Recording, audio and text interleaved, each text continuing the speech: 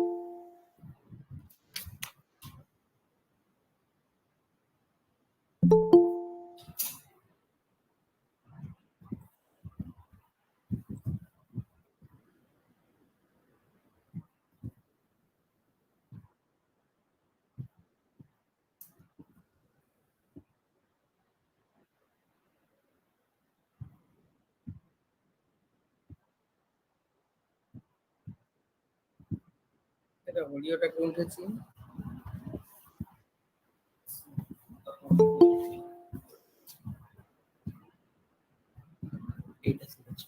এইদিকে হ্যাঁ বলে সব আসছে। আচ্ছা আচ্ছা হ্যাঁ হ্যাঁ বুঝতে তো।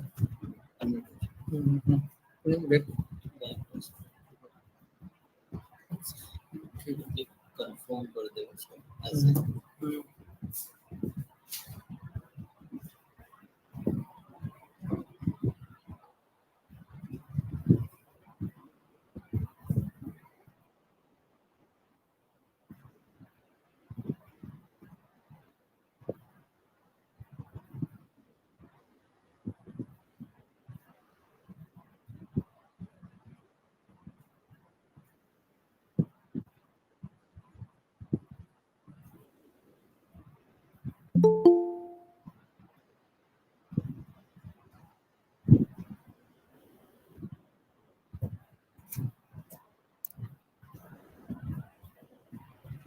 Madam, may I start now? Madam.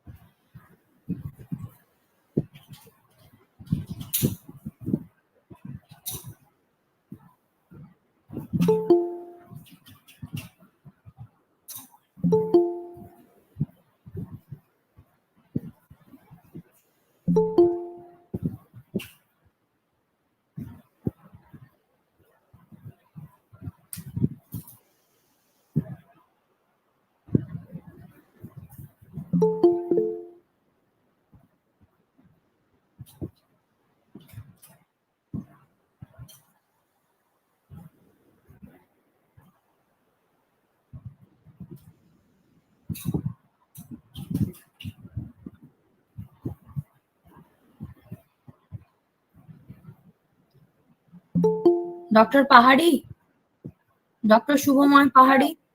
হ্যাঁ ম্যাডাম। হ্যাঁ বলছি, হ্যাঁ এবারে আমরা শুরু করতে পারি তো? ঠিক আছে।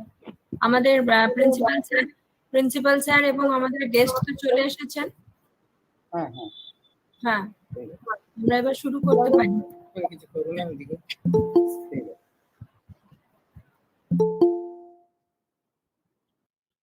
ओम नीलाचल निवासाय नित्याय परमात्मने बलभद्र सुभद्राभ्यां जगन्नाथाय ते नमः। मन्याः नमः सभाय जानन्ति भवन्तः सर्वे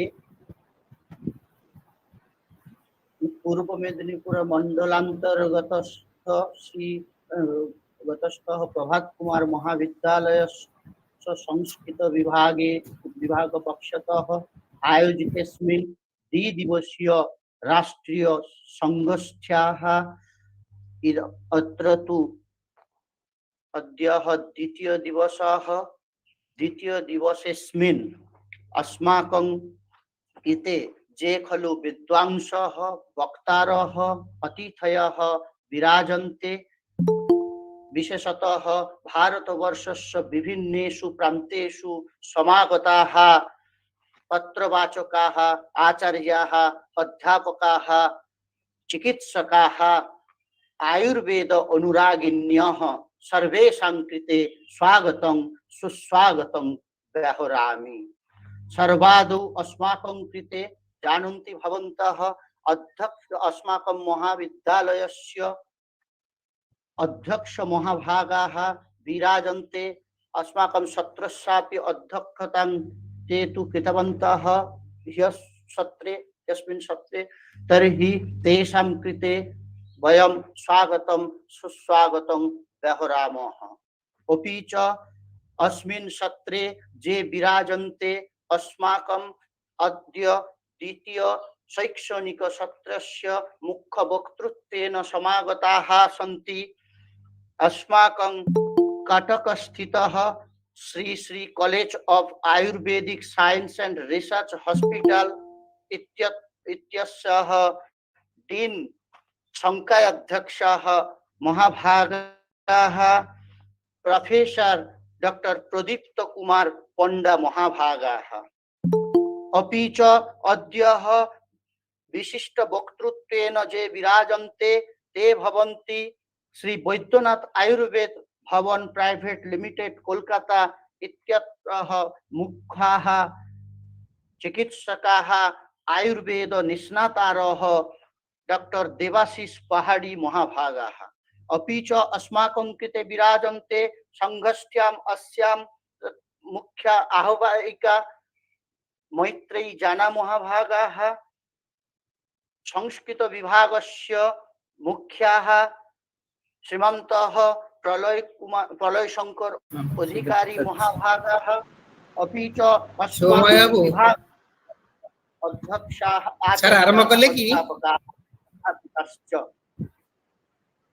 Am I audible?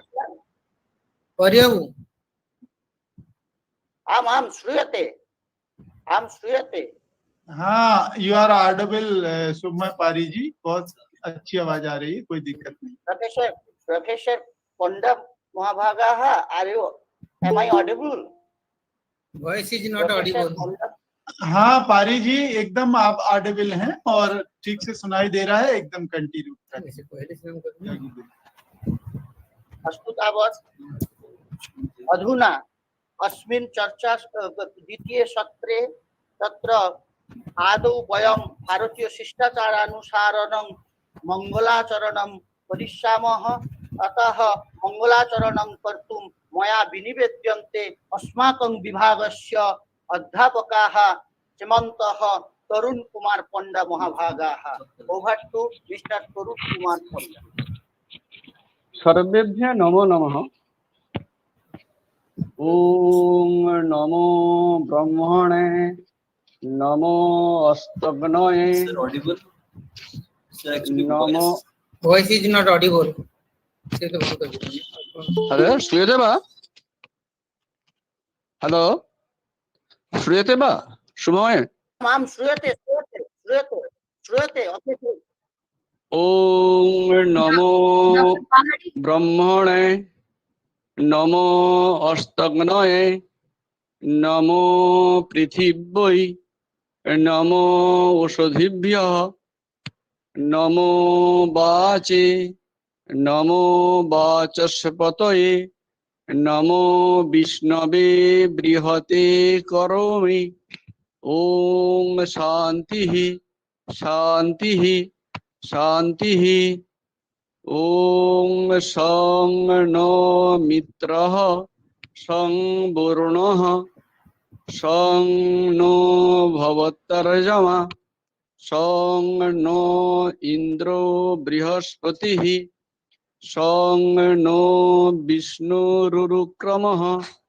नमो ब्रह्मणे नमस्ते वायो तमेव प्रत्यक्षं Sir, ब्रह्मसि तमेव प्रत्यक्षं ब्रह्म बोधिष्यामि ऋतं बोधिष्यामि सत्यं बोधिष्यामि तन्मामवतु तद्वक्तारमवतु अवतु माम् अवतु वक्तारम्।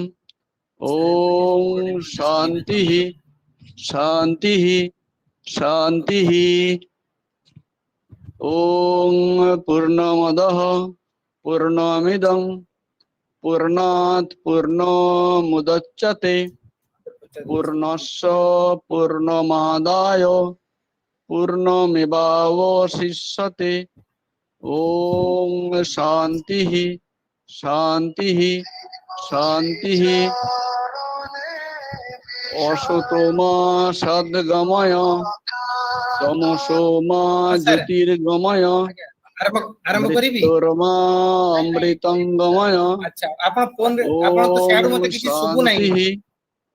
शांति शांति हम शांति। देखुची जे आपण मते कोन मु नमो आरंभ कर नमः देबे। धन्यवाद। धन्यवादाः मिस्टर पोंड महाभागाः। अधुना मया विनिवेद्यन्ते अच्छा एटा जो ऑफ अछि की अस्माकं विभागीय अध्यापिकाः नीतू मंडल महोदयाः मधुरं गीतं परिवेशनाय। सर्वेभ्यो नमो नमः। संगच्छध्वं संवदध्वं संवो मनांसि जानतां संगच्छध्वं संवदध्वं संवो मनांसि जानताम्। समानो मंत्र समीति समानी समानो मंत्र समीति समानी समानं मनसः चित्त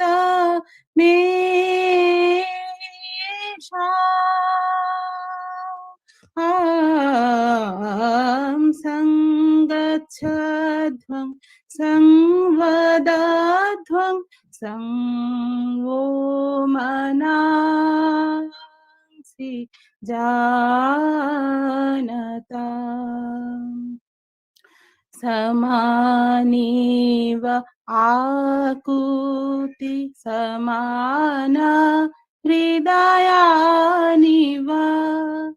समानीव आकुति समाना हृदयानिव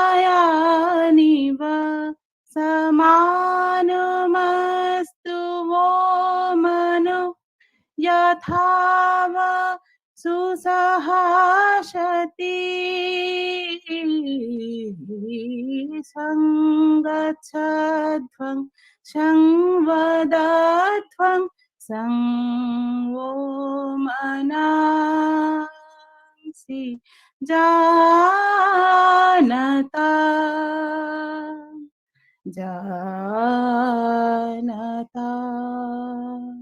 धन्यवाद।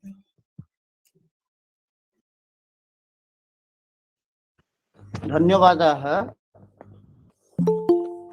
नीतू मंडल महाभागाः। अधुना वयं साक्षात् एव अस्माकं शैक्षणिकसत्रं प्रति गच्छामः। जानन्ति भवन्तः अद्यतनीयसत्रे मुख्यवक्तृत्वेन ये राराजन्ते ते भवन्ति उत्कलप्रदेशस्य कटकस्थित Shri Shri college of Ayurvedic science and research hospital Cuttack इत्यस्य संकाय अध्यक्ष महाभागाः प्रोफेसर डॉक्टर प्रदीप्त कुमार पंडा महाभागाः। एतेषां एतेषां पंडितानां कृते किं वच्मि, तथापि संक्षिप्ततया महोदयस्य विषये वक्तुमिच्छामि। आयुर्वेद शास्त्र निष्णातारः चिकित्सकाः प्रोफेसर पंडा महाभागाः आदौ गोपबन्धु आयुर्वेद महाविद्यालय पुरी इत्यस्मात् BA MS डिग्री उपाधिं लब्ध्वा ततः बनारस हिंदू विश्वविद्यालयात् MD, ततश्च संपूर्णानंद संस्कृत विश्वविद्यालयात् PhD उपाधिं प्राप्तवान्। ततश्च योगः आयुर्वेदः प्रभृति शास्त्रे डिप्लोमा प्रभृति उपाधिमपि प्राप्तवन्तः। एवं तु post graduate diploma in hospital and health management इति उपाधिमपि ते प्राप्तवन्तः। तस्य कार्यारम्भः प्रथमतः आदौ एव GAD सेन्तितिरा बालेश्वर इत्यत्र आयुष मेडिकल ऑफिसर रूपेण कार्यं कृतवन्तः। ततः गवर्नमेंट आयुर्वेद कॉलेज बलांगीर इत्यत्र आदौ डेमोन्स्ट्रेटर रूपेण, ततश्च लेक्चरर रूपेण, रीडर रूपेण, ततश्च गवर्नमेंट आयुर्वेद कॉलेज बलांगीर तत्रैव प्रोफेसर आचार्यः पदम् अलङ्कुर्वन्ति स्म। वस्तुतः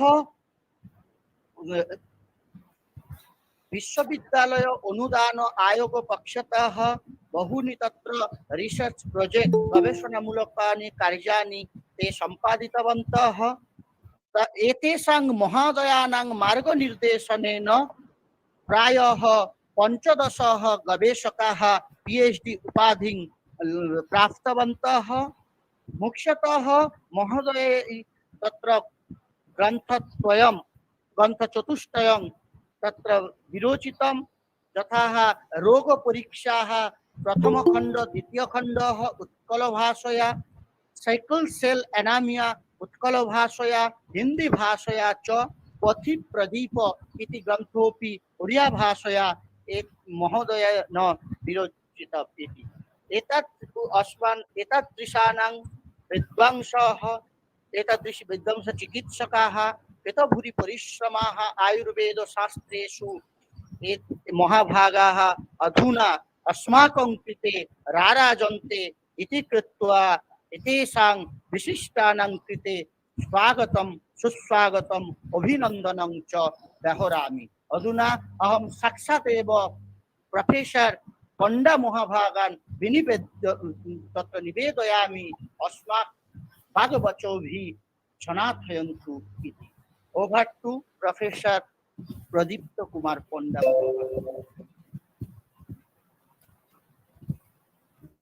जय Dhanvantari. Sir, may I audible? Yes, sir. Yes. Namami धन्वन्तरिमादिदेव सुरासुरे वन्दितपादपद्मं लोको जरारो भयनाश हेतु धातारमिंश विविधौषधीनां तुङ्गमवातावनिवारि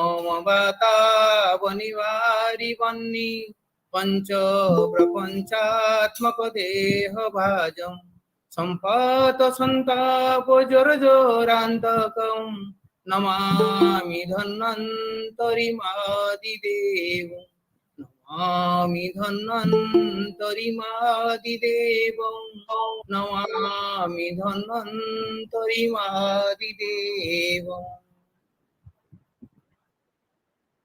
Good morning to everybody. Respected principal, Professor Kumar Deji, respected IQAC coordinator Dr. Pradeep ji, HOD Sanskrit Adhikari ji, PG seminar and coordinator Madam Jana Madam ji, speaker Dr. Debasis Padi ji, Subhamay ji, and other dignitaries on the decks and off the decks. I am very much thankful to the organizer of Sanskrit College, Prabhat Kumar Sanskrit College. They gave me the chance to accompany with him on an auspicious occasion like second national webinar on Ayurveda and modern lifestyle. You might have known that nowadays time will continuing. The people, those who are interested to take the modern medicines, but everybody is now interested to divert their ways to take the shelter of Ayurvedic medicines and Ayurvedic procedures.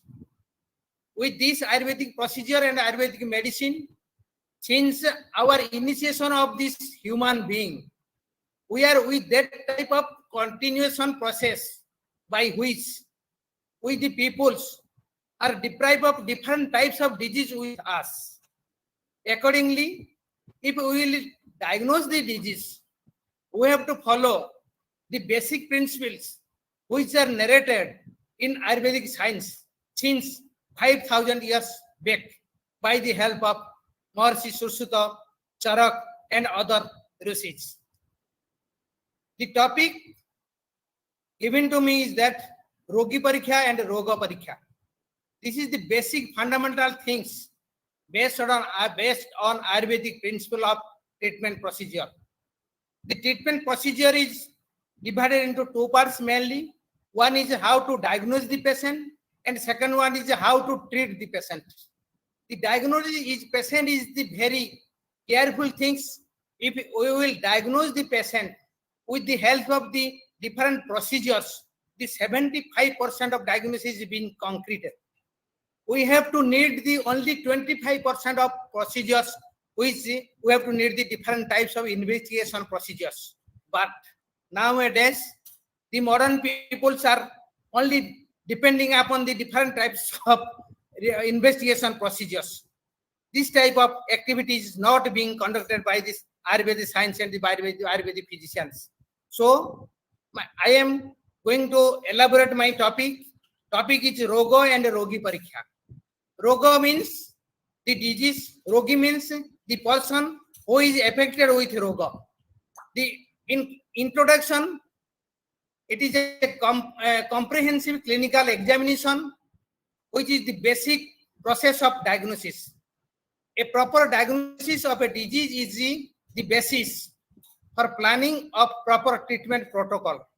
Ayurveda, the clinical examinations are having two folds. One is Roga Parikya and second one is Rogi Parikya. Nidana Panchaga is the key tools of Roga Parikya.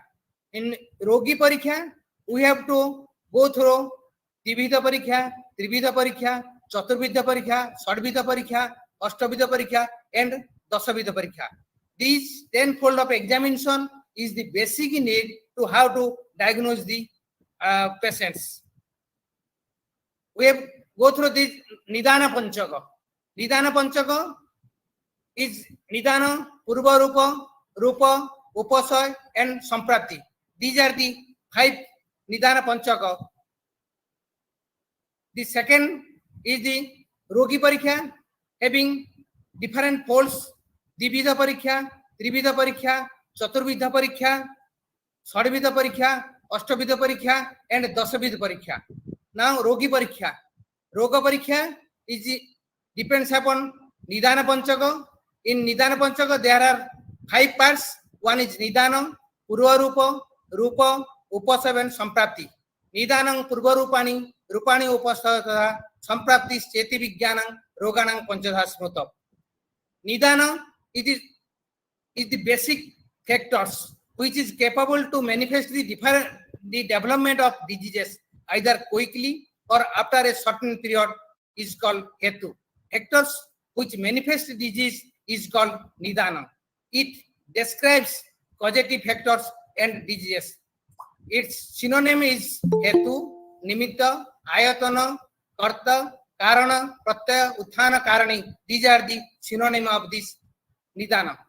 There are different categories of Hetu. Hetu is equal to Nidana. One category, two categories, two types, three types, and four types. Total 25 types of Hetu. Among them, one category and second category is Utpadaka, Vyanjaka, Bahya, Abhyantara, Prakruta, Vikruta, Anubandha, Anubandhya, Asatmin. Third types, Asatmin Dhriyata Sangyoga, Pragyaparadha, Parinama, Dosa. Second type, Dosa Vyadhi, Ubhaya, Dosa Khaya, Dosa Bruddhi, Dosa Sasthana, Koshtha, Sakha, Mangsha Sandhi. In fourth type, Sannikrushta, Viprakushta, Vichari, and Pradhanika. We have to go through different diseases. Purvarupa means the clinical features which is produced before clinical features. That is called Purvarupa. Pragrupa Jana Lakshate. That means the Lakshana which is found in before starting the diseases. There are two types. One is Samanya and second one is Visishta. In Samanya, we have to go through different clinical features. The clinical features are having, in case of the patient is suffering from fever, there is fatigue, weakness is seen. But in case of Visishta Purvarupa, if patient is suffering from Batika Jwara, there is chances of Jumba. Poitika Jwara, there is chances of Nayanadaha. In Kaphaja Jwara, there is Aruchi, Adhana, like that. In case of Rupa, Tadeva Vyaktata Jatam, Rupamitya Vidyate, Sangsthana Vyanjanam Lingam, Lakshanam Chinnam Akruti. That means Rupa means the clinical features. The clinical features which is depends upon the things we can found in case of the patients. That may be two types. One is objective and the second one is subjective. This Rupa, there are Sangsthana Vyanjanam Linga Lakshanam Chinnam Akruti. These are the synonym of Rupa.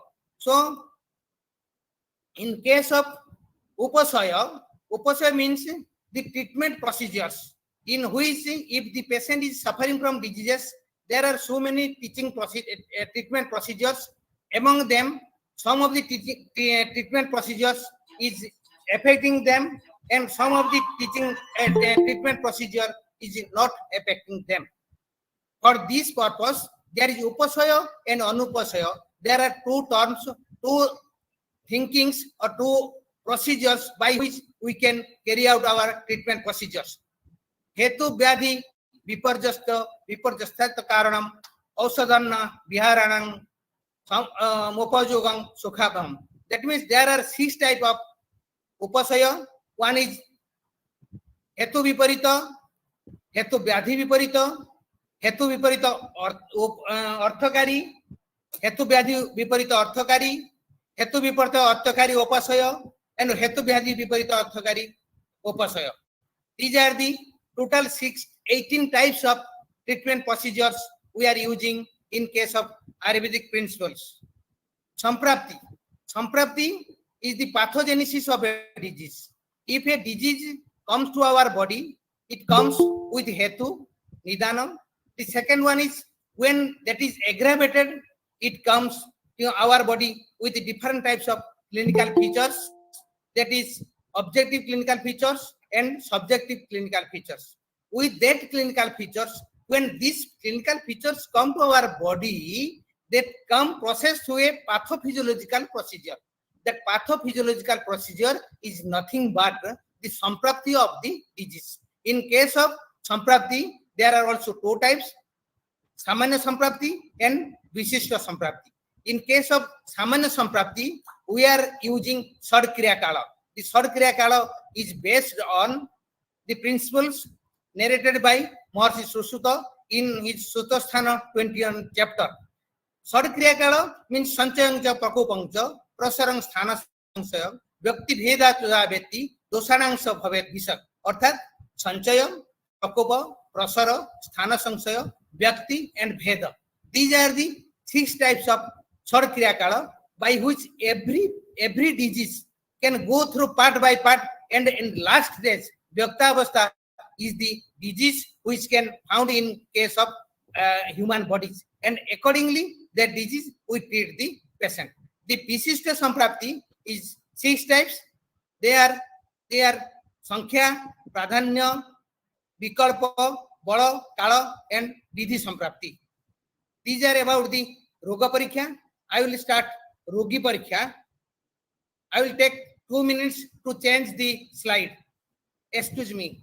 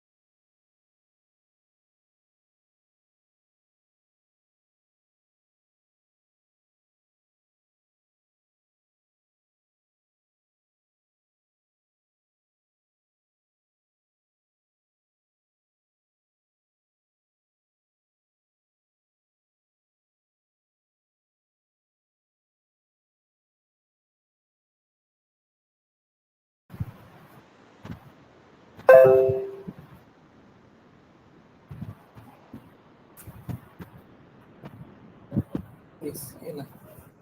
Now I am starting Rogi Parikya. May I audible, sir? Yes, sir. Yes. Rogi Parikya. Rogi Parikya is, I have already told you that the Dibidha Parikya, Tribidha Parikya, Chaturvidha Parikya, Sadvidha Parikya, Ashtavidha Parikya, and Dasavidha Parikya. This is about the Vyadhi Jnanopaya. I have already told you the Roga Jnanopaya. In Roga Jnanopaya, we have to, based on the diseases, different types of diseases which affect our body. But in this chapter, Rogi Parikya means this is Vyadhi Jnanopaya. How and in which way we will diagnose the diseases in our body. Among them, first one is Dibidha Parikya. Dibidha Parikya is Prataksha and Anumana. The Tribidha Parikya is Aptopadesha, Prataksha and Anumana. Another type of Tribidha Parikya is Darsana, Spasana, Prasna. And Chaturvidha Parikya is Aptopadesha, Prataksha, Anumana and Jukti. The Sadvidha Parikya depends upon Pancha Jnanendriya and Prasna. Pancha Jnanendriya, Shrota Indriya, Sparsana Indriya, Chakshu Indriya, Rasana Indriya, Ghanendriya and Prasna. With these 5 types of Indriyas, we can diagnose the patients. The Ashtavidha Parikya depends upon Nadi Mutra Malang Jiva, Sabda Prasaduga Kruti. These are the Ashtavidha Parikya, and Dasavidha Parikya depends upon Prakruti, Vikruti, Sara, Sanghanana, Pramana, Satma, Sattva, Ahara Shakti, Vyama Shakti, and Vaya. I am discussing individually, but it is a very vast course. I think in case of Roganidana chapters, this contains not less than 50% questions come from this Roga and Rogi Parikha. The total not less than 200 pages of our Ayurvedic science is continued with Roga and Rogi Parikha.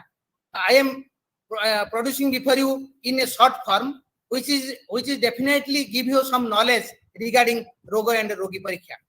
Trivida Parikha, it depends upon, I have already told you that Aptopadesha,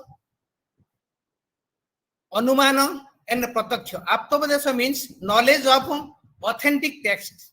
We are taking the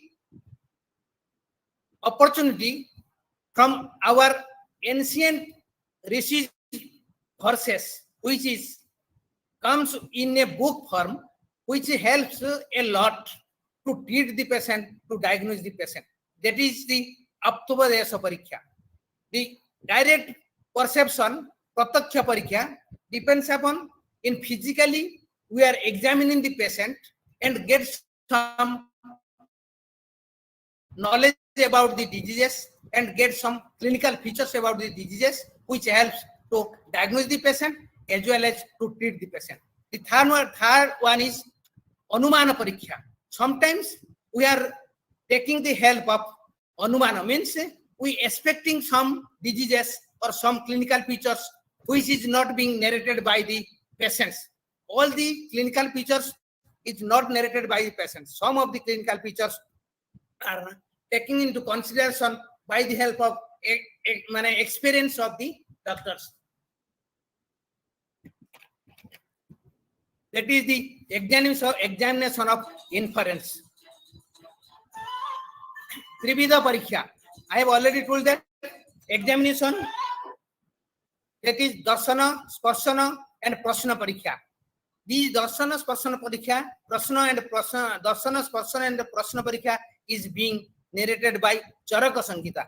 But nowadays, with the help of three procedures, the modern science take into their consideration to examine the patients.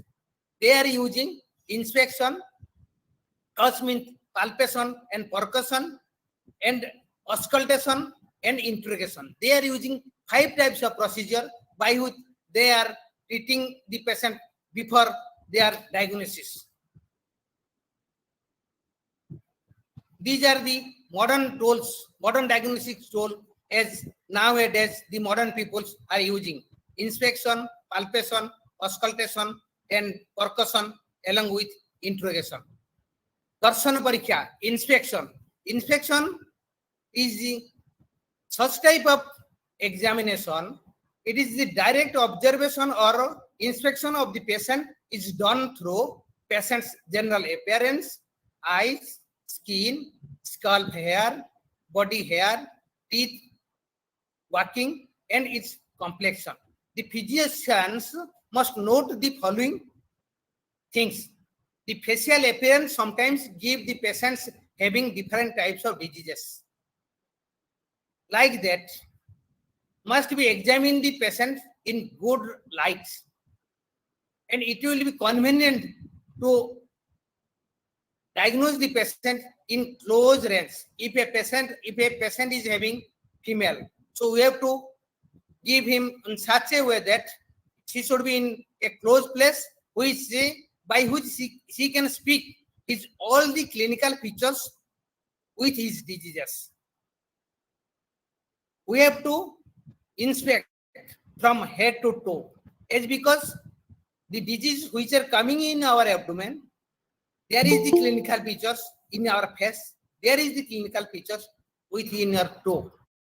So we have to examine from head to toe, which gives different types of clue to diagnose the patients.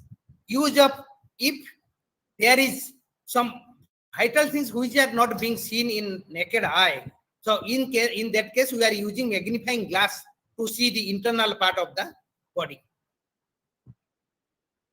The inspection is narrated by Acharya Charaka is the color, varna, size and shape, proportion, luxure, constitution of the patient, abnormal state of the body, In case of Sushruta Sangita, he has narrated proper nutrition, wasting and emaciation, sign and lifespan, strength and power, features of diseases.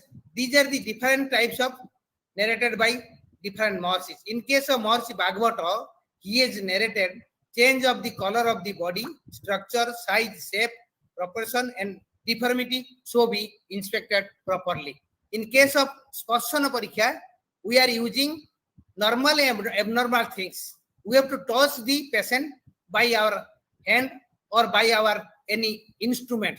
Instrument needs stethoscope, knee hammer, and tuning fork like that. With that, we can palpate the particular area where there is disease. The disease like softness, hardness, smoothness, roughness of that particulars, and when we are touching, we can get coldness, hotness, rigidness of the surface and roughness of the surface. In case of Prashna Parikya, there is interrogation or history taking. History taking is the basic thing by which you can diagnose the patient. When 75% of history taking is correct, the diagnosis is correct. Only 25% of diagnosis is depends upon investigation procedures. And when the doctors are unable to diagnose with the history taking, we have to take the shelter of different types of investigation conducted by the pathological clinics. The Prashna Parikya according to Sushruta, Desha, Kala, etc., Bada, Agni, etc. In the Trivida, Chaturvida Parikya depends upon Pratyaksha, Anumana, Aptobhyasa has I have already been told to you. The fourth one is Yukti Parikya. This is the situation applicable of wisdom and knowledge. What happened when we are receiving a patient having multiple clinical features? On that case, one doctor cannot be take decision how to diagnose the patient. On that case, we are taking the shelters of on other doctors. We are doing different types of meetings. We are examining the patient very well. On that case, we are propagating the diseases. We are taking the help of other doctors to find out the actual disease which is being having with the patient. On that case, we are giving this Yukti Parikya.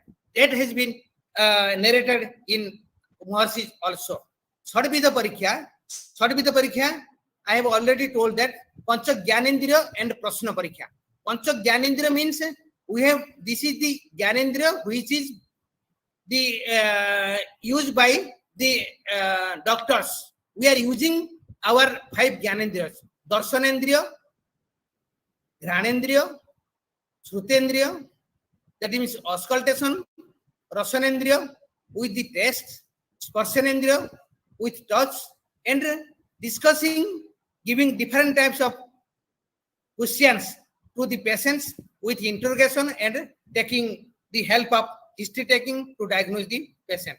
In case of hearing, we give some questions to the patients like Swaraveda. If a patient is not giving his sound properly, that is Swaraveda. In different types of diseases, we get Swaraveda. Suppose Bhataja Kasa, Pinasa, in Atopa, Atisara, Advana. Atopa is a disease concerned with the abdomen.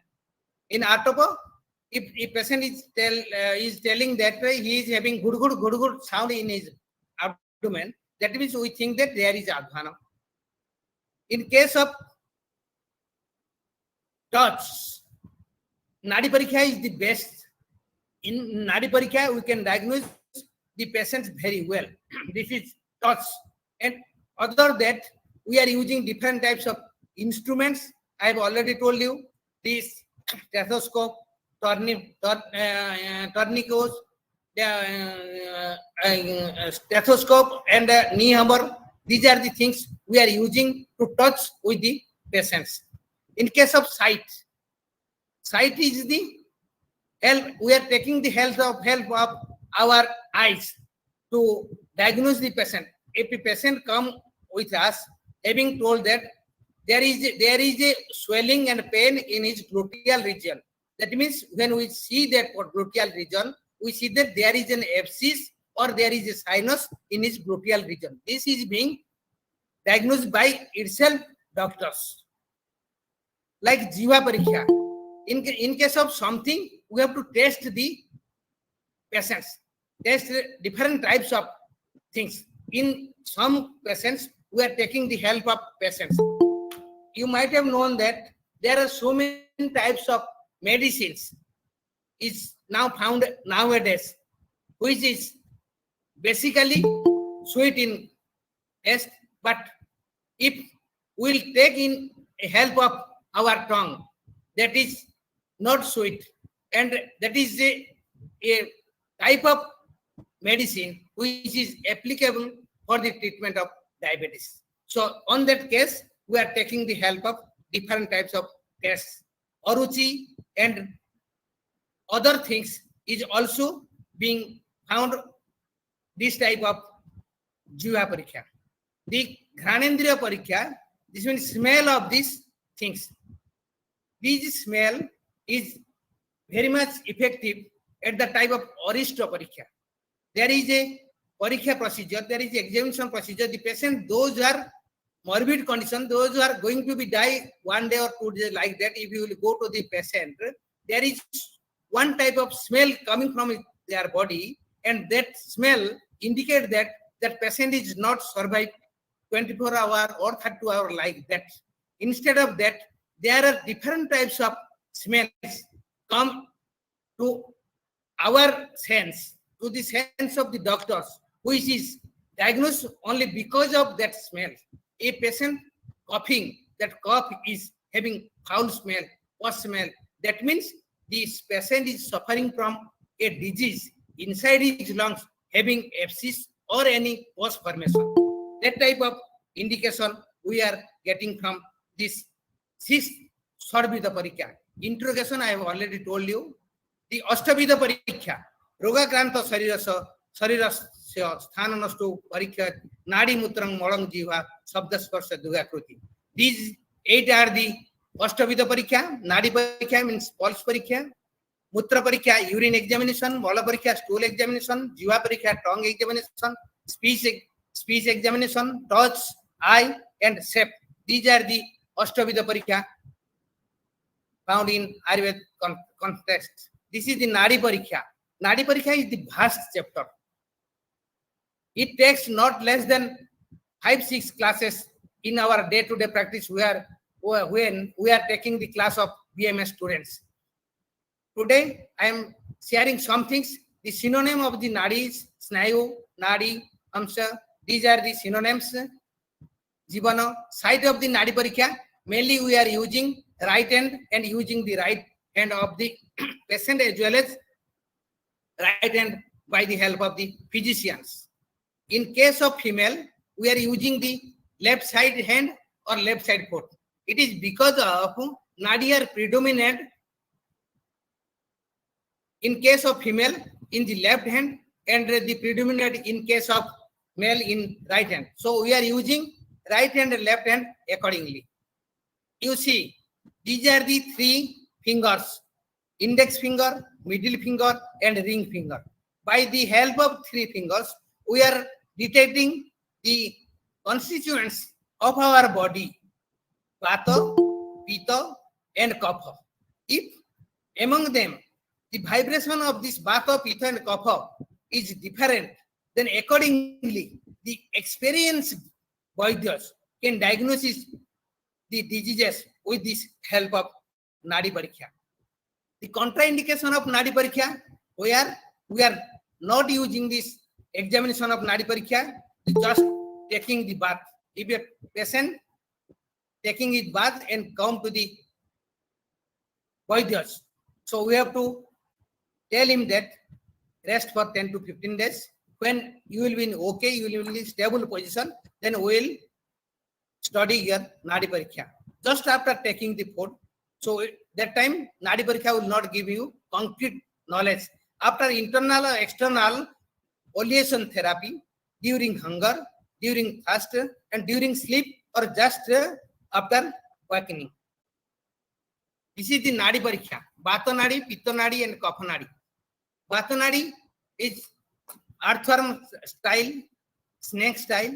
In Pitta Nadi, there is frog style and crow style. And this Kapha Nadi is pigeon and swan style.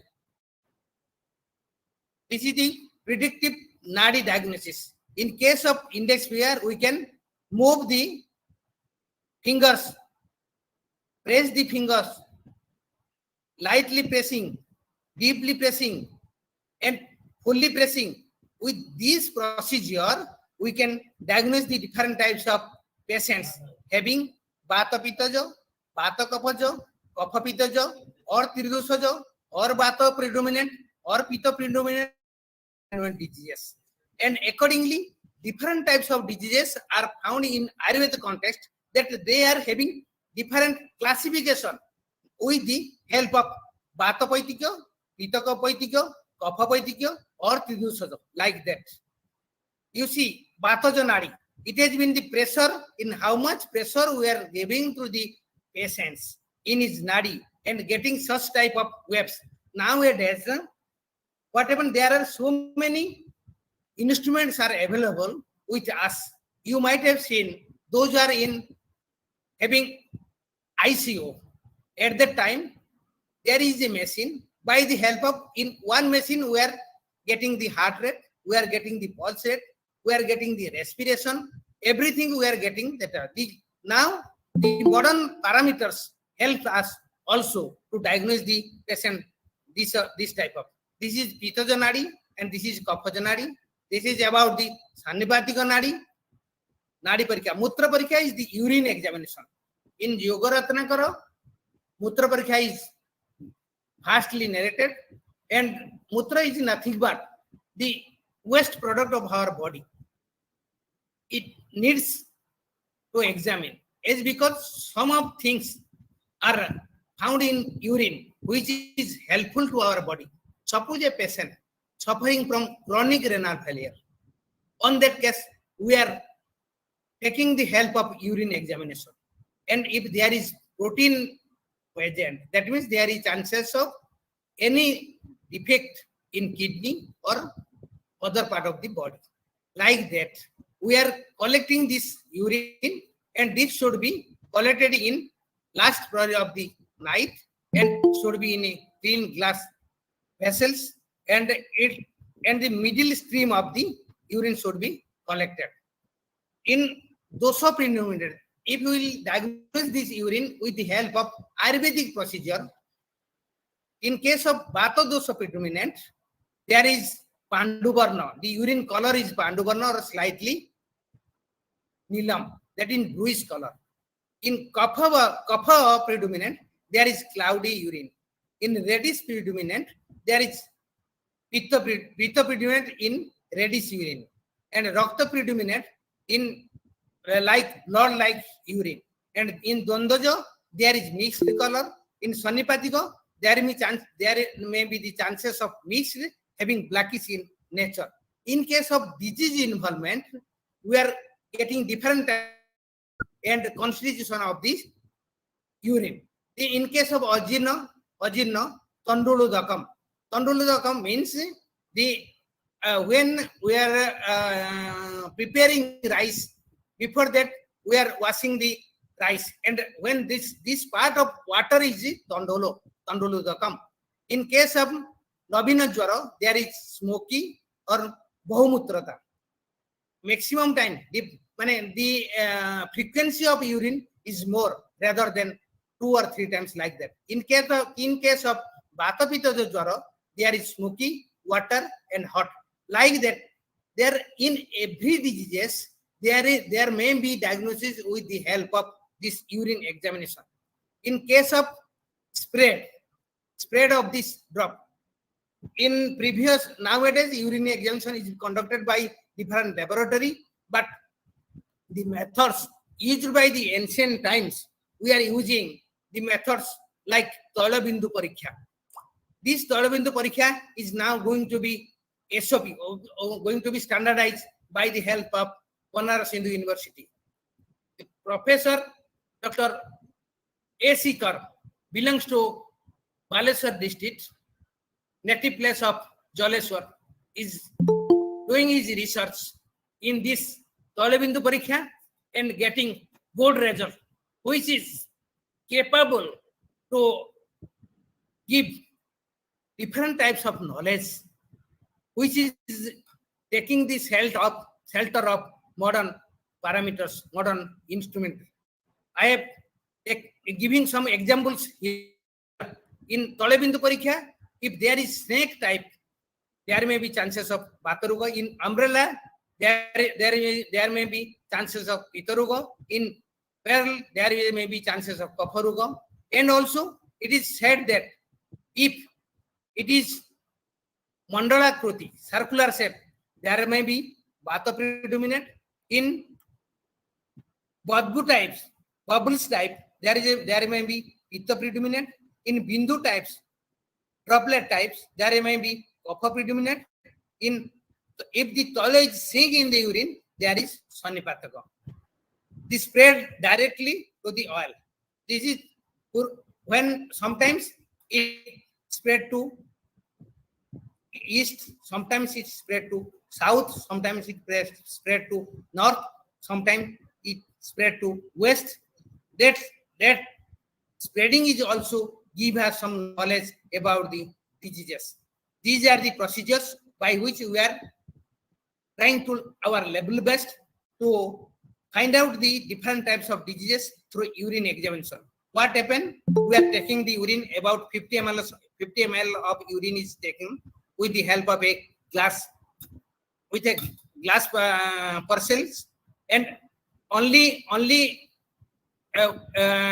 half inch above the urine, we take the help of a dropper or a strum, and with the help of that, we take some drop of urine and put over this.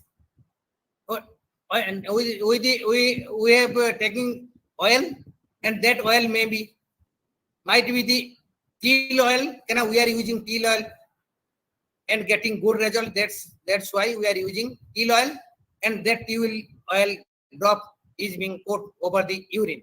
After that, within a short time, different types of pictures are seen.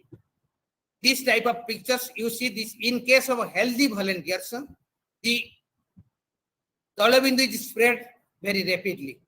In case of Kamala, hepatitis A, the color of the urine is yellowish, but there are so many diseases where the color of the urine is yellow. But it is quite impossible to diagnose the patient having the knowledge of color of the urine with one disease. So, in order to diagnose the different types of diseases, we are taking the shelter of this Dalabindu Parikha. In case of Kamala, the reddish yellow color is being spread. In case of viral fever, this oil is spread like snake. In case of viral fever, in other types, there is chances of bubbles. In case of Panduruga anemia, there is chances of ring-shaped oil spread over the urine. In case of Kaphaja Kasa, productive cough, we are getting Mukta, pear-shaped oil spread over the urine. In case of Amabata, rheumatoid arthritis, there is Sibyl-shaped, Chaluni, Sibyl-shaped oil spread is seen over the urine. In case of Ambata, in some patients, those are having chronic in nature. On that case, skull-shaped oil spread over the urine. In case of diabetes, there is all-bar-shaped spread of urine are seen. Even if without root testing, with the help of fasting blood sugar or postprandial blood sugar or HbA1c, we can diagnose our patient with the help of this Dalabindu Parikya. The urine examination conducted by the modern peoples are having physical examination, chemical examination, and microscopic examination. In physical examination, they are taking the shelters of color of the urine, transparency, reaction, and specific gravity. In chemical examination, reaction either acidic or alcohol, or the patient is suffering from diabetes, so we have to detect the sugar. If the patient is suffering from kidney disease or like that, we have to detect the aluminum phosphate. In case of patient is suffering from jaundice or camola, we have to take the shelter of test of bile salt or bile pigment, uropillusion, and ketone body in case of starvation. In case of microscopic examination, the patient is suffering from different types of diseases, having fever, having urinary infection, having stone inside the urinary system. On that case, we are taking the shelter of urine in microscopic examination. And another examination is pregnancy test. Very rapidly, within 5 to 6 days, we have to diagnose. We have taken the shelter of this urine to diagnose the patient with this pregnancy test, and we will be confirmed after diagnosing this pregnancy test with the color test. Purisa Parikya. Purisa Parikya is the stool examination. In case of Ayurveda, we are using two types of examination. One is physical examination, and second one is Jalanimanjana Parikya. In case of physical examination, we are taking the shelter of color of the stools. Of color, suppose black color, that means there is chances of any bleeding found inside the abdomen, in the GI tract. In case of Kamala, sometimes we are getting black color, sometimes we are getting Kila Varna, white color stool also. Like that, in case of Rakta Varna, we are getting Pitta Jati Sara, Rakta Pitta, Sahaja Arsa, Chitodbeka, etc. and etc. In case of consistency of the stool, there is different types of consistency. One is dense, second one is solid, third one is watery, fourth one is loose stool, and fifth one is dry stool. By the help of this consistency, we also diagnose the patient. In case of odor of the stool, also we are taking the shelter of different types of odors: foul smells, raw smells, extremely foul smells, smell with ammo, smell with dead body smells, smell with fish, pus, etc., etc. With this odor, we will also diagnose the patient. I have given an examples. This is raw meat smell. That means Poetica Orsa. In case of smell of ammo, that means Amatisara. These are the order of the stools by which we can diagnose the patient with the help of Ayurvedic procedure. In case of frequency of the stool, also we can diagnose the patient's frequency. That means Sannipatika Jwara, where patient is not able to take food regularly and there is chances of less frequency. In case of loose stool, there is Batika Grahani, Batika Atisara, like that. In case of pain, with pain, we can get Amatisara. Like that, different pain with burning, gripping pain, tenesmus pain, discharge with pain, passing with difficulty and pain, tenesmus with pain, painful strain.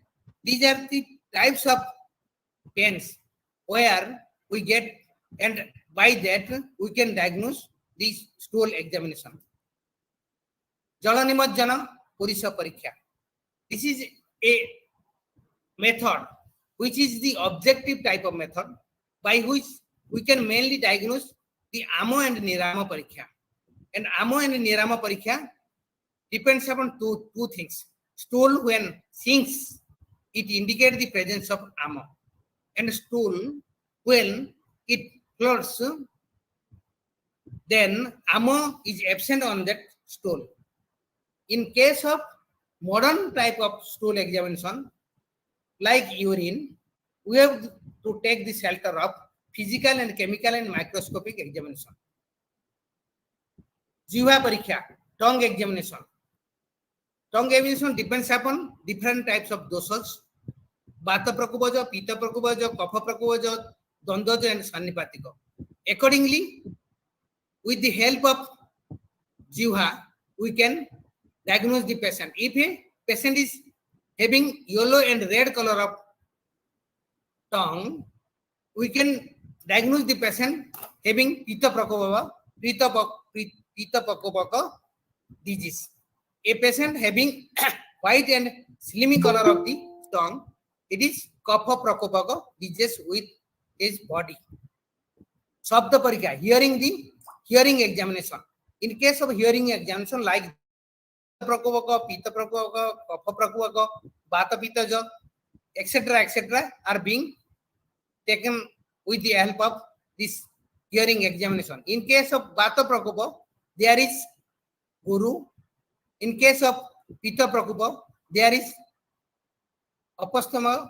In case of Kapha Prakopa, there is also Guru. And in case of Vata Pitta, there is Pralapa. A patient having Pralapa in nature, that means the hearing examination also gives us disease procedure. In case of Sparsha Parikya, touch means we have to touch the patients. The Lakhana, in case of Vata, there is Sita. In case of Pitta, there is Ushna. In case of Kapha, there is Ardra.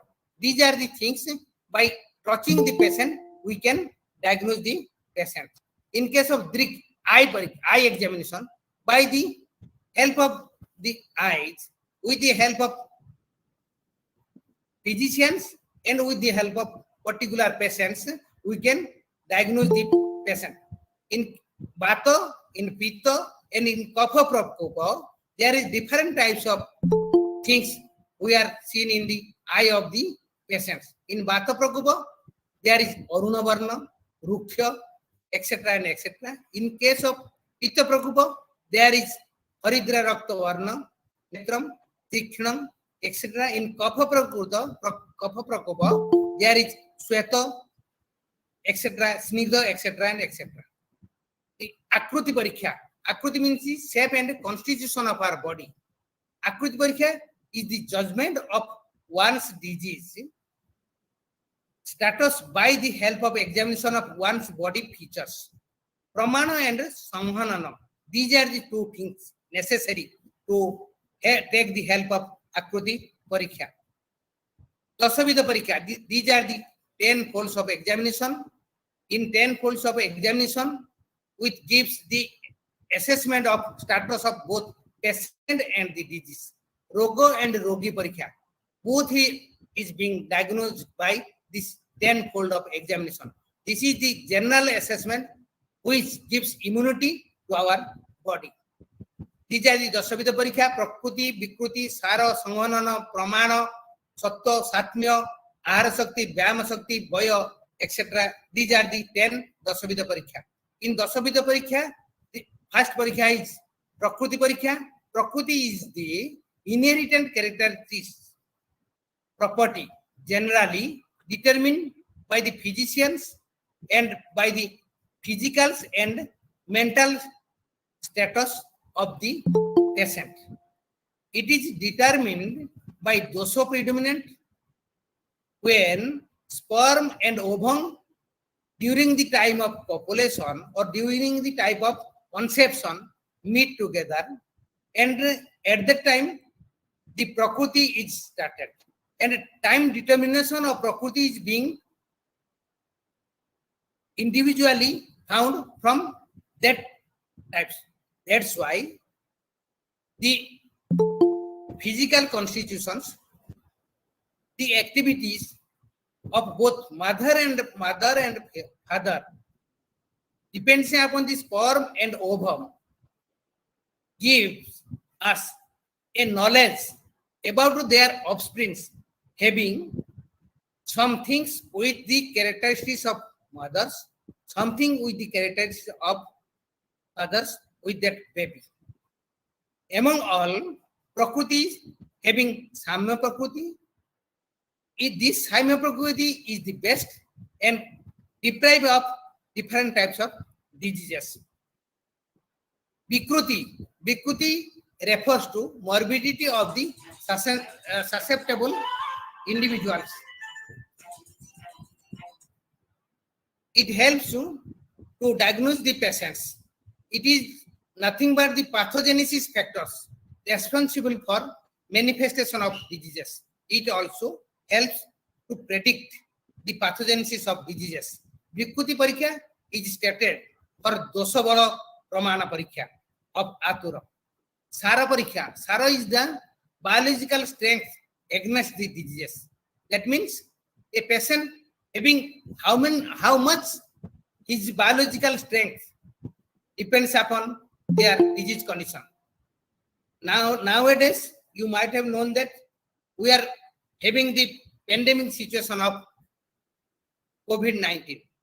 But most of the patients, those are not observing the rules and regulations by the government or not observing the different procedures, they are suffering from this COVID-19 pandemic situations. But also that patients, those are having with that patients, but their biological strength against the disease gives them not to attack by the COVID-19 patient. It depends upon the particular immunity with this patient body constitution.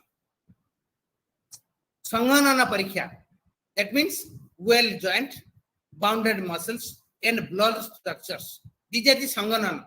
Sanghanana means these are three types: Prabara, Madhyama, and Abara. Prabara means the presence of symmetrically proportionate, well-defined bones, well-defined joints, compact and well-bound muscles are in our body. That type of patient, if we will go to examine, then that is comes under Prabara types of Sanghanana.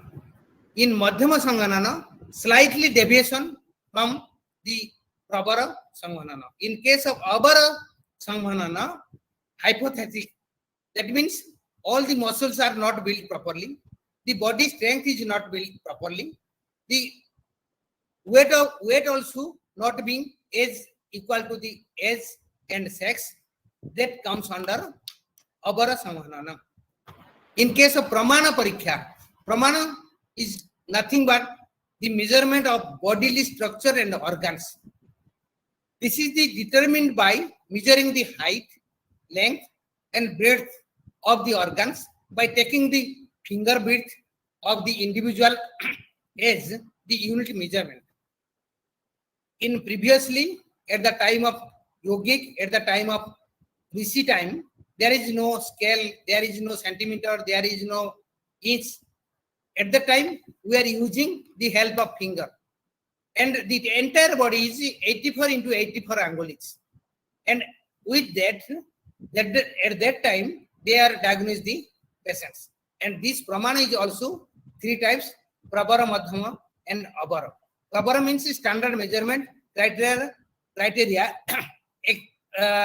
about height, length, and breadth.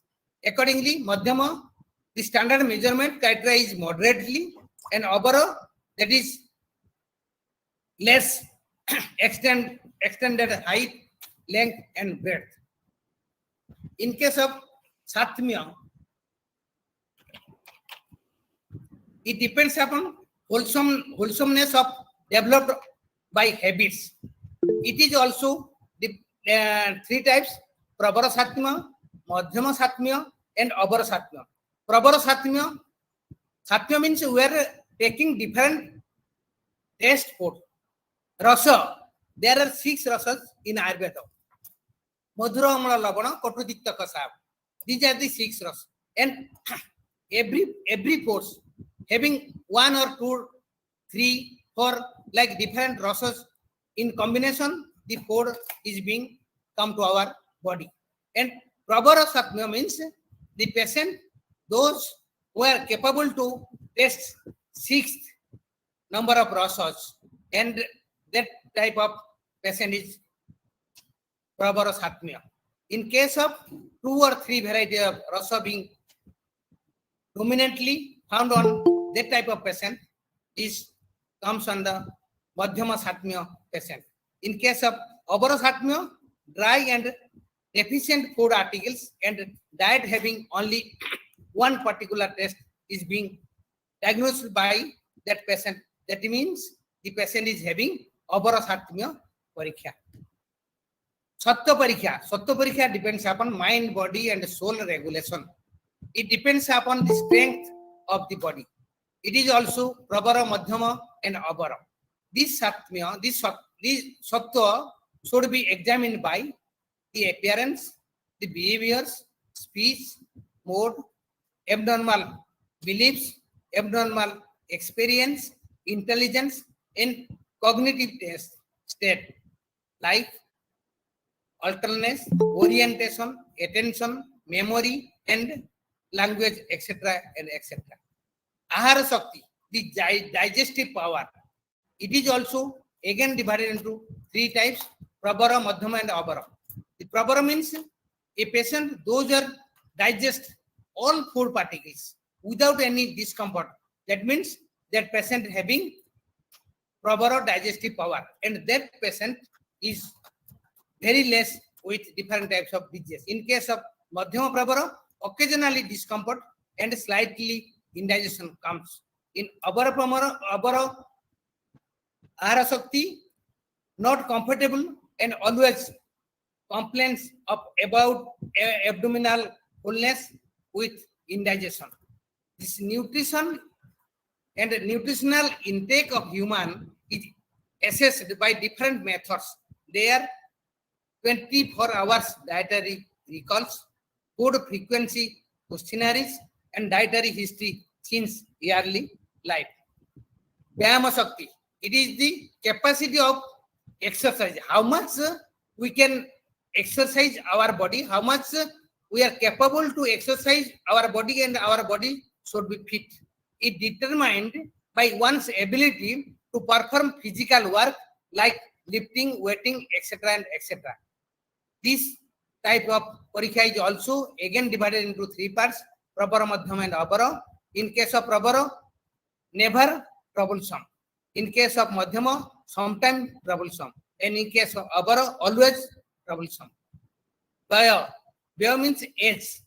Age is also gives clue about the strength. You might have known that the patient, those are child, those are baby, they are not capable to take all types of medicines.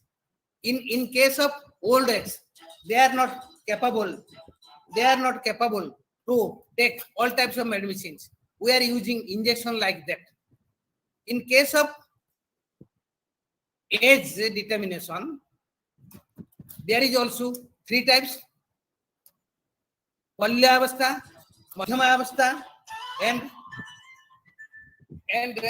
Jirna Avastha. Balya Avastha means up to 30 years, Madhyama Avastha 31 to 60 years, and Jirna Avastha means above 60 years. In case of age, Charaka Susuta Bhagavata has given different types of opinion about different types of diseases also and different types of foods, what to be taken according to the age.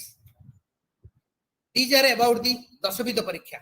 And if you all, those who are on this platform, they are interested to take the shelter of this Roga and Rogi Parikya, they can go through this video presentation with this www.youtube.com and Dr.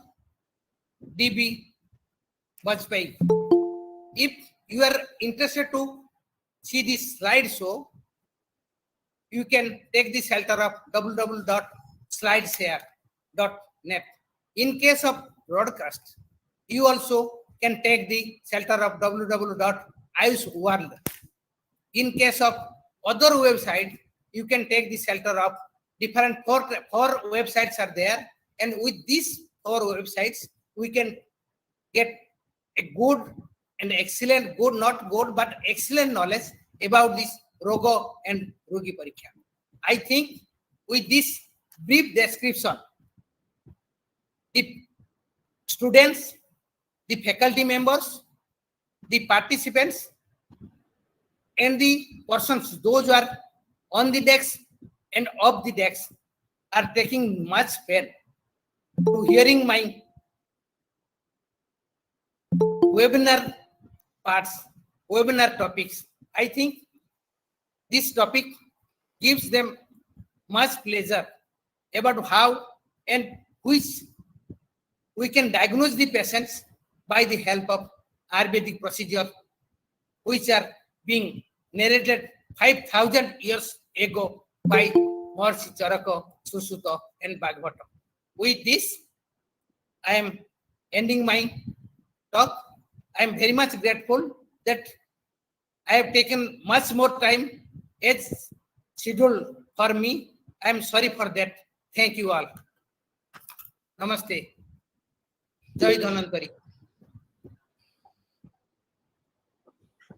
Sir, I can request you show me this the website. Please, sir, kind the website. Show me Okay, that. okay. Sir, I will give you in email. It will be better for you, I think so. Today, I will sharing that one. Okay. Okay, sir. Thank you. I will sharing. Okay. Sir, please give your contact numbers. Sir, may I have your contact number? Yes. Yes. So okay. 94371 50643. Okay. Sir. Thank you very much, Professor Ponda. भूयांसि अभिनंदनानि महाभागाः अनेन वैदुष्यपूर्णं तात्त्विकं वैज्ञानिक तथ्य समृद्ध वचनेन समृद्धाः वयं मन्ये अत्रैव अस्य चर्चासत्रस्य सार्थकतां नूनम् अनुभूयते। वस्तुतः महोदयेन निर्वाचितं यत् तत्त्वं तत्र निर्वाचित विषयः भवति रोग एंड रोगी परीक्षा। रोग विषये तत्र रोग परीक्षा विषये निदान पंचकम तद् विषयोपि महोदयेन सम्यक् उक्तं। तत्र पूर्वरूपं रूपं निदानम् उपासयः संप्राप्ति इत्यस्मिन् विषये तत्र सम्यक् दिग्दर्शनं प्रदत्तं महोदयैः। एतेषां स्वरूप कथनेन सह तेषां विशिष्ट व्याख्यानमपि प्रदत्तं। ततश्च रोगी परीक्षा विषयोपि सम्यक् उक्तवन्तः। तत्र द्वितीय तृतीय चतुर्थ षष्ठ अष्टम दशम तत्र उपाय विषयोपि दिग्दर्शनं विहितं रोगी परीक्षा विषये। एवं च साम्प्रतिक रोगमये समाजे साम्प्रतिक कोरोना महामारी समये अस्माभिः किं करणीयम्, आयुर्वेद मार्ग दिशा वयं कथं तत्र स्वयमेव रोग परीक्षणं कर्तुं शक्नुमः तद्विषये स्पष्ट दिग्दर्शनं महोदयैः विहितम्। इति कृत्वा विभागपक्षतः मत्पक्षतः अस्माकं महाविद्यालय पक्षतः आधमन्नं कार्तव्यं निवेदयामि। महाभागाः सूचना वर्तते that there is an interaction session after the speech of next speaker. So, Yes. if anybody have any question on Professor Ponda or next speaker, Dr. Pahadi, you can take the questions. Please repeat again your phone number. Yes. So we will take the question from the participants after the next session. Now, I would like to request our next speaker, Dr. Devashish Pahadi Mahabhagah.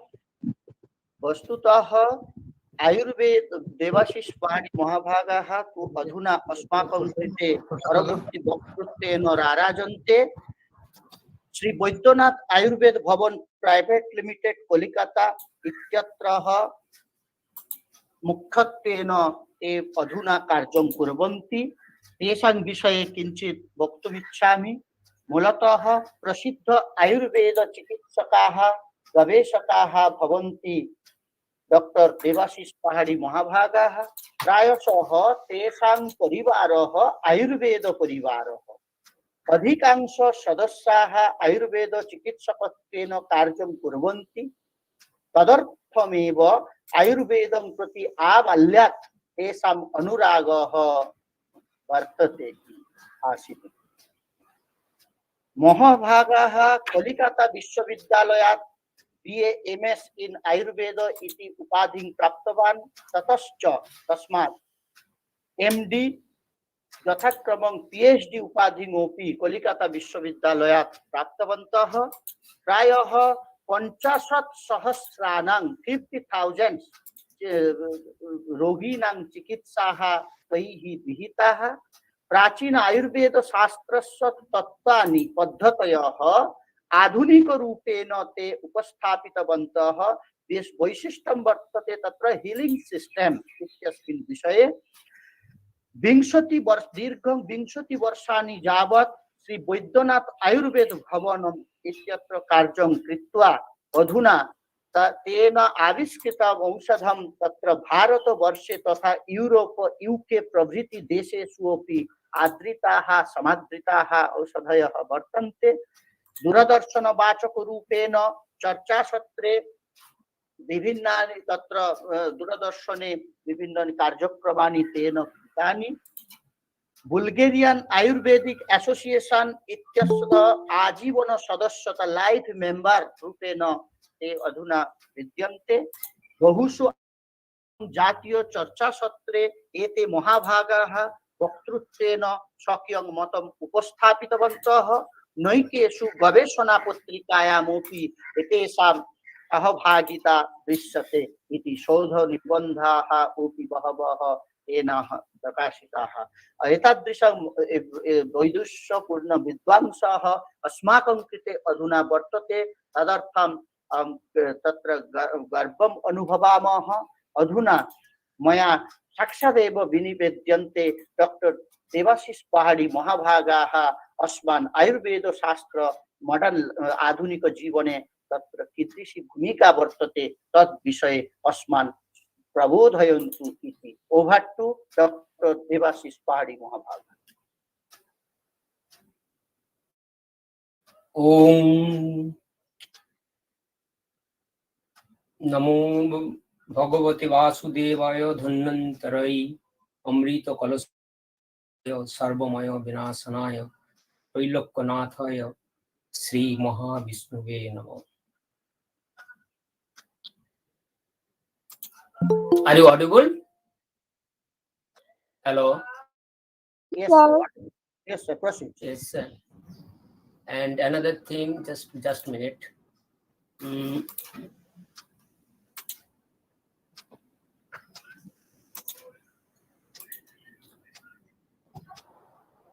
And it's also visible? Yes, sir. Yes, visible. Sure. Yeah. First of all, it's a great honor for me, and also I am very much privileged that I have been invited in this prestigious institute as a honorable speaker. For this, I am very much thankful to Professor Amit Kumar, principal, and Dr. Panchadhai and Dr. Odhikari, and also nice presentation and in Sanskrit, Dr. Subhamoy Pahadi, and my special thanks to Moitri, because she has invited me to give some lectures regarding Ayurveda. But before starting this session, I want to say something. Already, I was present in yesterday's session, and I've given some lectures in different open forum, and I have observed that we used to see, because in this corona situation we are observing, and main enemy is the corona, and for this we are not able to give some open sessions. And during open session I have observed that my speech is whether it's touching your heart or not. We used to observe that somebody's gossiping, somebody's are sleeping, and somebody those who are just leading this auditorium, we used to observe it. But in this situation we are not able to connect with the directly with the that listeners, and only I used to see that number of participants during starting and number of participants in between these. I observed that 74 to 34. It's quite amazing. And for this I think that communication is also a main part to how I communicate to the listeners for this, because already if I'm not wrong, the number of participants is students and teachers ratio probably 70-30, if I'm not wrong. Am I wrong, Boitri? Hello? Oh, yeah, but I want to ask that that is student and teacher ratio 70-30. Yes. That's why probably, because if I speech, because I'm already I have the PPT in English, but I'll speak in Benglish, that is Bengali English or English, Hindi English. It will be easier. I try my level best, and also I have some objection. Just আমার মৈত্রীর উপর objection, যেটা হচ্ছে ও আমাকে এত বড় আয়ুর্বেদ সাবজেক্টটা 40 মিনিটের মধ্যে এনক্যাপসুলেটেড করতে বলা হয়েছিল, কিন্তু sorry to say, as per the time, only 1 minute left, already 12. Already it has been covered. We used to say that 00 to 0 size capsule.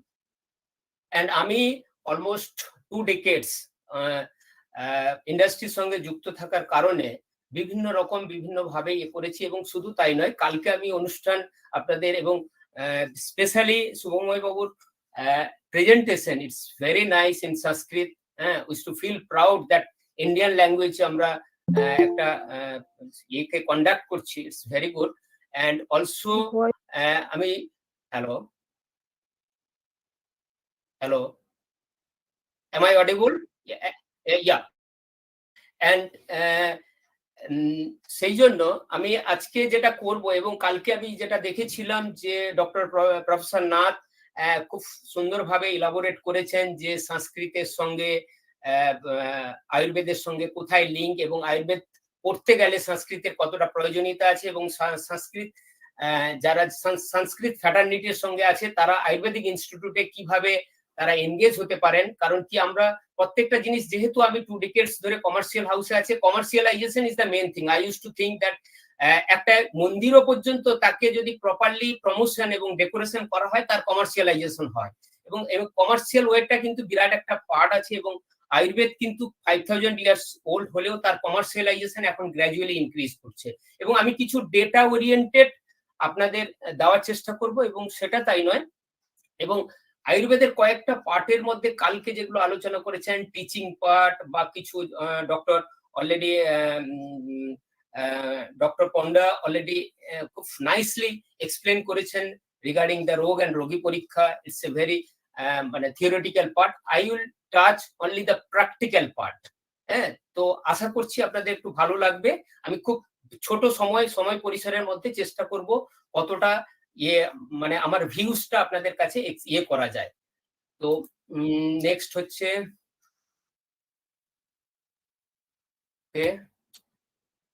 application of alternative medicine Ayurveda in modern healthcare system. Why I have said the alternative medicine? Because as per WHO guideline, actually আমি এই আমার total স্পিচের মধ্যে বিশ্বের দরবারে আয়ুর্বেদের কি scenario সেটা দেওয়ার চেষ্টা করব, এবং এই জন্য আমি অল্টারনেটিভ মেডিসিন বললাম। যারা ইন্টারনেট বা গুগল নিয়ে সার্চ করেন তারা দেখবেন আয়ুর্বেদ নিয়ে যদি টার্ম আপনি লেখেন সেটার নিচে একটা রং ওয়ার্ড বলে আসে, কারণ এখনো পর্যন্ত আয়ুর্বেদ টার্মটা কিন্তু অ্যাকসেপ্টেড হয়নি, এখনো অল্টারনেটিভ মেডিসিনের মধ্যে আছে। কিন্তু we use to say that it's Indian system of medicine. and we should feel proud that আমাদের ভারতবর্ষে আত্মনির্ভর ভারতবর্ষে আমরা একটা প্রাউড ফিল করতে পারি যে আমরা আমাদের নিজস্ব একটা হেলথ কেয়ার সিস্টেম আছে। This is Ayurvedic system of medicine. And কয়েকটা আমি ডেটা দেওয়ার চেষ্টা করব। সেই ডেটাগুলো হচ্ছে এই alternative system of medicine all over the ওয়ার্ল্ডে অলমোস্ট 80% পপুলেশন আমরা নোয়িংলি আননোয়িংলি কিন্তু আমরা ব্যবহার করি। 80% পপুলেশন কিন্তু আমরা এই আয়ুর্বেদ সিস্টেম অফ মেডিসিন অথবা কোনো না কোনো ভাবে হোম রেমেডিস বলতে পারেন, সেগুলো আমরা ব্যবহার করি। আমি জাস্ট ইন দিস কনটেক্সট আমি একটা বলছি, সেটা হচ্ছে ইন দ্য ইয়ার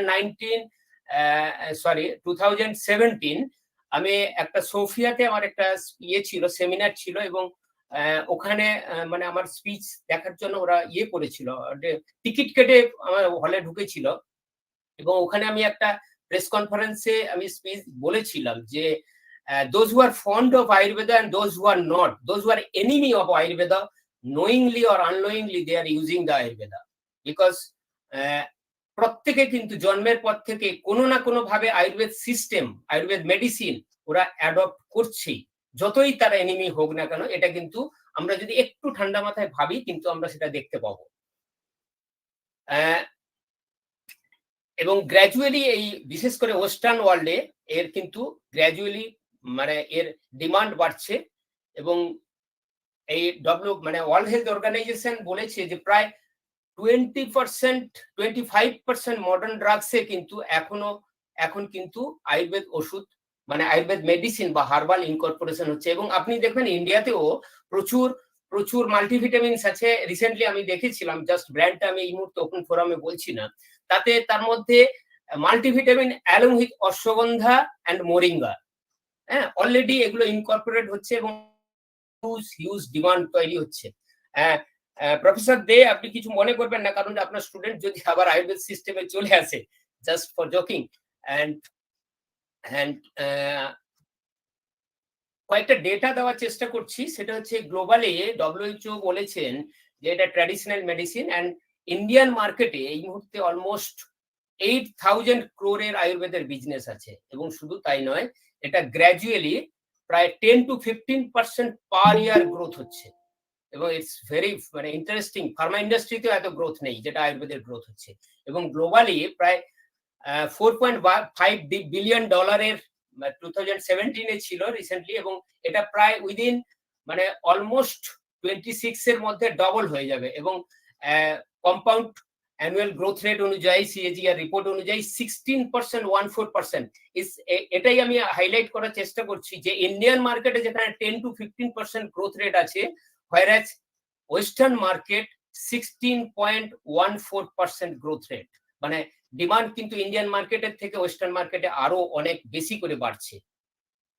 এবার আমি একটা জাস্ট ডেটা দেওয়ার চেষ্টা করছি, তাহলে আপনাদের অনেকটা ক্লিয়ার হবে। সেই ডেটাটা হচ্ছে কি, এটা যদিও বা আয়ুর্বেদের ডেটা নয়, এটা অ্যাকচুয়ালি জনসন নিকলসনের ডেটা থাকে। এগুলো এই সমস্ত ডেটা আমাদের কালেক্ট করতে হয়, এবং এই ডেটাটার মধ্যে আপনারা অবাক হয়ে যাবেন যে আমরা ওষুধ দোকানে গিয়ে ওষুধ কিনে খাই অনলি 45%, আর সরি টু সে ডাক্তারকে দেখাই 24%, আর সেলফ মেডিকেশন করি 23%। মানে নিজে থেকে জানলাম, শুনলাম, এর কাছ থেকে জানলাম, সেখান থেকে ওষুধ দোকানে গিয়ে ওষুধ কিনে নিলাম, সেটা হচ্ছে 23%। এন্ড ফার্মাসিস্ট যেটা বলছি, জাস্ট ওষুধ দোকানে গিয়ে প্রবলেমটা বলার পরে একটা ওষুধ দিয়ে দেন, সেটাই হচ্ছে এই 44%, এবং ডু নাথিং 9%। এটা কিন্তু মডার্ন মেডিসিনের ক্ষেত্রে, আয়ুর্বেদ মেডিসিনের ক্ষেত্রে কিন্তু এটা জাস্ট অনেকটাই বেশি। কারণ এই যে 24% ডক্টর দেখছেন, এটা নেই এখনো, লেস দেন 10% ডক্টরে বসে আছেন। এবং শুধু তাই নয়, ম্যাক্সিমাম কিন্তু সেলফ মেডিকেশন এবং ফার্মাসিস্টের থ্রু দিয়ে বিক্রি হয়, এবং আয়ুর্বেদ মেডিসিনের ডিমান্ড গ্র্যাজুয়ালি বাড়ছে। এবং এটা কিন্তু প্রচন্ড ভাবে মানে আমাদের উৎসাহ দেওয়ার মতো যে আমরা কোন দিকে এগোচ্ছি আয়ুর্বেদকে নিয়ে। What is Ayurveda? It's nothing but a science of life. আমরা জানি ওল্ডেস্ট হেলথ কেয়ার সিস্টেম। কালকে অনেকেই আলোচনা করেছেন, আমি অনেকের পেপারও শুনছিলাম যে অথর্ববেদ বা বিভিন্ন পুরাণে আয়ুর্বেদের কথা বলা আছে, এবং শুধু তাই নয়, হিলিং সিস্টেমের সম্বন্ধে বলা আছে। এবং সবচেয়ে মজার কথা হচ্ছে কি, আয়ুর্বেদে যদি আমরা একটু ঠান্ডা মাথায় ভাবি, সেটা হচ্ছে আয়ুর্বেদ আর মডার্ন মেডিসিনের মধ্যে দুটো বেসিক জায়গা ডিফারেন্স আছে। সেটা হচ্ছে এটা gradually modern system of medicine lab থেকে ডেভেলপ করেছে, কিন্তু এটা ডেভেলপ করেছে গ্র্যাজুয়ালি অবজারভেশনস এর ভিতর দিয়ে গ্র্যাজুয়ালি ডেভেলপ করেছেন। এবং শুধু তাই নয়, এবং এটা গ্র্যাজুয়ালি আরো রিসার্চ ওয়ার্ক হচ্ছে, এবং রিসার্চ ওয়ার্ক হতে হতে একটা সময় আয়ুর্বেদ আরো অনেক এস্টাবলিশ জায়গায় চলে যাবে। এবং যেটা আমি বলছিলাম সেটা হচ্ছে মোর দেন 90% of the continent's population used from Ayurvedic therapy, including following its dietary principles, practicing traditional or grandma's medicine. That grandma's medicine is a very important term, seeking professional help for the trained Ayurvedic practitioners. এটা কি হয়, এই যে গ্র্যান্ডমার recipe আপনারা দেখেছেন, আমরা সবাই জানি এই শীতকালে কেউ মানে ঠান্ডার সময় ঠাকুমা দিদিমারা যে একটু চিরতার জল অথবা একটু থানকুনি পাতা একটু হলুদ, এর মধ্যেই কিন্তু আয়ুর্বেদ লুকিয়ে আছে। এবং আমরা খুব এই ট্র্যাডিশনাল ওয়েতে হোম রেমেডিজ এর ভিতর দিয়ে যে আয়ুর্বেদকে আমরা ব্যবহার করছি, সেক্ষেত্রে কিন্তু আস্তে আস্তে এই আয়ুর্বেদ কিন্তু মডার্নাইজড ফর্মে এবং ইজিলি অ্যাকসেপ্টেবল ফর্মে আস্তে আস্তে আয়ুর্বেদের উত্তরণ ঘটছে। এবং সেটা আমি পরবর্তীকালে স্লাইডে আপনাদের অলরেডি বলেছি। আপনার মোটামুটি মানে ডিফারেন্ট ইলনেসের জন্য অলমোস্ট 70% পিপল কিন্তু আয়ুর্বেদ ওষুধ নেয়। এবং এই আয়ুর্বেদ মেডিসিন নেয় কি কি পারপাসের জন্য? Prevention of disease, promotional health, it's prevention concern lifestyle related problems and also drug abuse. কারণ কি আমরা এখন ম্যাক্সিমাম ক্ষেত্রে দেখা যায় যে মডার্ন মেডিসিনে ড্রাগ অ্যাবিউসটা খুব হচ্ছে, এবং সেইটাকে অনেকটাই আমরা প্রিভেন্ট করবার জন্য আয়ুর্বেদ এবং আয়ুর্বেদ সিস্টেম অফ মেডিসিনের মধ্যে আমরা আস্তে আস্তে আসার চেষ্টা করছি। ইন দিস কনটেক্সট আমি একটা বলে দিই, সেটা হচ্ছে আমরা জেনারেলি বলে থাকি who is mature, who knows his limitation, he is mature, he or she is mature. যে তার লিমিটেশন জানে সেই হচ্ছে ম্যাচিওর। এবং সেক্ষেত্রে প্রত্যেককে বলবো, এবং don't compare with the modern system of medicine with the Ayurvedic system medicine. I am with Ayurvedic system of medicine more than 25 years, and আমার যেটা মনে হয়েছে আয়ুর্বেদ একটা প্যারালালি চলে, মডার্ন সিস্টেম মেডিসিন একটা প্যারালালি চলে। মডার্ন সিস্টেম অফ মেডিসিনে কিছু limitations আছে, আয়ুর্বেদিক সিস্টেম অফ মেডিসিনে কিছু লিমিটেশনস আছে। এবং এই লিমিটেশন জেনে চিকিৎসা করা, চিকিৎসকদের চিকিৎসা করাটাই হচ্ছে বুদ্ধিমত্তার জায়গা।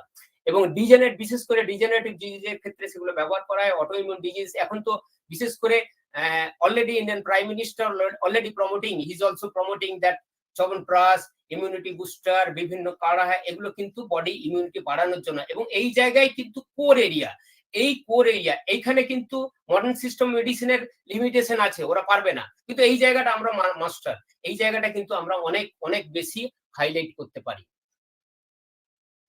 কিছু রেগুলারিটি মেকানিজম আমি জাস্ট বলছি, সেটা হচ্ছে কেরিয়ার অপরচুনিটিস, বিশেষ করে স্টুডেন্টসদের জন্য আয়ুর্বেদে যারা যারা আয়ুর্বেদের সম্বন্ধে ইন্টারেস্টেড বা পরবর্তীকালে আয়ুর্বেদকে কেরিয়ার হিসেবে নিতে চান, সেক্ষেত্রে ভেরি হাইলি প্রমিসিং অবস্থায় আছে। এবং health care system already gradually traditional medicine আস্তে আস্তে অ্যাকসেপ্টেড হচ্ছে। এবং আগেকার দিনে টিচিং সিস্টেমটা ছিল এইরকম সিস্টেম, গুরু শিষ্য পরম্পরা। যারা আগেকার দিনে আয়ুর্বেদ নিয়ে আলোচনা করেছেন বা জানেন কিছু, তারা জানেন যে গুরু শিষ্য পরম্পরা এবং আয়ুর্বেদের যে উত্তরণ হয়েছে, সেক্ষেত্রে কিন্তু আত্রেয় প্রণব বসু বা ভরদ্বাজ বণি সবই গুরু শিষ্য পরম্পরা থেকে আস্তে আস্তে করে এসছে। পরবর্তীকালে বিভিন্ন যারা ডিসাইপলসরা ছিলেন, তারা বিভিন্ন রকম পুঁথি লিখেছেন বা বই আমরা যেটা বলে থাকি, সেটা আস্তে আস্তে করে ডেভেলপ করেছে। মিনিস্ট্রি অফ আয়ুষ এটা এর মধ্যে যেটা একটা বলে থাকি, এটা খুব আমাদের জন্য যারা আয়ুর্বেদিক ফ্যাটার্নিটি, তাদের জন্য it's a golden time. This is the first time in India যে গভর্নমেন্ট অফ ইন্ডিয়া অলরেডি একটা কমপ্লিট মিনিস্ট্রি ফর্ম করেছে উইথ আমরা বলি পূর্ণমন্ত্রী প্রতিমন্ত্রী দিয়ে। এই বছর একটা আয়ুর্বেদের জন্য, আয়ুষের জন্য আলাদা মিনিস্ট্রি ফর্ম হয়েছে। আগে এটা ইন্ডিয়ান সিস্টেম অফ মেডিসিনের আন্ডারে ছিল। It's a good thing. এবং কিছু কোর্স অলরেডি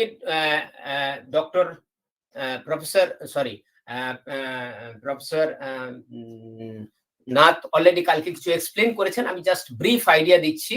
কারণ কি সেন্ট্রাল কাউন্সিল অফ ইন্ডিয়ান মেডিসিনের আন্ডারে অলরেডি এবং অল ইন্ডিয়া অ্যাপ্রুভ এবং বিভিন্ন অল ইন্ডিয়া সিস্টেমে এক্সামি মানে এন্ট্রান্স এক্সামিনেশনের ভিতর দিয়ে হয়, যেটা ডিগ্রি কোর্স আমরা জেনারেলি বলা হয়ে থাকে Ayurvedacharya, post graduate, MD or MS, এবং আয়ুর্বেদ বারিধি পিএইচডি ইন আয়ুর্বেদ, এবং কিছু ডিপ্লোমা এবং সার্টিফিকেট মোর দ্যান 30 ডিপ্লোমা, বিভিন্ন ডিপ্লোমা কোর্স আছে, বিভিন্ন ইনস্টিটিউট আছে। আমি এত ছোট পরিসরের মধ্যে ডিটেলস আর যাচ্ছি না। অ্যান্ড তারপরে হচ্ছে এরপরে আমি যেটা যাব সেটা হচ্ছে, কারণ কি আমি এইখানে একটু বলে রাখি, যেটা আমরা বলি আয়ুর্বেদ সিস্টেম কিন্তু 4টে পায়ার, মানে টেবিলে যেরকম 4টে পা থাকে সেরকম 4টে পায়ের উপর দাঁড়িয়ে আছে। সেটা কি? রোগী, ফিসক, ভেষজ, উপস্থাতা। অর্থাৎ রোগী পেশেন্ট, ফিসক ফিজিশিয়ান, ভেষজ মানে মেডিসিন, উপস্থাতা যেটা নার্সিং। এই ভেষজ পার্ট বলতে গিয়ে আমি জাস্ট একটা কথা বলি, সেটা হচ্ছে in the year 2019, just before COVID, in the April 28th, আমি ক্যালিফোর্নিয়ার একটা কনফারেন্সে স্পিচ দিতে গেছিলাম, নামার কনফারেন্সে। ওখানে একটা টপিক ছিল আয়ুর্বেদ অ্যান্ড দ্য মাইন্ড। এটা নিয়ে অনেকেই ছিলেন, বিভিন্ন মানে ডক্টর ফলি থেকে, যারা ডক্টর মানে আয়ুর্বেদের সঙ্গে যুক্ত জানেন, ডক্টর ফলি উনিও ছিলেন। তো ওখানে আমি একটা ছোট্ট টপিকের উপর মানে আমি জাস্ট বলেছিলাম যে আয়ুর্বেদ অ্যান্ড মাইন্ডের সঙ্গে আয়ুর্বেদ কিরকম রিলেটেড, যেমন সংস্কৃতের সঙ্গে আয়ুর্বেদ কিভাবে রিলেটেড, যে টপিক নিয়ে আমরা আজকে আলোচনাও করছি। তো মাইন্ডের ক্ষেত্রে আমি I use to say that the mindset, Ayurveda and the mindset is the main thing. Suppose as for example আমরা বলি যে ধরুন চিকিৎসার ক্ষেত্রে শুধু আমি একটা প্রেসক্রিপশন করে দিলাম, প্রেসক্রিপশন করে দেওয়ার পরে যদি মেডিসিনটা প্রপারলি না পায়, তাহলে কিন্তু রোগী কিন্তু সুস্থ হবে না। আলটিমেট টার্গেট কিন্তু রোগী সুস্থ করা।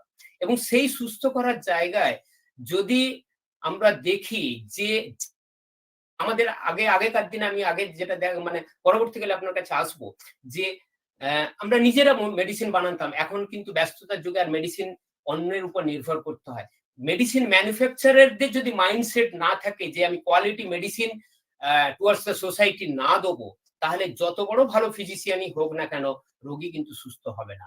এটা কিন্তু দেখা খুব জরুরি। এবং সেইখানেই বলেছিলাম যে this is the mindset is very much needed only for the doctors ভালো হতে পারে, কিন্তু মেডিসিন যদি ভালো না হয় সেটাও কিন্তু পারপাস ফুলফিল হবে না।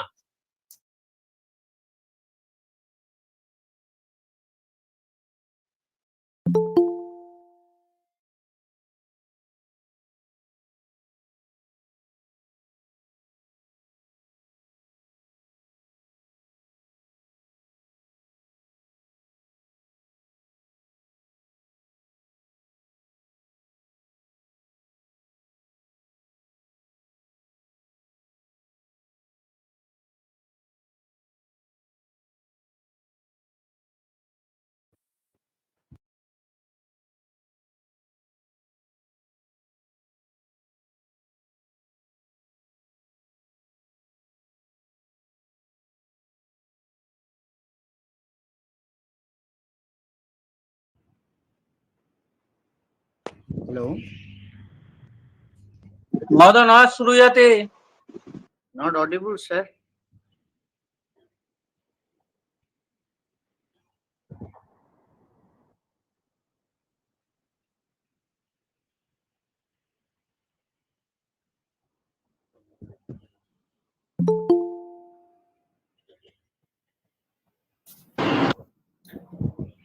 Hello.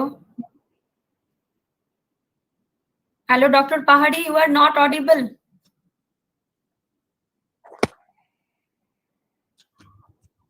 Hello. Dr. Debashish Pahadi, you are not audible, sir. मन्येः न सन्ति अत्र पुनर्संयोजनं करिष्यन्ति। He has left the meeting. मन्ये यान्त्रिकसमस्या वर्तते, तर्हि पश्यामः।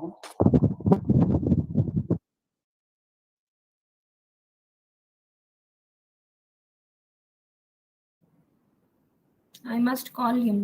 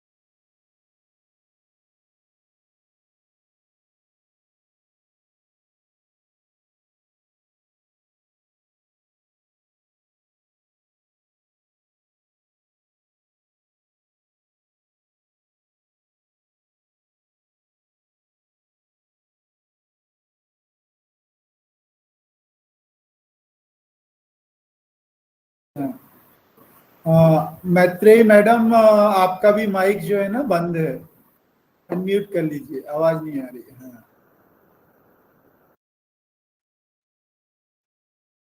Sorry for the technical error.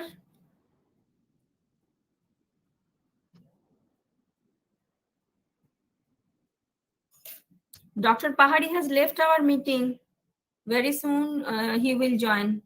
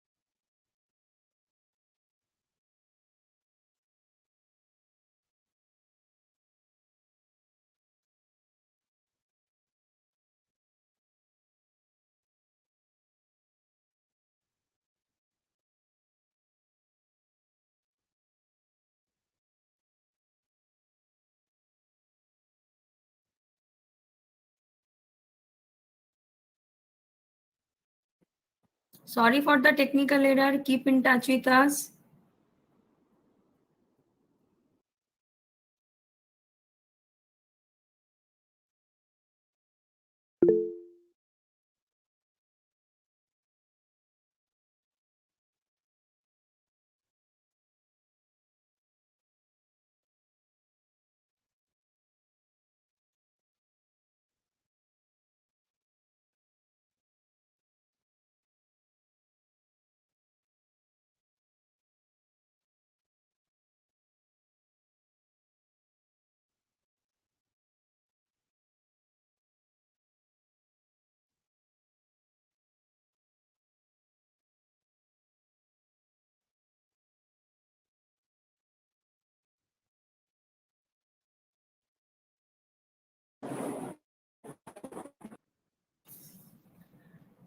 Due to the problem of internet connection, he has left the meeting.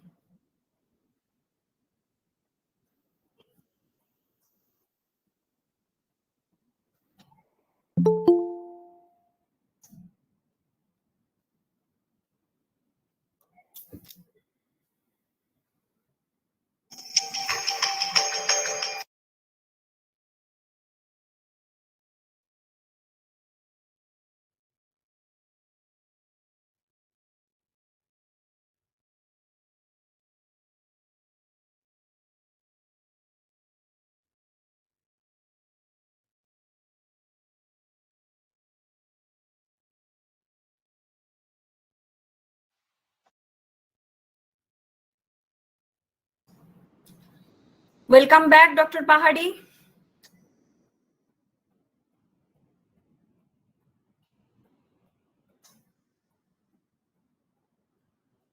Dr. Pahari, please unmute yourself. Hello. Yes, you are audible. You are audible, sir. Can you say that how much already explained? I have already. Can you tell me?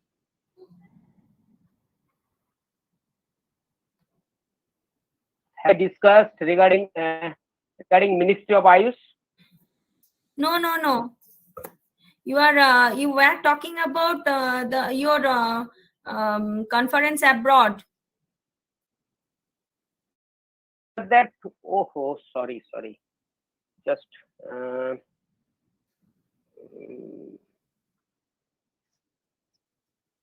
it can't be possible from the Please, mobile. sir, please, sir, show us your slides.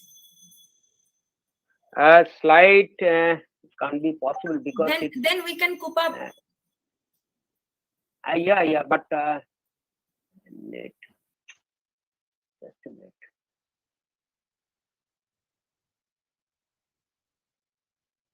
Slide can't be possible, but slide how it can be possible. Just a minute. Basically, it's in my laptop. That's the issue. How it can be possible?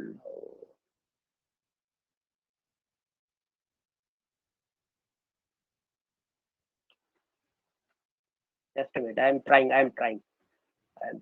do it.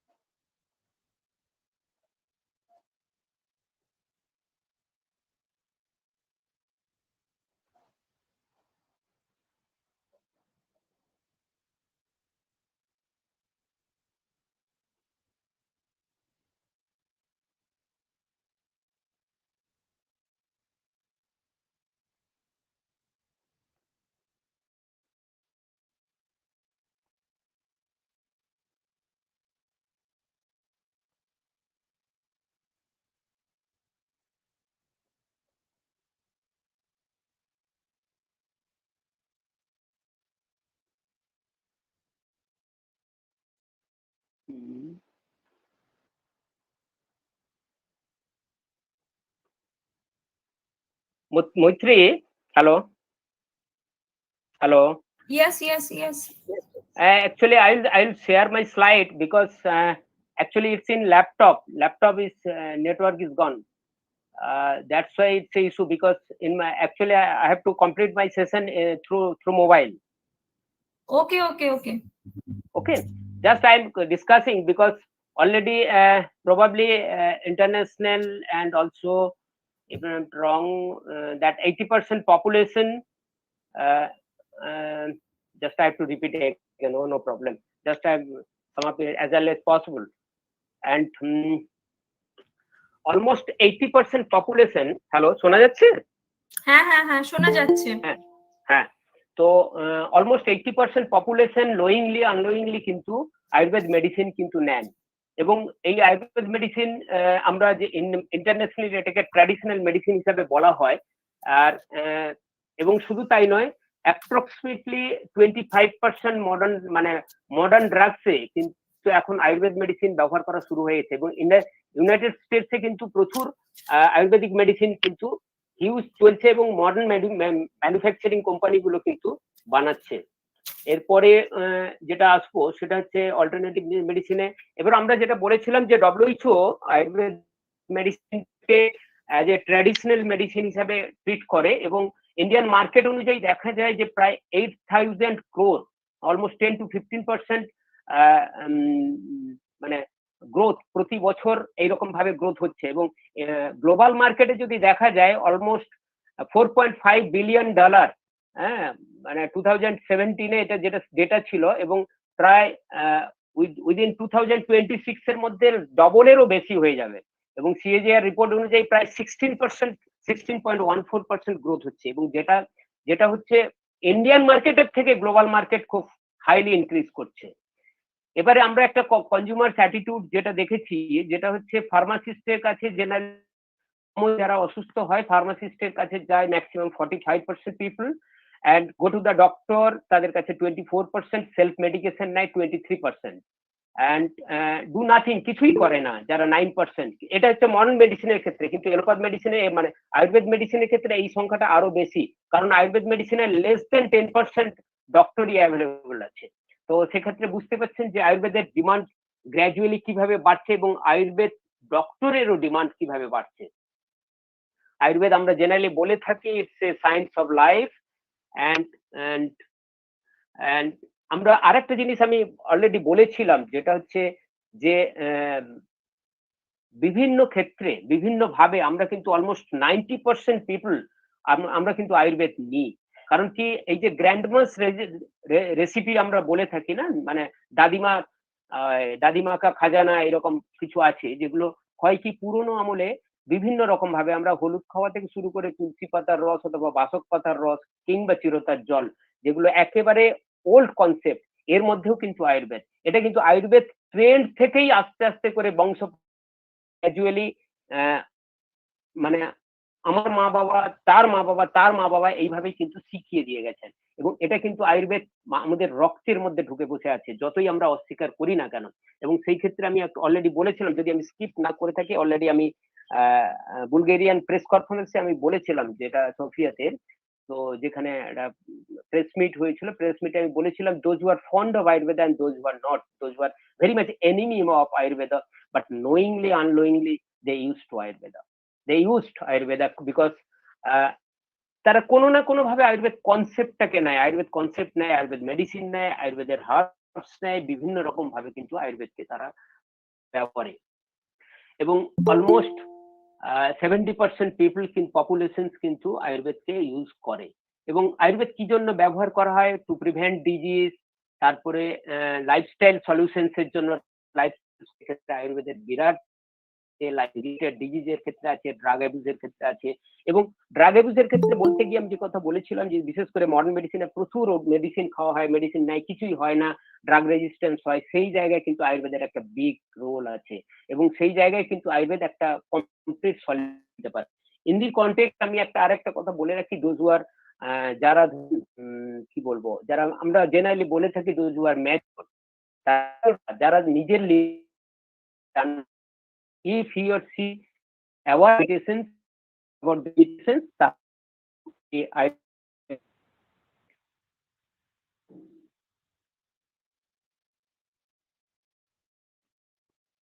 শোনা যাচ্ছে? Not audible. Hello, হ্যাঁ এখন শোনা যাচ্ছে sir, এখন শোনা যাচ্ছে। হ্যাঁ একটু একটু প্লিজ, কারণ বুঝতে পারছি না, অ্যাকচুয়ালি নেট চলতে চলতে নেটটা অফ হয়ে গেল। হ্যাঁ পুরোপুরি আর কিছু দেখতে। তো এবারে যেটা আমি বলছিলাম সেটা হচ্ছে, যদি কোথাও আটকে যায় না, তাহলে আমাকে একটু প্লিজ রিমাইন্ড করে দেবেন প্লিজ। তো এবারে সেক্ষেত্রে বলছিলাম, আমি যে ক্ষেত্রে বলছিলাম যে একটা প্রেস কনফারেন্সে আমি মিট করে বলেও ছিলাম যে those who are fond of Ayurveda and those who are not, both are using Ayurveda. হ্যাঁ, বিকজ নোয়িংলি আননোয়িংলি তারা কিন্তু আয়ুর্বেদকে ব্যবহার করছেন। এবং এছাড়া আমরা যেটা বলেছিলাম যে কিছু ডিজেনারেটিভ ডিজিজের ক্ষেত্রে, অটোইমিউন ডিজিজের ক্ষেত্রে, অটোইমিউন ডিজিজের ক্ষেত্রে বলা যায় যে automatically government of India, prime minister also, he is also promoting the immune system, immunity boost up করবার জন্য। এবং এই ক্ষেত্রে কিন্তু মডার্ন মেডিসিনের লিমিটেশন আছে, কিন্তু আয়ুর্বেদ মেডিসিন কিন্তু এই জায়গায় একটা প্রাইম রোল প্লে করতে পারে। এরপরে যেটা বলা ছিল, কিছু রেগুলেটরি মেকানিজম ছিল, যেগুলো হচ্ছে বিশেষ করে কেরিয়ার অপরচুনিটিস, যারা those who want to join in Ayurvedic system of medicine বা আয়ুর্বেদিক কোর্স করতে চান, বিভিন্ন ফার্মাসিস্ট কোর্স আছে। এবং এ করতে অলরেডি ডক্টর নাথ অলরেডি কালকে অনেকটাই বলেছেন। সেক্ষেত্রে আমি একটা জাস্ট বলি যে গভর্নমেন্ট অফ আগেকার দিনে একটা গুরু শিষ্য পরম্পরায় চিকিৎসা হতো, কিন্তু এখন সেটা আস্তে আস্তে করে ধীরে ধীরে খুব ইনস্টিটিউশনাল সিস্টেমে চলে এসছে। এবং ইনস্টিটিউশনাল সিস্টেমের মধ্যে already Indian system of central council of Indian medicine, যারা এই কোর্সকে কন্ডাক্ট করে under the guidance of ministry of Ayush. এবং একটা কথা বলি, এটা আমাদের খুব আনন্দের বিষয়, ভারতবর্ষ 75 বছর স্বাধীন হওয়ার পরে এই প্রথম ফার্স্ট কিন্তু গভর্নমেন্ট আয়ুষ সিস্টেম মেন মিনিস্ট্রির মধ্যে ঢুকলো। এটা it's very matter of pride. এবং আয়ুষের একটা পূর্ণমন্ত্রী এবং প্রতিমন্ত্রী, এটা আয়ুর্বেদকে আরো এগিয়ে নিয়ে যেতে অনেক কিন্তু হেল্প করবে। এছাড়া যেটা আমরা বলেছিলাম অলরেডি কালকে উনি বলেও ছিলেন, যেটা হচ্ছে ডিগ্রি কোর্স আছে, যেটা বিএমএস, পোস্ট গ্রাজুয়েট, যেটা এমডি এমএস। এটা আপনাদের জানার, আয়ুর্বেদে কিন্তু এমএস ও পড়ানো হয়। এছাড়া পিএইচডি তো আছেই, ডিপ্লোমা, বিভিন্ন সার্টিফিকেট কোর্স আছে ডিফারেন্ট ইনস্টিটিউটে। এত শর্ট টার্মের মধ্যে বলা আমার পক্ষে এতটা হবে না, তাও জাস্ট আমি একটা গাইডলাইন দেওয়ার চেষ্টা করছি। এরপরে যেটা বলবো সেটা হচ্ছে আয়ুর্বেদিক মেডিসিন, যে পার্টটা খুব রোল প্লে করে। আমি কথা প্রসঙ্গে বলেছিলাম, আপনারা হয়তো স্কিপ করেছেন সেটা। তো যে আমরা বলি যে চিকিৎসার 4টে পার্ট, সেটা হচ্ছে রোগী, ভিষক, ভেষজ, উপস্থাতা। অর্থাৎ রোগী পেশেন্ট, ভিষক অর্থাৎ ফিজিশিয়ান, ভেষজ হচ্ছে আপনার মেডিসিন, এবং উপস্থাতা নার্সিং। এই ভেষজের ক্ষেত্রে কিন্তু একটা মেডিসিনের বা রোল প্লে করে। এই ইন্ডাস্ট্রি যদি কেন কি বলি, সেক্ষেত্রে আমি নামা কনফারেন্স ক্যালিফোর্নিয়াতে কনফারেন্সে আমি একটা বলেছিলাম আয়ুর্বেদ অ্যান্ড মাইন্ড, এর উপরে একটা যেটা বলেছিলাম যে আয়ুর্বেদ অ্যান্ড মাইন্ড ওকে, যেমন আয়ুর্বেদ অ্যান্ড সংস্কৃত যেটা নিয়ে আমরা আলোচনা করছি, বাট আয়ুর্বেদ অ্যান্ড মাইন্ডের মধ্যে আমি I to say that mindset is the main thing. Suppose আমি যত বড়ই ভালো ফিজিশিয়ান হই না কেন, যদি এখনকার দিনে তো আমরা সেই ওষুধ তৈরি করে দিতে পারি না, একটা কোনো না কোনো কোম্পানির রেডিমেড মেডিসিনের উপর ডিপেন্ড করতে হয়। সেই মেডিসিনটা যদি সেই মেডিসিনের ম্যানুফ্যাকচারার যদি তার মাইন্ডসেট যদি ঠিক না থাকে, তাহলে কোয়ালিটি অফ মেডিসিন আমরা পাবো না। সেক্ষেত্রে কিন্তু আমি আমার লক্ষ্যটা কিন্তু পরিপূর্ণ হলো না, আমার রোগী সুস্থ করা কিন্তু হলো না। সেই জায়গাটা কিন্তু বিরাট রোল প্লে করে, এবং সেগুলো করবার জন্য, সেগুলো মেনটেন করবার জন্য গভর্নমেন্ট অফ ইন্ডিয়া কিছু গাইডলাইন তৈরি করে দিয়েছে। সেটা হচ্ছে good manufacturing practice GMP, good laboratory practice GLP, good clinical practice GCP, good agricultural practice GAP. এইগুলো কিন্তু মেনটেন করতে হয়, কারণ প্রপার ল্যাবরেটরি তার গাইডলাইন আছে, স্ট্যান্ডার্ড এসওপি আছে, কিছু ক্লিনিক্যাল গাইডলাইন আছে কিভাবে রিসার্চ করতে হবে, এবং হার্বস এর কাল্টিভেশন কিভাবে করতে হবে, সেগুলো কিন্তু সব গাইডলাইন মেনটেন করা আছে। এবং আগেকার দিনে হাতে যে মেডিসিন গুলো তৈরি হয়, আমি ছবিটা দেখাতে পারছি না, sorry, due to network failure, but আগেকার দিনে হাত তৈরি করা হতো বা বিভিন্ন ক্ষেত্রে, সেক্ষেত্রে কিন্তু আর আগেকার দিনে আমরা বলতাম আগেকার দিনে মানুষরা অনেক বেশি, আমি এর আগেও একটা রোটারি সদনের স্পিচে বলেছিলাম, কিছু আর্টিকেল আমি প্রেজেন্ট করেছিলাম, সেক্ষেত্রে দেখিয়েছিলাম অনেক ফার্মারই আছেন যারা মোর দেন 120 ইয়ার্স পর্যন্ত বেঁচে আছেন। জাপানে একজন ফার্মার, এই মুহূর্তে আমার নামটি মনে পড়ছে না, উনি উনি মানে পোস্ট অফিসে কাজ করতেন, তারপরে করেছেন, ওনার বয়স হয়েছিল 121 বছর, কি নেই নর্মাল লাইফ লিড করছিলেন। ঠিক একই রকম ভাবে এখন অনেক বেশি পলিউশন, অনেক বেশি স্ট্রেস, টেনশন, সিডেন্টারি লাইফস্টাইল চলে এসছে, এবং মেডিসিন ক্ষেত্রেও কিন্তু আমরা মেডিসিন বোর্ন কিছু ডিজিজ যাতে না হয়, সেই জন্য তাকে অ্যাসেপ্টিক কন্ডিশনে কিভাবে করা যায়, তার কিন্তু মডার্ন গাইডলাইন, মডার্ন সিস্টেম সবকিছু জিএমপির মধ্যে ইনকর্পোরেটেড রয়েছে। মেডিসিন কিভাবে প্রিজার্ভ করতে হয়, তার সেলফ লাইফ কিভাবে রাখতে হয়, সেগুলো কিন্তু গাইডলাইনের মধ্যে দেওয়া আছে। ট্যাবলেট ম্যানুফ্যাকচারিং, ট্যাবলেট বিভিন্ন মেডিসিন ম্যানুফ্যাকচারিং ভিডিও বা স্লাইড গুলো দেখাতে পারলে ভালো হতো।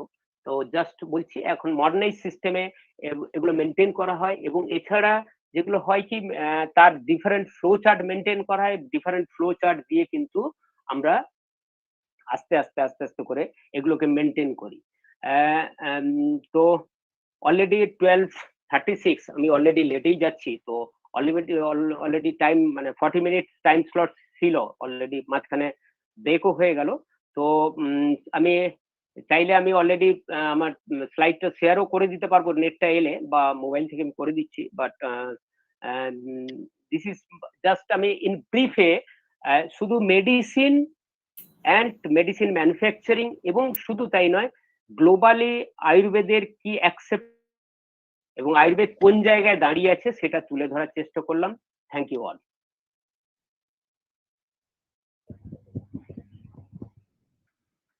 Many thanks, sir.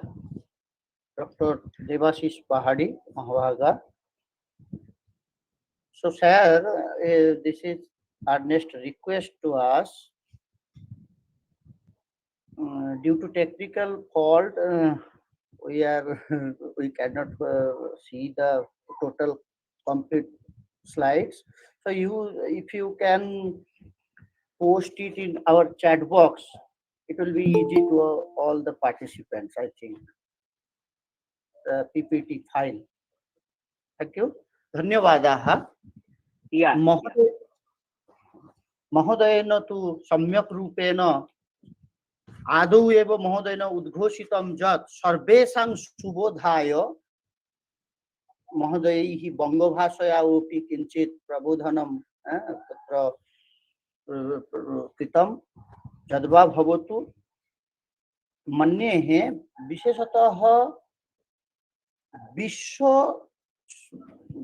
जानीमः वयं भारतवर्षस्तु वर्षन्तु विश्वगुरुः इति उपाधिं तत्र भारतवर्षेण सह गच्छति।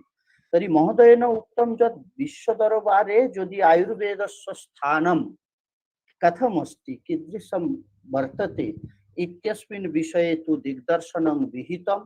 अल्टरनेटिव मेडिसिन इति नाम्ना आयुर्वेदः अधुना परिचीयते। नामः अधुनापि वयं जानीमः आयुर्वेद गूगल इत्यत्र यदि वयम् आयुर्वेद इति शब्दः तर्हि तत्र टङ्कनं कुर्मः तत्र रॉन्ग इति आयाति। तद्वा भवतु विकल्प औषधरूपेण तस्य प्रसिद्धिः वर्तते। महोदयेन यत् उक्तं यत् आयुर्वेदशास्त्रस्य यदि कोऽपि वक्तुमिच्छन्ति उच्यति यत् आयुर्वेदः औषधरूपेण चिकित्सापद्धतिरूपेण अहं न स्वीकरोमि तत्तु न सत्यं। कारणं ज्ञातसारेण अज्ञातसारेण वयं तु आयुर्वेदपद्धतिम् अनुसरामः प्रत्यहमेव। तर्हि सम्पूर्णरूपेण वैज्ञानिकपद्धत्याः तत्र विश्लेषणात्मकपद्धत्याः महोदयेन तत्र व्याख्यानं तु प्रतिपादितवन्तः महोदयाः। इति औषध उत्पादकस्य तत्र साररूपेण एव वयं वक्तुं शक्नुमः। तत्र वक्तव्ये आसीत् यत् औषध उत्पादकस्य मानसिक व्यापारः यदा इतिवाचकः भवेत्। यदि वयं चिकित्सकाः यथा किम् उत्तमं भवतु, परन्तु यदि औषध उत्पादकः तत्र मनसि यदि मानसिक व्यापारः इतिवाचकः न भवेत् तर्हि तत्र सार्थकता कदापि न आगमिष्यति इति। तद्वा भवतु। एतादृशं वैदुष्यपूर्ण वचनेन धन्याः वयं कृतकृत्याः वयं।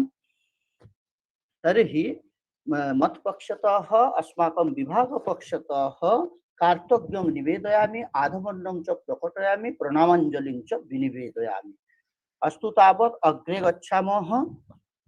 तर्हि अस्माकं शैक्षणिकसत्रस्य प्रायः अत्रैव समाप्तिर्भवति। अधुना अस्माकं कृते मया उक्तमासीत् इंटरेक्टिव सेशन वर्तते। इंटरेक्टिव सेशन प्रश्नोत्तरपर्व वर्तते। चैट बॉक्स मध्ये मन्ये नास्ति कस्यापि प्रश्नः। तर्हि यदि कस्यापि किमपि कोऽपि प्रश्नः वर्तते तर्हि भवन्तः प्रष्टुं शक्नुवन्ति, न चेत् वयम् अग्रे चलामः।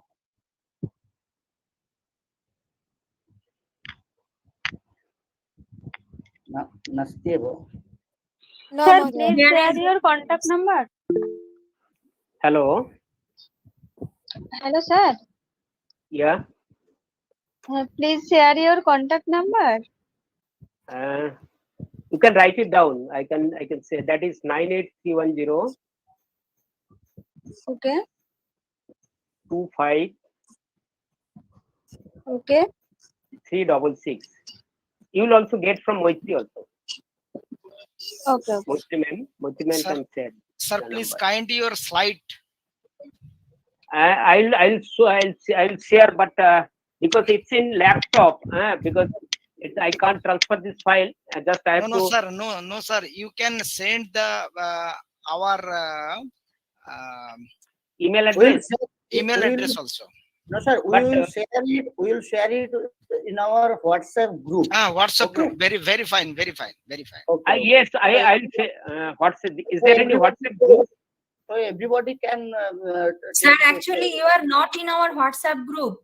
So you can send it to our mail ID or to personally. Then we will provide it in our WhatsApp group. Okay. Okay, no problem. I'll share it. अस्तु सम्प्रति There is no questions in chat box, okay. so we can proceed. for our अधुना discussion. अधुना sir আমার একটা question আছে। हाँ sir বলছিলাম সিজিওফ্রেনিয়া disease Hmm. এটা কি আয়ুর্বেদে কিউরেবল হবে? এটা বা এটার কি schizophrenia, basically schizophrenia is such a disease. আমি বলি knowingly unknowingly maximum more than 90% people are schizophrenic.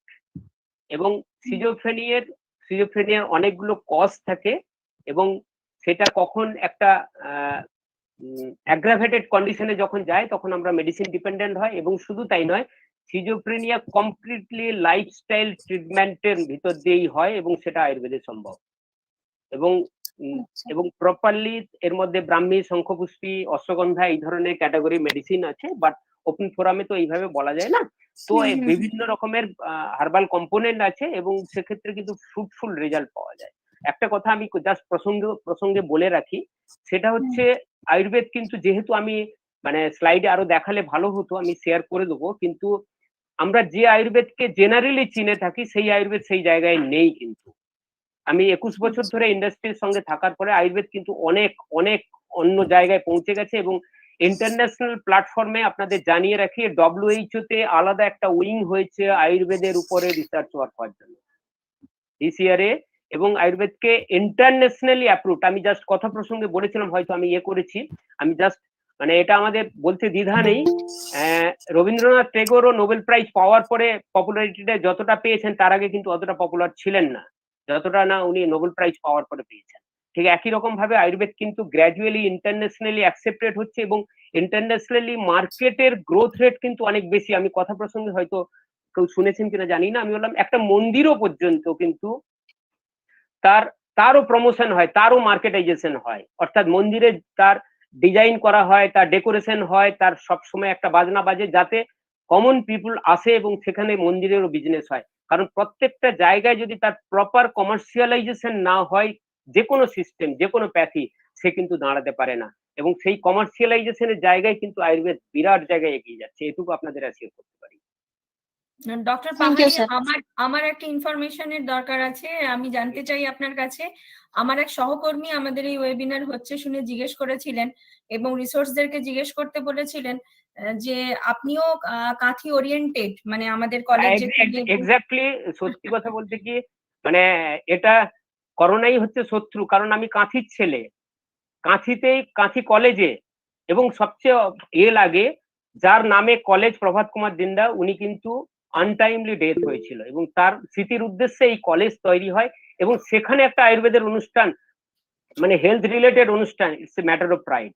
এবং আমি কাঁথির ছেলে, কিন্তু দুঃখের বিষয় কলকাতায় বসে আমাকে ওয়েবিনার করতে হচ্ছে। না, যেটা আমার জানবার ছিল স্যার, যে এই আয়ুষের যে সমস্ত ওষুধগুলো আমরা এখন শুনছি, ব্লাড প্রেশারের, ব্লাড সুগারের, সেই ওষুধগুলো কি আমরা কাঁথিতে কোথাও পেতে পারি?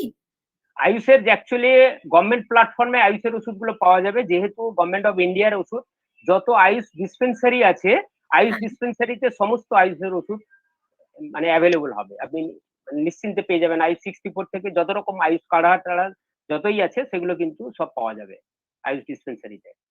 আচ্ছা, কিন্তু যেহেতু আমাদের কাঁথিতে পার্টিকুলারলি কোনো আয়ুষ ডিসপেন্সারি নেই এখন, না, আয়ুষের ডিসপেন্সারি তো অলরেডি কাঁথি কলেজে, মানে কাঁথি হসপিটালে একটা ছিল উইং, ওখানে আছে, কিন্তু ওখানে সমস্ত মেডিসিন পাওয়া যাচ্ছে না এবং এই করোনার জন্য ওটা তো একটা সেন্টার হয়েছে রিহ্যাবিলিটেশনের, যার কারণে আমরা ওখানটা অ্যাভেল করতে পারি না, অনেক সময় আনঅ্যাভেলেবল থাকে ওষুধগুলো। তো মোটামুটি ভাবে হয়তো এই সিচুয়েশন আমরা একদিন ওভারকাম করব, তো তারপরে হয়তো আমরা ওখানে ওই আয়ুষের ওই উইং এ আমরা হয়তো ওষুধগুলো পেতে পারি। অবশ্যই পাবেন। Thank you. স্যার, আমার একটা অন্য ধরনের একটু কোশ্চেন আছে, একেবারে ভিন্ন ধর্মী। তো আমি চাইছি যে আমাদের সংস্কৃত স্কলাররা, বিশেষত এই সেমিনারটা তো স্টুডেন্টদের জন্যই আমরা করছি মেনলি ফোকাসটা, সেই ছাত্রদের জন্য আমাদের সংস্কৃত গ্রাজুয়েট হচ্ছে বা পোস্ট গ্রাজুয়েট করছে, ওদের জন্য কি কোনো না কোনো ক্ষেত্রে আয়ুষ বা আয়ুর্বেদের, সেটা হোক, সেটা ফার্মালজিক্যাল ম্যাটারে হোক বা মার্কেটিং হোক বা বিভিন্ন জায়গায়, তাদের জব অপরচুনিটি কোনো না কোনো জায়গায় থাকতে পারে বা হতে পারে? বেসিক্যালি আমি একটা খুব ক্লিয়ার কথা বলি, সেটা হচ্ছে যদি আপনি খুব ঠান্ডা মাথায় ভাবেন, তাহলে হচ্ছে Ayurveda wing it's a medicinal system. Medicinal সিস্টেমের মধ্যে একটা জায়গা হচ্ছে আপনার মেডিসিন ম্যানুফ্যাকচারিং, মেডিসিন মার্কেটিং, তারপরে এটা এছাড়া যেটা একাডেমিক ফিল্ড আছে, একাডেমিক ফিল্ডের মধ্যে এবং বিভিন্ন রকম সেখানে ইনস্টিটিউশনে ভর্তি হওয়া বা ইনস্টিটিউশনের ক্ষেত্রে। বাট সংস্কৃত এর ক্ষেত্রে যেটা কালকে অলরেডি ডক্টর নাথও বলেছেন, যে প্রত্যেক ইনস্টিটিউটে কিন্তু সংস্কৃতের টিচার থাকে। এটা মাস্টার ডিগ্রি, পিএইচডি করা যারা সংস্কৃতে করেছেন, প্রত্যেকটা ইনস্টিটিউটে আয়ুর্বেদের ফার্স্ট ইয়ারে সংস্কৃত একটা সাবজেক্ট আছে এবং সেই কম্পালসারি সাবজেক্ট, সেই সাবজেক্টের জন্য সংস্কৃতের টিচার রাখা বাধ্যতামূলক। এটা কিন্তু জব অপরচুনিটির ক্ষেত্রে একটা বিরাট বিরাট জায়গা, এটুকু আপনাকে মানে করতে পারি। এছাড়া general graduate those who are interested in আয়ুর্বেদে, প্লেন গ্রাজুয়েট অনেক মার্কেটিং এর কাজও করছেন, সেটা নিয়ে কোনো ব্যাপার নেই, কিন্তু এই জায়গাটা কিন্তু আছে।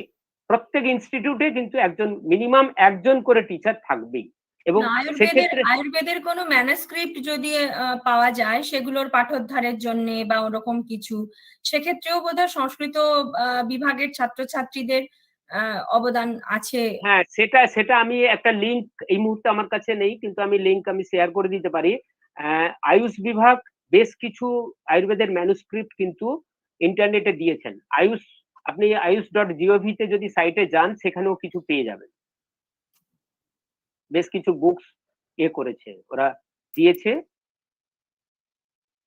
অ্যাকচুয়ালি আরেকটা একটু বলি, সেটা হচ্ছে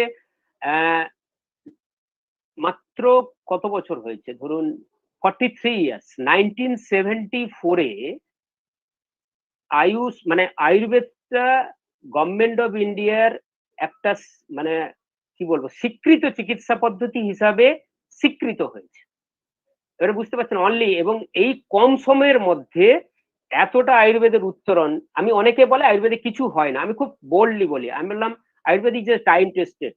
আয়ুর্বেদে কিছু হয় না বলে 5000 বছর পরে আয়ুর্বেদ এক্সিস্ট করছে, আরো বাড়ছে, এটাই প্রুভ করে দেয় আয়ুর্বেদে কিছু হয় না। হয় কি হয় না বাকিটা আপনারা দেখে নিন। এবং সেক্ষেত্রে আমি বারবার যেটা বলি সেটা হচ্ছে ডোন্ট কম্পেয়ার উইথ আয়ুর্বেদ, এবং এটা আমার মানে 25 বছরের অভিজ্ঞতা থেকে বলছি আয়ুর্বেদ ফিজিশিয়ানদের জন্য, don't compare with the modern system of medicine Ayurveda. আয়ুর্বেদের একটা স্ট্যান্ড পয়েন্ট আছে, কোথায় আয়ুর্বেদের লিমিটেশন, কোথায় স্ট্রেংথ, কোথায় উইকনেস। আমরা ইন্ডাস্ট্রিতে বলে থাকি যে প্রত্যেক জিনিসের সোয়াট অ্যানালিসিস করতে হয়, স্ট্রেংথ, উইকনেস, অপরচুনিটি, থ্রেট, প্রত্যেক সিস্টেমেরও সোয়াট অ্যানালিসিস আছে। সেই জায়গাটা যদি আমরা মাথায় রেখে চিকিৎসা করি, মাথায় রেখে বিজনেস করি, সবকিছুই কিন্তু চলতে পারে। এবং আমি নিশ্চিত আয়ুর্বেদ একটা সেপারেট ট্র্যাক নিয়ে কিন্তু আয়ুর্বেদ একটা বিশ্বের দরবারে দাঁড়াবে। Dear participants, have a look to our chat box. Dr. Panchadhai have shared a very relevant link.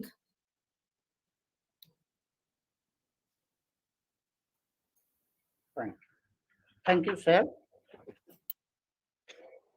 तर्हि अत्रैव अस्माकं शैक्षणिकसत्रमपि समाप्यते। पुनः वारमेकं धन्यवादं व्याहरामि, कृतज्ञं च व्याहरामि। नमो नमः। तर्हि अधुना अस्माकं शैक्षणिकसत्रस्य तत्र समापने अस्माकं कृते औपचारिकरूपेण धन्यवादार्पणं कर्तुं मया विनिवेद्यन्ते अस्माकं विभागस्य अध्यक्षाः मिस्टर प्रलय शंकर अधिकारी महाभागा।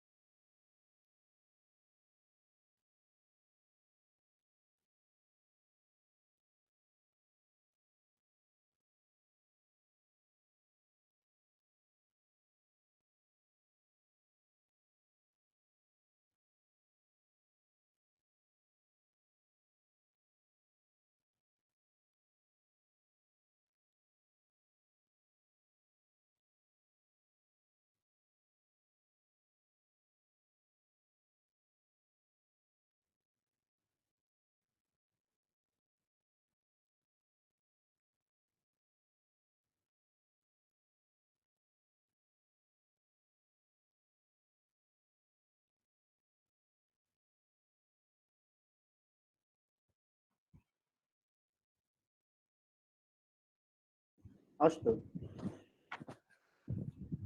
धन्यवादाः महाभागाः। अधुना तु अस्माकं कृते पत्रवाचनसत्रम् अवशिष्यते। अद्य द्वितीयपत्रवाचनसत्रे अस्मिन् अध्यक्षपदम् अलङ्कुर्वन्ति साक्षादेव डॉक्टर देवाशीष पहाड़ी महाभागाः। मुख्यतः अधुना तु अस्माकं पत्रवाचन तत्र सत्रं प्रारभ्यते।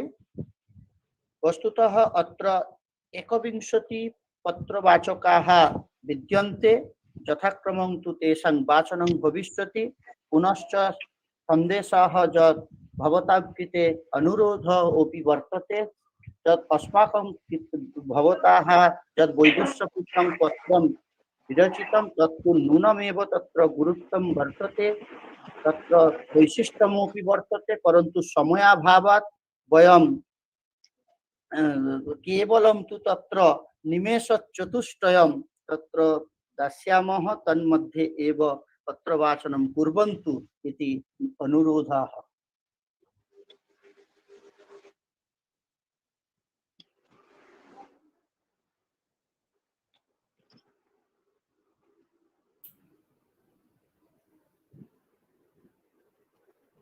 मान्याः पहाड़ी महाभागा। We can proceed. No problem. Okay okay sir.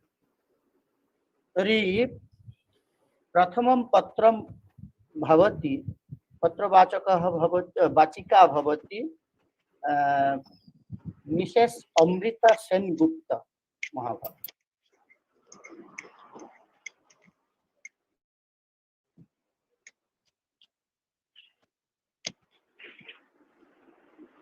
Mrs. Amrita, please start. हाँ, सर्वेभ्यो नमो नमः। मम विषयः धर्मार्थ काम मोक्षाणाम् आरोग्यं मूलमुत्तमम्। धर्मार्थ काम मोक्षः पुरुषार्थ चतुष्टय रूपेण स्वीक्रियते। एतत् पुरुषार्थ चतुष्टयमेव जीवनस्य लक्ष्यत्वेन निर्धार्यते। शरीरम् आद्यं खलु धर्म साधनम्। पुरुषार्थ चतुष्टय वाप्ते अध्यावसाय जन्म, अध्यावसाय श्रमम् अपेक्षते। श्रम शास्त्रं, शास्त्रं निरोगत्यं, निरोगत्यं चित्तप्रसादं, चित्तप्रसादश्च सद्वृत्तम् अपेक्षते। एवं वृत्तं शीलं वा शास्त्रस्य परमं मूलं। न च निर्बलेन रोगग्रस्तेन शारीरिकबलहीनेन निराशेन च धर्मकार्यं सम्पादयितुं शक्यम्। अतो धर्माचरणसिद्धये आरोग्यम् अनिवार्यम्। अर्थस्य उपार्जने रक्षणे च शक्तिमत्तस्य उत्साहस्य आरोग्यस्य च प्रतिपदम् आवश्यकता अनुभूयते। सांसारिक विषय विधानि च भौतिकानि सुखानि स्वास्थ्येनैव कलेवरेण उपभोक्तुं शक्यन्ते। मोक्षवाप्तये तपश्चरणं साधनाश्रयणं प्राणायामादिकं च श्रीयते। तदर्थमपि आरोग्यस्य अनिवार्यत्वम्। स्वास्थ्यस्य स्वास्थ्यरक्षणाय आहारो विहारश्च आयुर्वेदशास्त्रेण उपदिष्टः। स्वास्थ्यलक्षणं यथोक्तं च सुश्रुतसंहितायां समो दोषो समाग्निश्च समो धातु मलक्रियः प्रसन्नात्मेन्द्रिय मनः स्वस्थ इत्यभिधीयते। सुश्रुताचार्येण स्वास्थ्यलक्षणे शरीरेन्द्रिय मनसां साम्यं प्रतिपादितः। शरीरं नाम चेतनाधिष्ठानभूतं पंचमहाभूत विकार समुदायात्मकं। शरीरे चैतन्यं तथा जरा भूतानीति द्वौ भागौ विद्यते।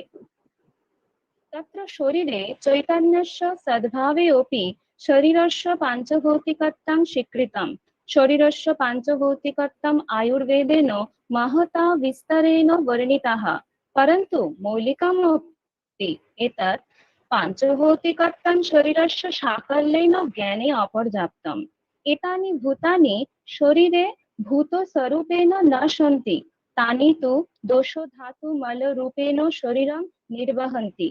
अतः शरीरस्य पांचभौतिकत्वं ततः तत्ततः स्वीकृत्य अग्रिमो व्यवहार उपयोगी सिद्धांत प्रतिपद्यते। दोषो धातु मलो मूलं हि शरीरम्। उक्तं च चरक संहितायां वायुः पित्तः कफश्च शरीरो दोष संग्रहः। एते दोषाः प्राकृता सन्तो देहं विकृताश्च देहं व्यापादयन्ति। वातपित्तश्लेष्मानः एव देहसम्भव हेतवः। कुपिता वातपित्तः कफः शरीरं हन्तीति। प्राकृतदशायां शरीरधारका वातपित्त कफः विकृतदशायां शरीरमारकाः भवन्ति। स्निग्धाहार विशेषतया बलवर्धकः। स्निग्धाहारेण शरीरस्य वातपित्तकफानां साम्यावस्था सम्पद्यते। रोगो निदान रूपेण आचार्यै षट् कारणानि व्याह्रियन्ते। अत्यम्बुपानात् विषमशनात् च दिवाशयात् जागरणात् च रात्रौ संरोधनात् मूत्रपुरीशयश्च षड्भिः प्रकारैः प्रभवन्ति रोगाः। सर्वाणि एतानि रोगकारणानि सावधानतया परिहेयानि। स्वास्थ्यलाभाय बहुविधा व्यायामाः निर्दिश्यन्ते। व्यायामेन शरीरपुष्टिचेतः प्रसादश्च भवति। अतः सिद्ध्यति धर्मार्थकाममोक्षाणाम् आरोग्यं मूलमुत्तमं। रोगस्य अपहर्तारः श्रेयसजीवितस्य च। Namo Namaha.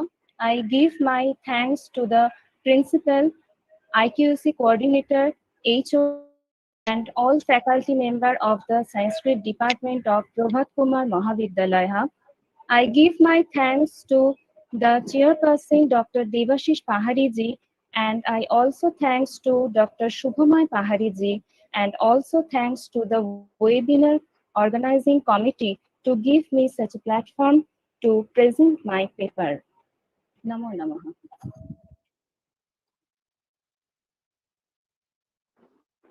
Hello, hello, hello. Yes, Are you yes, sir. audible? Hello. Thanks, Mrs. Amrita, for your nice presentation. And Thank you, also, I want to say that is the main object of our life, dharma, artha, kama, moksham. Already nicely explained it, and also that is prevention. The basic object of Ayurveda is prevention. First is prevention, then after that is the curation of any disease. And you have explained properly. It's good, nice presentation. Next. Thank you, sir. मया विनिवेद्यन्ते अधुना Mrs Ananya जाना। Thank you, sir. Today, my value of medicinal plant to human welfare.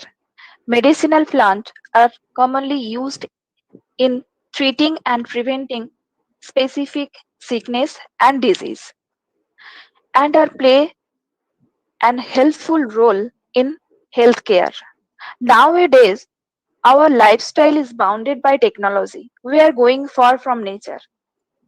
Although biotechnology has improved, but plants are still an important source for medicine and play a vital role in the world of health. In plants, medicinal properties may be present in one or all parts of the plant, like root, stem, leaf, flower, fruit, or seeds. Treatment with herbal medicinal plants now hold a strong ground because these are safe. Many of the plants used for medicine are easily available in the environment around us, like tulsi. Tulsi is rich in antioxidant which help to get relief from stress, and we can also use it to get relief from cough. Like aloe vera, whose Bengali name is Ghrito Kumari. This plant is used in treatment of asthma, dullness of skin. It is also known for its wide cosmetic use. The commonly used elements are leaf juice and gel. Neem, that is also easily available around us. Various parts of this plant are used. It is used in gram treatment, smallpox. Leaves also have antiseptic properties. The oil is used in treatment of chronic skin diseases. Herbal products are today the symbol of safety. So, people are returning to the nature with hope of safety and security. It is the time to protect and cultivate and also promote the medicinal plants. Thank you. Thank you, Mrs. Sonanda Jana. It's a very informative uh, paper presentation, and it's a good thing. You have already mentioned that symbol of safety. Herbal product is a symbol of safety. It can be the USP or the Ayurvedic medicinal plant. It's a symbol of safety. And it's very nice presentation. Along with this, I want to say something for the participants, and also that government of India already encouraging that to promote the herbal medicinal plant. They are also giving some subsidies, that financial backup. Also, government of India also giving this, and also, and they are incorporating the all industries to build up a medicinal plant, and that is herbal garden, because the source of medicinal plant is only two, that is natural source or cultivated source. And natural source, nature cleaning of that is forest and everything, that proper segmentation is going on. Along with the cultivation purpose, already government of India along with some autonomous body is also doing on it. It's a very nice presentation. Also, it's just related to the this present scenario also. Thank you. Thank you, sir. Next presenter, Mrs. Ankita Gupta.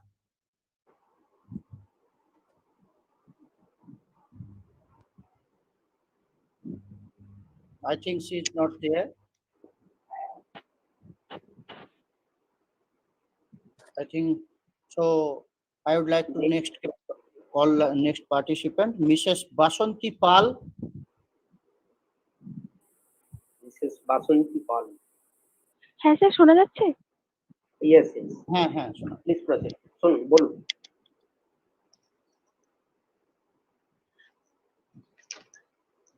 Hello শোনা যাচ্ছে? হ্যাঁ, Mrs বলুন। হ্যাঁ বলুন। আচ্ছা ঠিক আছে। এখানে উপস্থিত সকলকে আমার নমস্কার। আমার পত্রের বিষয় হচ্ছে করোনা মহামারী ও আয়ুর্বেদ শাস্ত্র একটি অধ্যয়ন। চীন থেকে আগত করোনা ভাইরাস যেন সারা বিশ্বকে গ্রাস করেছে, আর তার হানা ঠেকাতে ঘরবন্দি করে রাখা অর্থাৎ আইসোলেশন, সোশ্যাল ডিস্টেন্সিং মেনে চলা, বারবার হাত ধোয়া, জীবাণুনাশক দিয়ে স্নান, এই অভ্যাসগুলো আমরা ক্রমে রপ্ত করে উঠেছি। কিন্তু এই অভ্যাসগুলো ভারতে নতুন নয়, বরং 3000 বছরের পুরনো। ভারতীয় অর্থনীতিতে পাতা উল্টালে দেখা যায় যীশু খ্রিস্টের জন্মের আগে থেকেই আইসোলেশন, পরিচ্ছন্ন থাকা, এমনকি 21 দিন গৃহবন্দী থাকার নিধানও রয়েছে। জানা যায় চরক সংহিতার রচনাকাল গুপ্ত যুগ বা 300 থেকে 500 খ্রিস্টাব্দের বলে মনে করা হয়। সেখানে বিমান স্থানের 3য় অধ্যায়ে এপিডেমিক বা জনপদ ধ্বংসনীয় বিমান নামের একটি অংশ রয়েছে। করোনা রুখতে 2020-তে দাঁড়িয়ে আমরা যেসব উপায় অবলম্বন করছি তার অধিকাংশই সেখানে বর্ণিত। জনপদ ধ্বংসনীয় অর্থাৎ গোটা সমাজকে ধ্বংস করে দিতে পারে এমন রোগের হানা ঘটলে কিভাবে তার প্রতিকার সম্ভব তা লেখা রয়েছে। আবারও শুধু তাই নয়, খ্রিস্টের জন্মের প্রায় 400 বছর পরে লেখা ভারতীয় আয়ুর্বেদ শাস্ত্রের অন্যতম সেরা গ্রন্থ অষ্টাঙ্গ হৃদয় এর শ্লোকে 21 দিনের লকডাউনের বিষয়টিও স্পষ্ট করা আছে। সেখানে 65 নম্বর শ্লোকে লেখা রয়েছে একবিংশতি রাত্রেন বিষং শাম্যাতি সর্বথা, অর্থাৎ কোনো বিষের বা জীবাণুর প্রভাব কমে 21তম দিনে। অর্থাৎ বিষ বা জীবাণুতে আক্রান্ত রোগীকে 21 দিন গৃহবন্দী রাখলে সেই বিষ আর বাইরে সংক্রামিত করতে পারে না।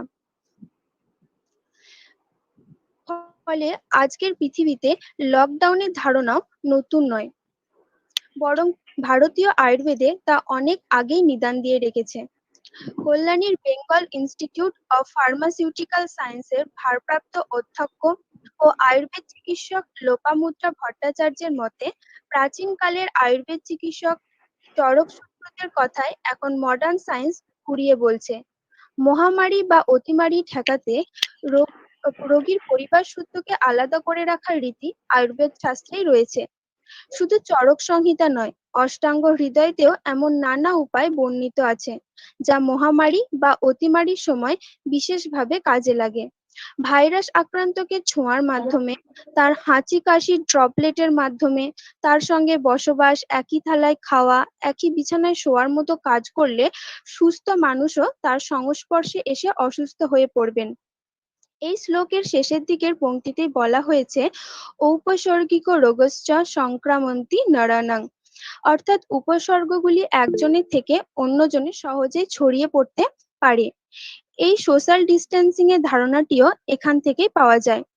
চরক সংহিতার তিস্রৈশনীয় অধ্যায়ে 3 প্রকার ইমিউনিটির আয়ুর্বেদের ভাষায় বল এর কথা বলা রয়েছে।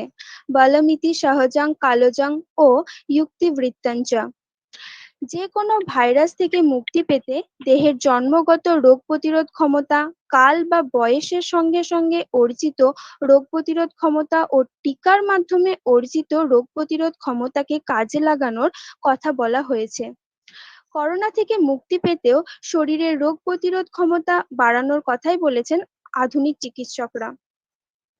আয়ুর্বেদ চিকিৎসক ও গবেষক সুজন সরকারের মতে ভারতীয় ও আয়ুর্বেদ করে করোনা রোধে পৃথিবীর এখন অনেক দেশই এগিয়ে এসেছে। একসময় চরক ও শুশ্রূষ সংহিতা নালন্দা বিশ্ববিদ্যালয়ে পড়ানো হতো। তখন এই 2 গ্রন্থের প্রতিলিপি ও অনুবাদ পাড়ি দেয় তিব্বত ও অন্যান্য পূর্ব এশীয় দেশে। তাই সেই সব দেশে ভারতীয় আয়ুর্বেদের প্রভাব রয়েছে। আজ করোনা ঠেকাতে তাই চীনও সেই সব প্রাচীন গ্রন্থের নিদান আঁকড়ে মোকাবিলা করছে। ভারত সহ গোটা বিশ্ব সেই পথেই হাঁটছে। আধুনিক চিকিৎসা শাস্ত্র যেসব উপায়ের কথা বলছে তা মূলত সনাতনী আয়ুর্বেদ থেকেই নেওয়া, কেবল তার প্রয়োগে আধুনিকীকরণ করা হয়েছে। তখন কাপড় বা সুতির বস্ত্র দিয়ে নাক মুখ চাপা দেওয়ার কথা বলা হয়েছে, এখন তাই মাস্ক। জল ও বায়ুবাহিত ভাইরাস ধ্বংস করতে বারবার গরম জলে স্নান ও গরম জল পান করার নিধানও রয়েছে এখানে। নমস্কার। অশেষ ধন্যবাদ মিসেস বাসন্তী পাল। খুব প্রসঙ্গ মানে খুব প্রাসঙ্গিক আলোচনা এবং করোনা মহামারী নিয়ে খুব পেপার খুব প্রাসঙ্গিক ছিল এবং তার সঙ্গে যেটা বলি তার সঙ্গে আয়ুর্বেদের কোলাবোরেশন, আয়ুর্বেদের পুরনো শাস্ত্রে বিভিন্ন জায়গায় জনপদ বিধ্বংসিনী অধ্যায়, তিস্রৈশনী অধ্যায় বিভিন্ন রকম ভাবে এক্সপ্লেন করা হয়েছে, নাইসলি প্রেজেন্টেড।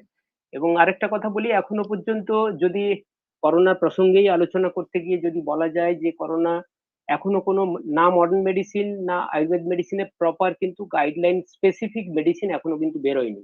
এটা অ্যান্টিভাইরাল যে দেওয়া হচ্ছে, মানে ধরুন ভ্যাকসিন দেওয়া হচ্ছে, it's not a medicine, it's a preventive care. এবং এই প্রিভেন্টিভ কেয়ারের কথা কিন্তু আয়ুর্বেদে অনেক আগে থেকেই বলা আছে, ইমিউনিটি বাড়ানো থেকে শুরু করে বিভিন্ন প্রিভেন্টিভ কেয়ার। এই প্রিভেন্টিভ কেয়ার করে এবং প্রচুর এই প্রসঙ্গের মধ্যে রিসার্চও হয়েছে, যারা প্রিভেন্টিভ কেয়ার করে অনেকেই কিন্তু করোনা থেকে অনেকটা মুক্তি পেতে পেরেছেন এবং করোনা ওদেরকে অতটা মহামারী পর্যায়ে নিয়ে যেতে পারেনি। খুব সুন্দর প্রেজেন্টেশন হয়েছে, থ্যাংক ইউ। ধন্যবাদ sir. Now I would like to request Mrs. Bipasha Karmokar. নমস্কার স্যার, শোনা যাচ্ছে আমার কথা? হ্যাঁ, শোনা যাচ্ছে। হ্যাঁ, উপস্থিত মহামান্য স্যার ম্যাডামদের আমার প্রণাম জানাই। আমার বিষয় হলো সংক্রামক রোগ ও চরক সংহিতা। আয়ুর্বেদ হলো ভারতবর্ষের প্রাচীন চিকিৎসা শাস্ত্রের এক অঙ্গ। ভারতের মাটিতেই এই চিকিৎসা পদ্ধতির উৎপত্তি হয়। আয়ুর্বেদ শব্দটি আয়ুষ অর্থাৎ জীবন এবং বেদ অর্থাৎ বিজ্ঞান অর্থাৎ জীবনের বিজ্ঞান। এটি এমনই এক চিকিৎসা পদ্ধতি যাতে রোগ নিরাময়ের জীবনযাত্রার প্রতি বেশি জোর দেওয়া হয়। বর্তমানে 2020 এবং 2021 অর্থাৎ একবিংশ শতাব্দীতে আমরা যে করোনা হানা ঠেকাতে যে ঘরবন্দি হয়ে আছি বা আইসোলেশন, বারবার হাত ধোয়া, সামাজিক দূরত্ব মেনে চলা, এই অভ্যাসগুলো আমরা গোটা বিশ্ববাসী আয়ত্ত করে ফেলেছি। এই অভ্যাসগুলো কিন্তু নতুন নয়। চরক সংহিতায় বা সুশ্রুত সংহিতায় এই সমস্ত অভ্যাস বা চিকিৎসার পদ্ধতি অনেক আগেই বলা হয়েছে। সেখানে দেখা যাবে যে এই চরক সংহিতার বিমান স্থানে বারবার এই সমস্ত কথা বলা হচ্ছে। সেখানে একটি অধ্যায় হচ্ছে জনপদ ধ্বংসনীয়, সেটি বিমান স্থানে পাওয়া যায়। সমগ্র মনুষ্য সমাজকে ধ্বংস করে দিতে পারে এমন সংক্রামক রোগ যদি হানা দেয়, তবে কি কি উপায় অবলম্বন করা যায়, কিভাবে তার প্রতিকার করবে, সে সমস্ত কথা ভারতীয় আয়ুর্বেদ শাস্ত্রে উল্লেখ আছে। চরক সংহিতায় বলা হচ্ছে যে রাসায়নিক ওষুধ প্রয়োগে ভাইরাস কিন্তু মরে যায়। বর্তমানে বিশেষজ্ঞরা অতিমারি করোনা ঠেকাতে যে বারবার পরিচ্ছন্ন থাকতে বলছেন, তা কিন্তু আয়ুর্বেদ শাস্ত্রেই বলা হয়েছে। স্যানিটাইজার ব্যবহার, ভালো করে হাত পা ধোয়া, এই সমস্ত বারবার যে নিদান দেওয়া হচ্ছে, চিকিৎসকরা দিচ্ছেন, তা কিন্তু খ্রিস্টের জন্মের অনেক আগে চরক সংহিতায় কিন্তু চরক জানিয়ে দিয়েছেন। শুধু তাই নয়, ভারতীয় আয়ুর্বেদ শাস্ত্রের সেরা গ্রন্থ হচ্ছে অষ্টাঙ্গ হৃদয়, সেখানেও 21 দিনের লকডাউনের কথা বলা হয়েছে। চরক সংহিতার যে টিকাকার চক্রপাণি দত্ত, তিনি যে রোগের 3 প্রকার কারণ, তার মধ্যে একটি কারণ অভিসংগজ হেতু উল্লেখ করেছেন। সুশ্রুত সংহিতায় এই হেতু বিষয়ে বলা হয়েছে যে প্রসঙ্গাৎ গাত্র সংস্পর্শাৎ নিঃশ্বাসাৎ সহভোজনাৎ সহসজ্জা সনশ্চাপী বস্ত্র মাল্যানুলেপনাৎ, অর্থাৎ ভাইরাস আক্রান্তকে ছোঁয়ার মাধ্যমে, তার হাঁচি কাশি ড্রপলেটের মাধ্যমে, তার সাথে বসবাস, একই থালায় খাওয়া, একই বিছানায় শোয়া ইত্যাদি সংস্পর্শে যদি কোনো সুস্থ মানুষ আসে, তাহলে সে অসুস্থ হয়ে পড়বে। আধুনিক চিকিৎসা শাস্ত্র যেসব উপায়ের কথা বলছে, তা মূলত সনাতনী আয়ুর্বেদ শাস্ত্রেই কিন্তু পাওয়া যায়। অনেক কুসংস্কারাচ্ছন্ন মানুষ বিশ্বাস করে যে এই করোনা পরিস্থিতিতে যে ঈশ্বর একমাত্র আশ্রয়, তাই তাঁর আরাধনা করলে রাত দিন এবং ঘরে ধূপধুনা দিলে হরিনাম কীর্তন হয়ে যাবে। কিন্তু চিকিৎসা বিজ্ঞান বা আয়ুর্বেদ শাস্ত্রে এই অবৈজ্ঞানিক চিন্তা ভাবনার কোনো স্থান নেই। অথর্ববেদে একটি মন্ত্রে বলা হয়েছে দৃষ্টম ত্রিহ মথ কুরু রুম ত্রিহম, অর্থাৎ দৃশ্যমান এবং অদৃশ্যমান সমস্ত জীবাণুকে কিন্তু ধ্বংস করতে হবে। জীবাণু ঘটিত যে সংক্রামক রোগ একজনের হলে তার সংস্পর্শে আসা প্রত্যেকেই সংক্রমিত হবে, এ বিষয়ে স্কন্দ পুরাণ ও পদ্ম পুরাণে একটি সুন্দর কাহিনী আছে, যেটি সনাতন ধর্মাবলম্বীরা হাজার হাজার বছর ধরে পালন করে আসছে। আমরা জানি আষাঢ় মাসে রথযাত্রা পালন করা হয়, আর এই রথযাত্রাতে শ্রী জগন্নাথ ভাই বোনের সাথে মাসির বাড়ি যান। কিন্তু তারও কিছুদিন আগে স্নান যাত্রা শ্রী জগন্নাথকে অনেক দুধ জল দিয়ে স্নান করানো হয়। এর ফলে তাঁর জ্বর হয়, ঠান্ডা লেগে যায়। এই সময় তিনি নিজেকে একটি নির্জন কক্ষে বন্দি রাখেন 14 দিন, এবং ভক্তদেরও এই কক্ষে প্রবেশ তখন নিষেধ করা হয়। এই 14 দিনের শেষে সঙ্গ নিরোধ অর্থাৎ কোয়ারেন্টাইনের শেষে তিনি কক্ষ থেকে বেরিয়ে আসেন, তারপরে তিনি মাসির বাড়ি যান। এই সঙ্গ নিরোধ বা কোয়ারেন্টাইনে এক বিশেষ পাচন দেওয়া হয়, হরিতকি, দারচিনি, আদা, লবঙ্গ, কালো জিরে এইসব মিশ্রিত এক ভেষজ পাচন। ভক্তরা বিশ্বাস করে যে এই পাচন খেলে যে কোনো সংক্রামক ব্যাধি অর্থাৎ সিজনাল জ্বর সেরে যায়। চরক সংহিতায় বলা হয়েছে দেশ, কাল, জল, বায়ু এইসবের বৈগুণ্য হলেই নাকি অতিমারি দেখা যায়। চরক সংহিতায় বিমান স্থানে উল্লেখ করা হয়েছে যে কিভাবে মহামারী জনপদ ধ্বংসকারী রোগসমূহ বিস্তার লাভ করে, কিভাবে আলাদা আলাদা বয়স, আলাদা খাদ্য, আলাদা অভ্যাস, শক্তির তারতম্য থাকা সত্ত্বেও এই মহামারী রোগ পুরো সমাজকে আক্রান্ত করে। সেখানে বলা হয়েছে যে মানুষের মধ্যে অনেক পার্থক্য আছে ঠিক, কিন্তু এমন কিছু উপাদান আছে যা সবার জন্য একই ধরনের উপসর্গের মহামারী রোগ একই ধরনের সেই উপাদানগুলোকে আক্রান্ত করে, ফলে সমস্ত জনপদ ক্ষতিগ্রস্ত হয়। সবার জন্য সেই এক উপাদান হলো বায়ু, যা সকলেই আমরা শ্বাসের সঙ্গে গ্রহণ করি, জল, দেশ, কাল, অর্থাৎ জীবাণু ঘটিত রোগ সমূহের বিস্তার কিভাবে হতো, যেমন বায়ুর মাধ্যমে করোনা ভাইরাস যে ছড়িয়ে পড়ছে, তার একদম অত্যন্ত সুন্দর স্পষ্ট ধারণা তৎকালীন আয়ুর্বেদ দিয়েছিলেন। তারা জানতেন যে আলাদা আলাদা না থেকে একসাথে থাকার কারণেই আমরা এই সংক্রামক রোগগুলোতে আক্রান্ত হচ্ছি। সংক্রামক রোগ করোনা, এই করোনাতে কফ, সর্দি এগুলো নির্দিষ্ট স্থানে ত্যাগ করার কথা চিকিৎসকরা পরামর্শ দিচ্ছেন। শুধু করোনা নয়, যে কোনো সংক্রামক রোগের ক্ষেত্রেই এগুলো মেনে চলা উচিত, যাতে বাতাসে ও স্পর্শের দ্বারা না ছড়ায়। ঋষি চাণক্যের একটি সুন্দর বাণী আমরা মানতে পারি যে শত্রু যখন অদৃশ্য, তখন নিজেকে লুকিয়ে রাখাই বুদ্ধিমানের কাজ। নমস্কার। থ্যাংক ইউ, অশেষ ধন্যবাদ মিসেস বিপাশা কর্মকার। খুব সুন্দর আলোচনা এবং প্রাসঙ্গিক আলোচনা এবং পেপার প্রেজেন্টেশনে আরেকটা জিনিস, এখান থেকে একটা জিনিস উঠে এলো, ভালো জিনিস, সেটা হচ্ছে কুসংস্কার ও আয়ুর্বেদ। মানে অনেক কুসংস্কার আছে, যেটা সংস্কার আর কুসংস্কার, এই সংস্কার আয়ুর্বেদের সঙ্গে জুড়ে দেওয়া হয়। এখনো দেখা যায় অনেক কিছু, অনেক আলোচনায় আমরা দেখি। এটা নিয়ে আমরা অনেক বিস্তর আলোচনা করতে পারি। এখানে একটা একটা আই ওপেনিং জায়গা তৈরি হলো। এবং এই কতটা আয়ুর্বেদ এই সংস্কার বা কুসংস্কারের ব্যাপারে আয়ুর্বেদ কতটা আলোকপাত করে বা করে না, এই নিয়ে আলোচনা এবং যথেষ্ট কালেকটিভ ওপিনিয়ন এবং ইনফরমেটিভ ওপিনিয়ন খুব সুন্দর হয়েছে। Thank you Bikash sir. Thank you sir. Next, I would like to request Assistant Professor Dr. Devobroto Bera.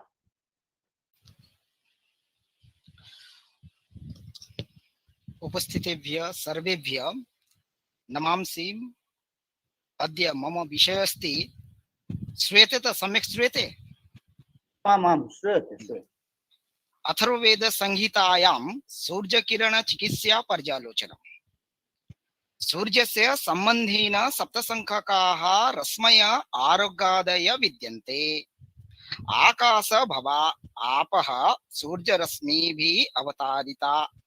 आपः रोगग्रस्ताय पीडाकारिणां काश स्मेषादि रोगं विनाशयन्तु।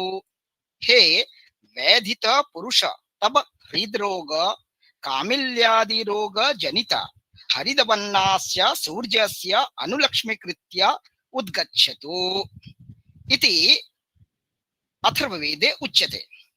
उक्त एतत्तु सर्वदा प्रिवेंटिव रूपेण सूर्यकिरणस्य कार्यं वर्तते एव।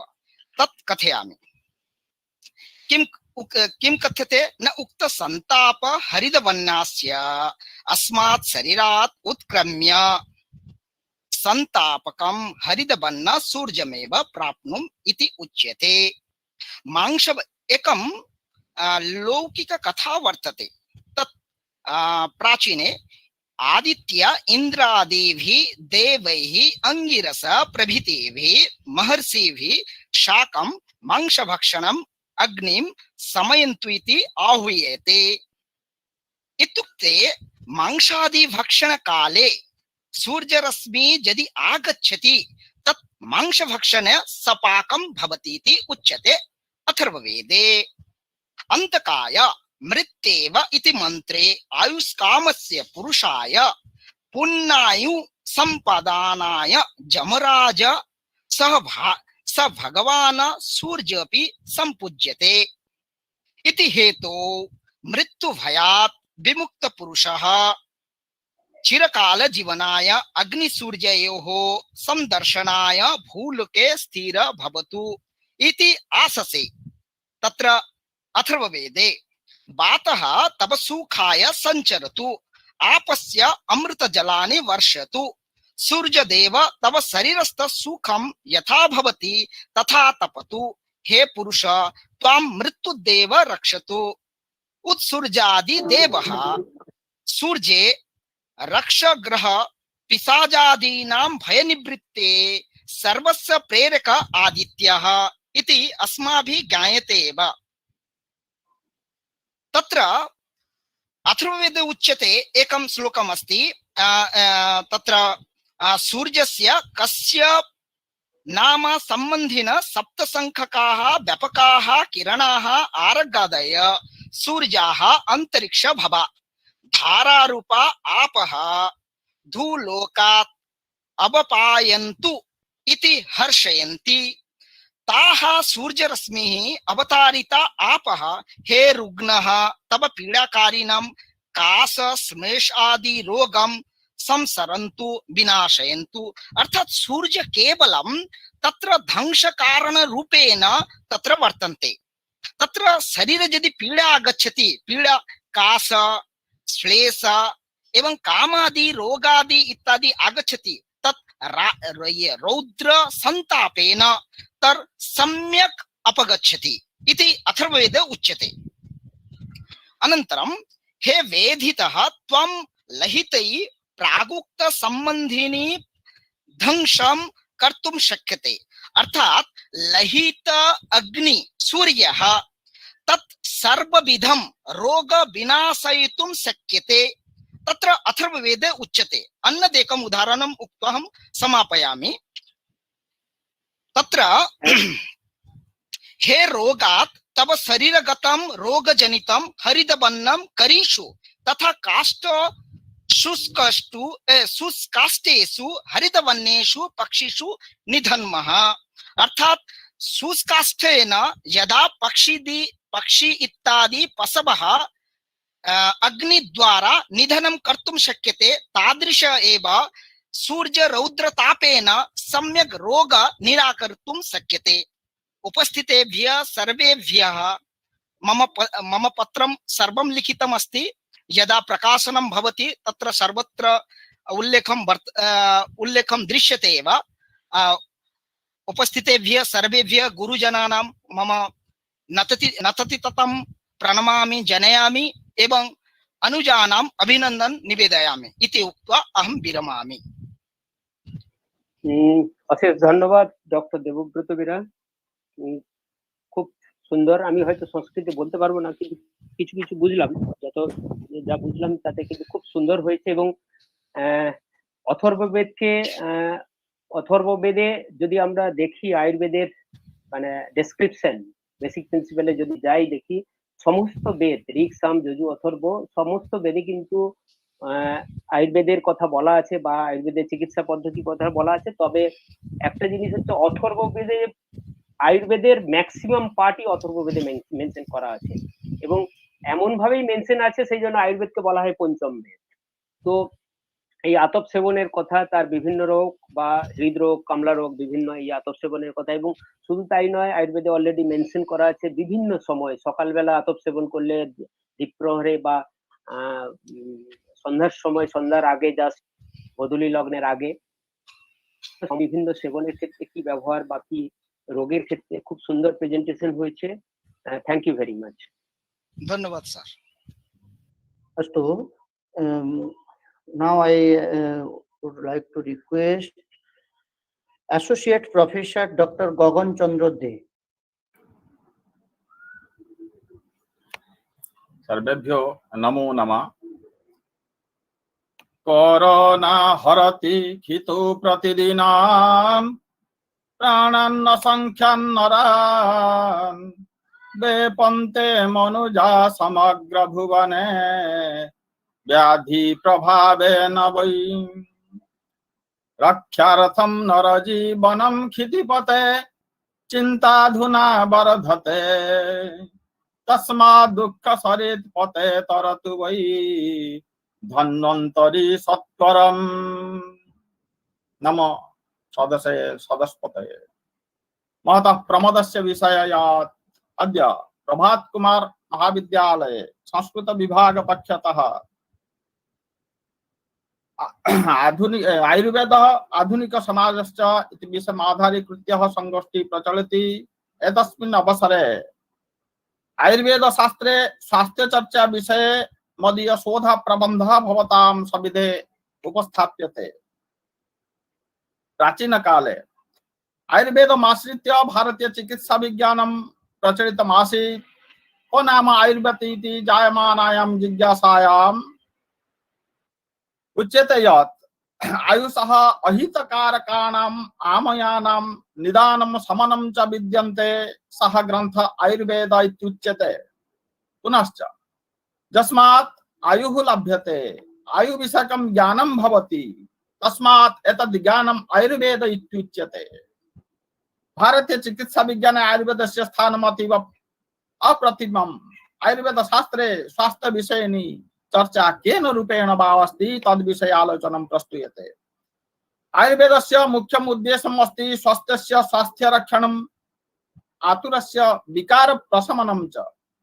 शरीरे आरोग्य अनारोग्ययोः विषये उत्तरदायिनी स्तः त्रिदोषस्य साम्यं वैषम्यं च। तस्मादेव आयुर्वेद धातु साम्य क्रियात्वेन निरूपितः अस्ति।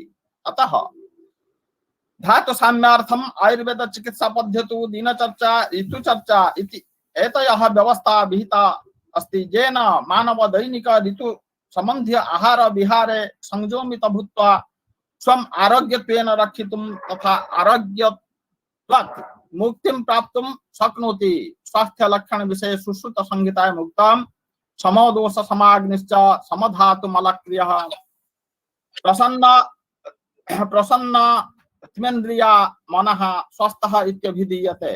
तत्र दिनचर्या नाम दिने दिने स्वास्थ्य रक्षणार्थम अनुष्ठीयमान विधि दिनचर्येति कथ्यते। आयुर्वेद ग्रंथे स्वस्थ वृत्त विषय के प्रकरणे दिनचर्यायां विस्तृतं विवरणं विद्यते। दिनस्य चर्चा अथवा दिनं दिनं क्रियमाणा चर्चा एव दिनचर्यात्वेन ज्ञायते। चर्चा शब्द चर गति भक्षणार्थक धातुः निष्पन्नः, तस्य अर्थः अस्ति गमनं भक्षणं च। अतः दिनचर्या इत्यनेन दिवसे गति भक्षण अर्थात आहार विहारय निर्दिश्यन्ते। दिनचर्यां तत्र जागरणं, उषःपानं, शौचक्रिया, दन्तधावनं, जिह्वा निर्लेखनं, गण्डूष, व्यायामः, अभ्यङ्गः, अवगाहनं, भोजनं, निद्रा, मैथुनादि विषयाः आगमिष्यन्ति। तत्र जागरणं कदा कर्तव्यं तद्विषये आलोचनं प्रस्तूयते। स्वस्थ जनेन प्रातःकाले ब्राह्म मुहूर्ते उत्थितव्यं येन आरोग्यम् अवाप्यते। तत्र प्रातःकाले जागरण कुर्वतां तथा विद्वता तथा संध्या समय शीघ्रतया निद्रां कुर्वतां जनानां स्वास्थ्य धन विद्वत्ता इति एतः सम्यक्तया स्वास्थ्यस्य भवति इति भारतीय महर्षिभिः सहस्रवर्षपूर्वतः प्रकटीकुर्वता। उषःपानं नाम पूर्वेस्मिन् दिवसे ताम्रपात्रे रक्षितं जलं प्रातःकाले पातव्यम्। उषःपानकर्तारं जनः रोगः न आक्रमति तथा शतवर्षीय जीवनलाभ भवति। अतः उषःपानकर्तारः जनाः अर्श उदररोगेभ्यः मुक्तिं प्राप्नोति। उषःपानेन मलः मूत्रादीनां त्यागः सम्यक्तया भवति, येन शरीरात् अनेकाः विषमयाः पदार्थाः बहिर्निर्गच्छन्ति, यस्मात् अनेक रोगेभ्यः मुक्तिर्मिलति। तत्र शौचक्रिया मलवेगरोधनेन पक्वाशयशूलः, शिरशूलः, अपान वायोः अवरोधः, मलः विरोधः, पिण्डिको दृष्टनः आत्मानाम् आदयः भवन्ति। अतः शौचक्रियाः सुष्ठुतया सम्पादनार्थं वायुकारकाणां चणकादीनां ग्रहणं न कर्तव्यं तथा शाकादीनां ग्रहणं कर्तव्यम्।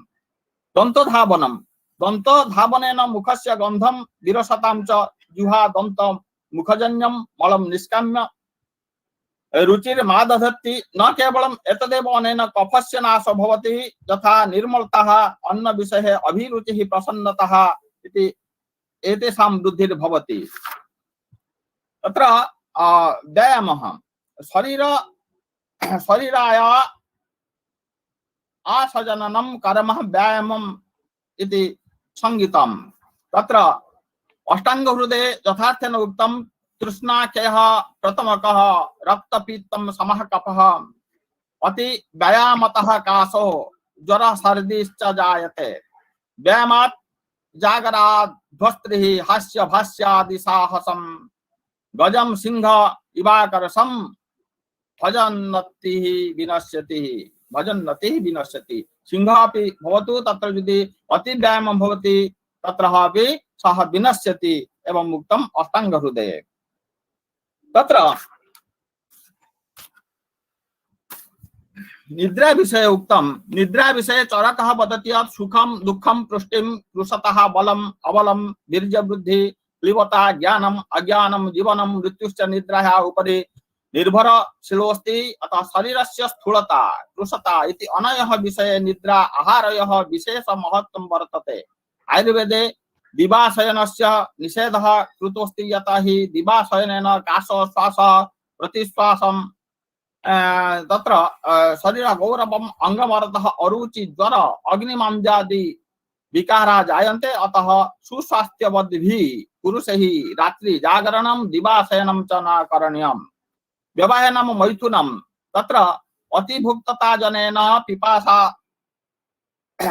पिपासितेन बालेन वृद्धेन अन्य वेग अर्तेन जनेन रुग्णेन जनेन प्रातःकाले अर्धरात्रौ मध्याह्ने लज्जामय विवृतः अशुद्ध स्थाने तु स्त्रीजनेन दुर्बलजनेन दुःखी जनेन दुर्बल जनेन मैथुनं न करणीयम् एतस्य दिनचर्याः सम्यक्तया कृतेन अनुपालनेन जनाः भाविभ्य अनेकेभ्यो रोगेभ्य स्वमेव रक्षयित्वा स्वयं एक स्वास्थ्यवान जनरूपेण जीवन यापनं कृत्वा तत्र शतवर्ष आयु लब्धुं शक्नुवन्ति।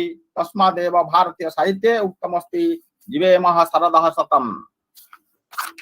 तत्र ऋतुचर्चा विषये सम्यक् उक्तं यथा ऋतुचर्याः साम्यत्वं वर्णयन् महात्म्यं वर्णयन् महर्षि चरको वदति यत् सम्यक्तया ऋतुचर्याः अनुपालनकर्तुः जनस्य भुक्त आहारात् बलं वर्णश्च वर्धते। अतः स्वास्थ्यरक्षणे ऋतुचर्या ज्ञान अत्यन्तम् आवश्यकं। रोग उत्पत्तेः अनन्तरं जनैः अनेक कष्टानि सोढ्यानि भवन्ति।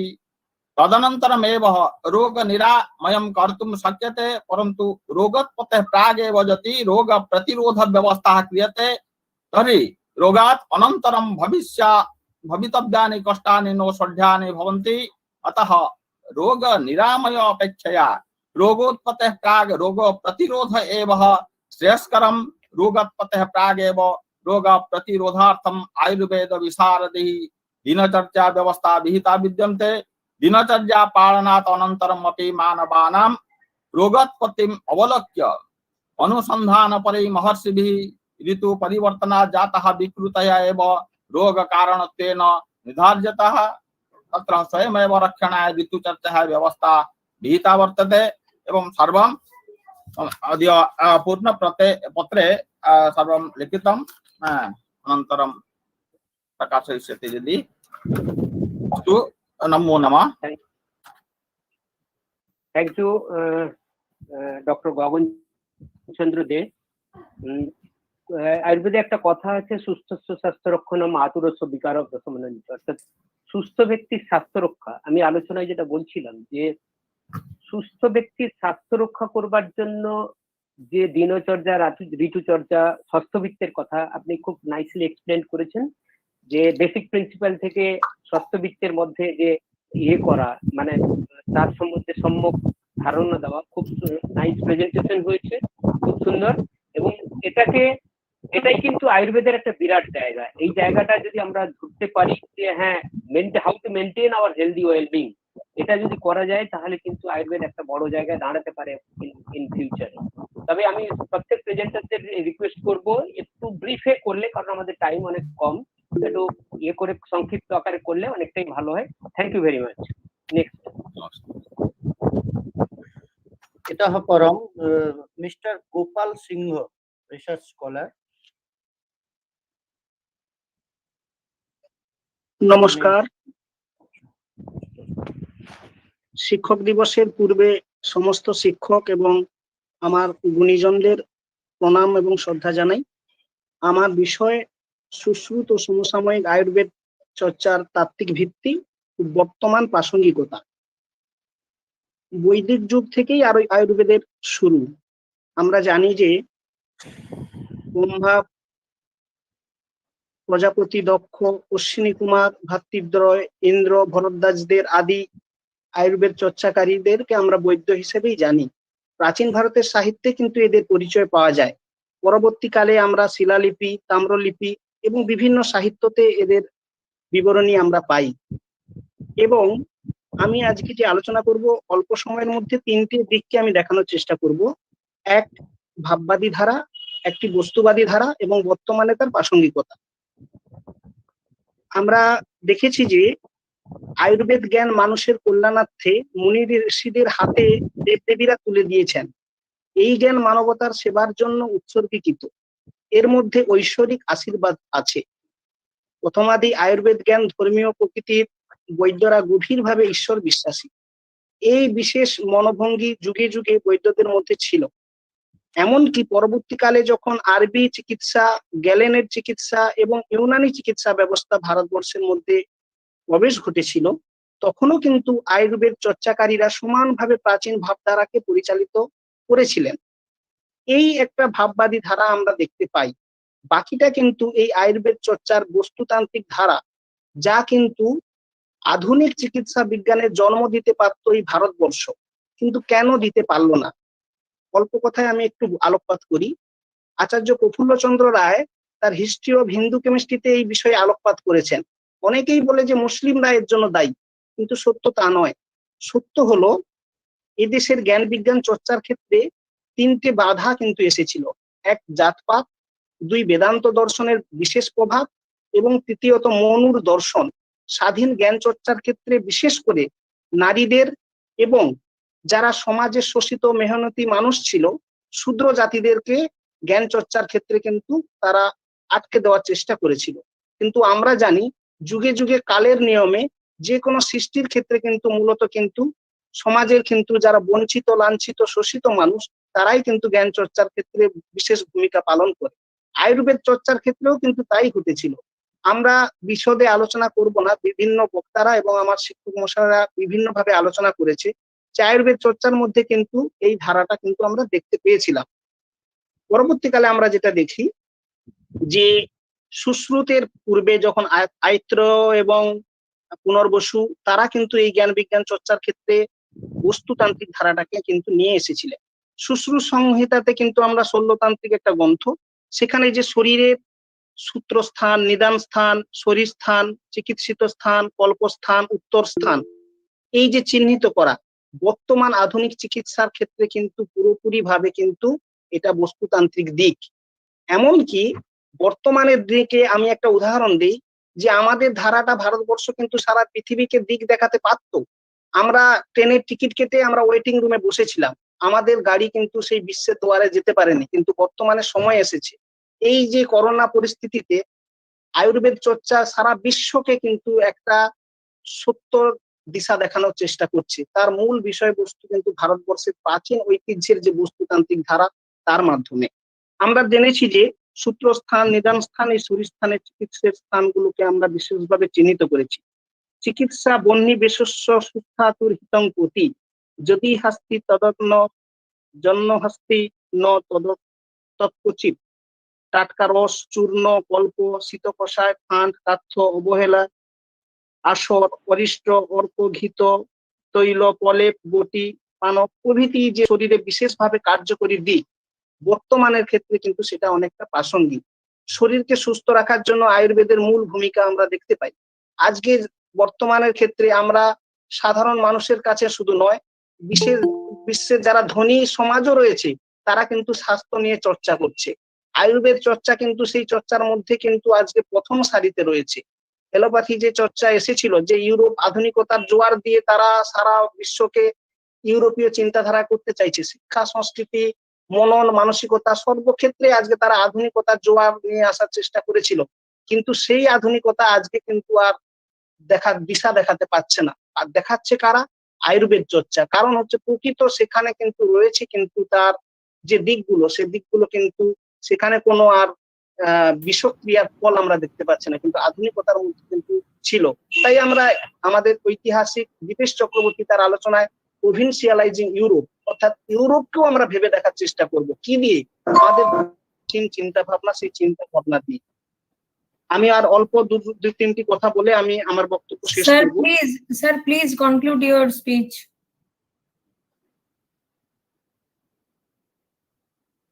Yes, proceed. Please conclude as early as possible. Yeah. নমস্কার। আমি মিস্টার গোপাল সিংহ। হ্যাঁ স্যার বলুন। হ্যাঁ, কমপ্লিট করুন as early as হ্যাঁ কমপ্লিট করুন। পরবর্তীকালে আমরা যে ন্যায় দর্শন সাংখ্য দর্শনের উপর ভিত্তি করে যে শাস্ত্র আমরা পাই, শরীর কি, স্বাস্থ্য কি, ব্যাধি কি, এই জিনিসগুলো কিন্তু সেখানে দেখানোর চেষ্টা করা হয়েছে। ক্ষিতি, অপ, তেজ, মরুত, বোম, মানব দেহের সুস্থতা নির্ভর করে যে ত্রিদোষের ওপর, সেটা বায়ু, পিত্ত, কফ, তার উপর স্বাস্থ্য নির্ভর করে।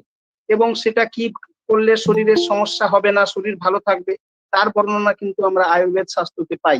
প্রয়োগ সময়তে ব্যাধি যত্নমন্য মুদি রয়েত নাসৌ বিশুদ্ধ শুদ্ধস্ব সময়েদন ন উপয়তি। নমস্কার। খুব সুন্দর এবং thank you for nice presentation. আয়ুর্বেদের পৌরাণিক ধারা বা বৈদিক ধারার ক্ষেত্রে আপনারা বলেছেন ভালো, খুব সুন্দর। এবং আমরা একটা জাস্ট প্রসঙ্গক্রমে বলে রাখি, সেটা হচ্ছে আমরা বলে থাকি আয়ুর্বেদ ফিজিশিয়ানদের কবিরাজ, এই কবিরাজের যে ধারা, অনেকেই বলে রাজবৈদ্য, কেউ মানে কবিদের রাজা এই ধরনের আছে, বাট আয়ুর্বেদ ফিজিশিয়ানদের যে কবিরাজ সেকে মানে বলা হয় কেন, সেটা যদি আমরা আরো পৌরাণিক ধারায় চলে যাই, অলরেডি ভাগবত গীতায় উল্লেখ করা আছে, শ্রীকৃষ্ণ বলেছিলেন আমি কে, সেখানে উনি বলেছিলেন আমি কবি। কবি মানে কি, কবিরিব রাজ হতে ইতি কবিরাজ, অর্থাৎ কবি মানে শুক্রাচার্য। দেবাসুরের যুদ্ধে অর্থাৎ দেবতাদের দেবতা মানে ফিজিশিয়ান ছিলেন টুইন অশ্বিনী কুমার দ্বয়, আর অসুরদের দেবতা ছিলেন শুক্রাচার্য। শুক্রাচার্য মরণাপন্ন অসুরকে বাঁচিয়ে তুলতে পারতেন বলে সেই জন্যই শুক্রাচার্য ছিলেন ওনাদের ফিজিশিয়ান, এবং কবিরাজ সেই হয় যিনি মরণাপন্ন মানুষকেও বাঁচিয়ে তুলতে পারেন। এবং সেক্ষেত্রে এই ধরনের যে প্রাসঙ্গিক এবং শুধু তাই না, একটা আশাবাদী দিক দেখানো। এবং প্রফেসর মধুসূদন গুপ্ত আয়ুর্বেদিক ফিজিশিয়ান, প্রথম মেডিকেল কলেজের কিন্তু উনি অ্যানাটমির প্রফেসর হয়েছিলেন, উনি একজন আয়ুর্বেদিক ফিজিশিয়ান সংস্কৃত কলেজ থেকে যখন যায়।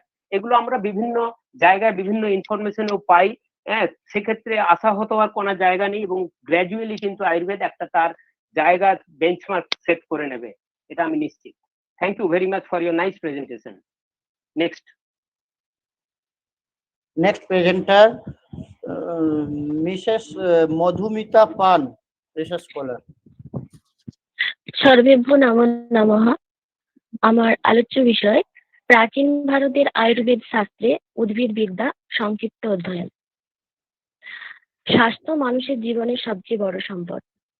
আমরা যদি সাধারণ স্বাস্থ্যবিধি মেনে চলি তবে সুস্থ সবল দেহে দীর্ঘদিন বেঁচে থাকতে পারি। শরীরকে সুস্থ ও নীরোগ রাখতে হলে খাদ্য, পানীয়, বিশ্রাম, সুনিদ্রা, আলো বাতাস, পোশাক পরিচ্ছদ, স্নান, সংযম প্রভৃতির দিকে নজর দেওয়া উচিত।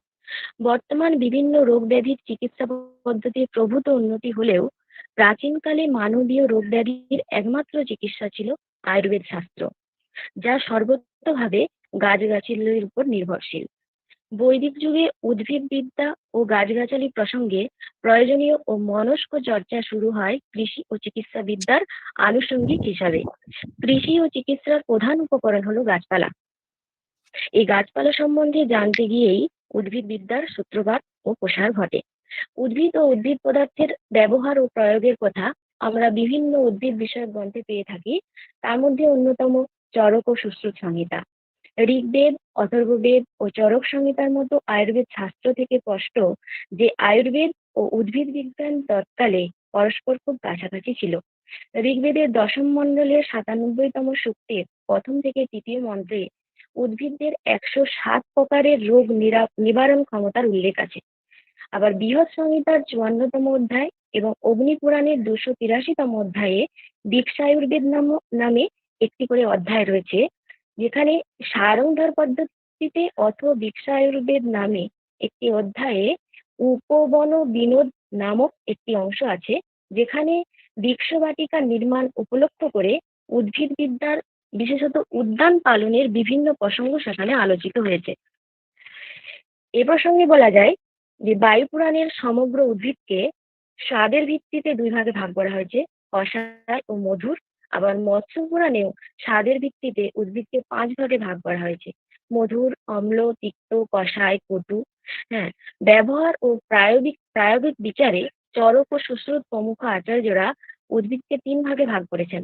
একটা হচ্ছে উদ্ভিদ অর্থাৎ বোটানিক্যাল, বিরেচনাদি অর্থাৎ মেডিসিনাল, আর অন্নপানাদি অর্থাৎ ডায়েটিক।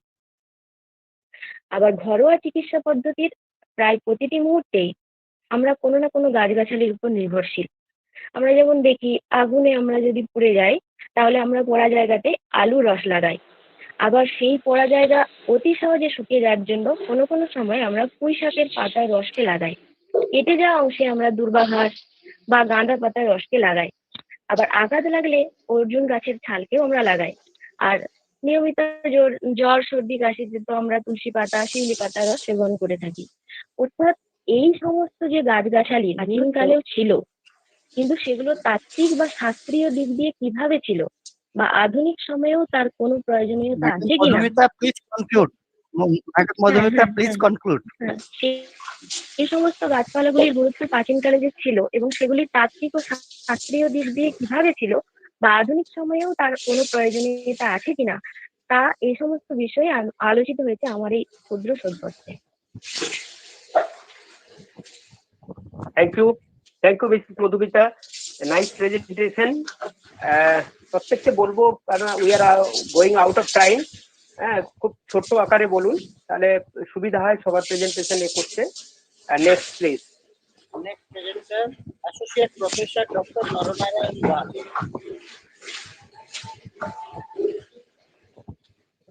Not something on name. So we would like to get Professor Om Narayan Tiwari.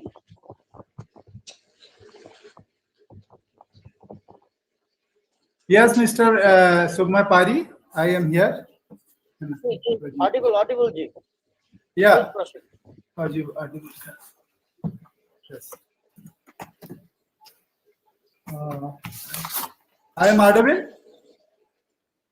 Yeah. Please proceed. Okay.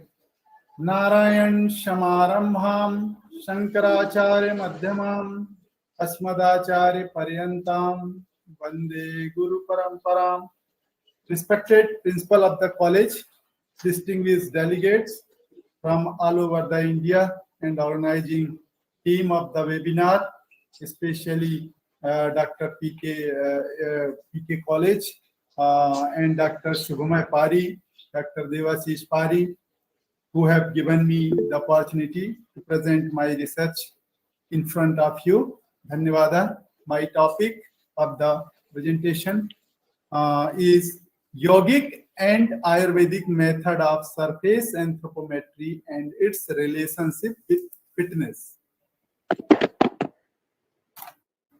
Surface anthropometry means the physique.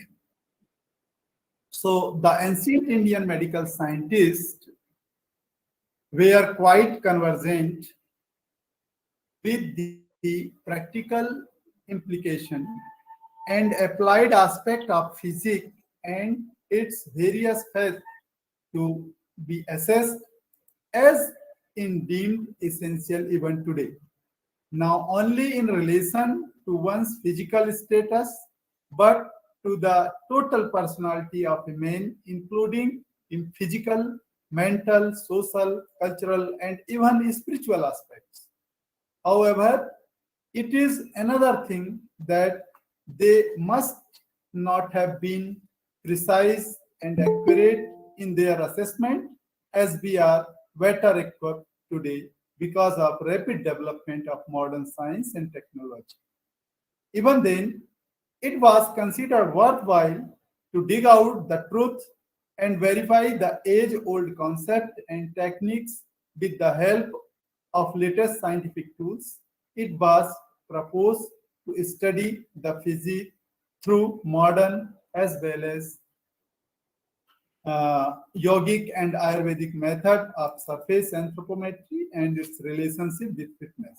The present investigation has been conducted on 300 Madhya Pradesh boys with a view to study physique and cardiovascular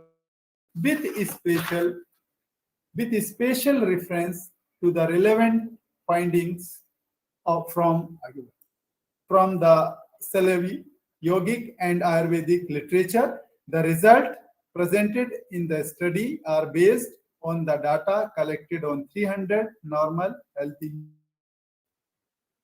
of different age category from 16 to 21 year. The subjects were divided into 6 one-year age group. Each age group contained 50 subjects from the data were collected the educational institution. All the measurements were taken on the right-hand side because these have been used for such a purpose which require the measurement to be the maximum as in the case of Ayurveda. In Ayurvedic literature, the length, width, and circumferences of an individual have been expressed in terms of the finger width of his own hand. No clear methodology has been described in Ayurveda for this purpose. In the present study, the width of middle finger of right hand is measured in centimeter. Further, this measurement was multiplied by the number of fingers as suggested by the Ayurvedists in order to get the value of particular measurement in centimeter. According to Vasishtha Samhita and Yoga Yajnavalakya, the stature of an individual could be obtained by a multiple of 96 fingers width of the same person. However, according to Charak, Shushruta, and Bhagavad, it is multiply of 84, 120, and 84 fingers width respectively. Our findings confirm that 96 is the right figure. Similarly, some of the measurement, the value will in the term of anguls could be verified, which comes as the same as advocated by Ayurvedists. In most of the cases, it had been by hit and trial method arrived at some different value than those advocated in Ayurvedic literature, because it was found that the latter could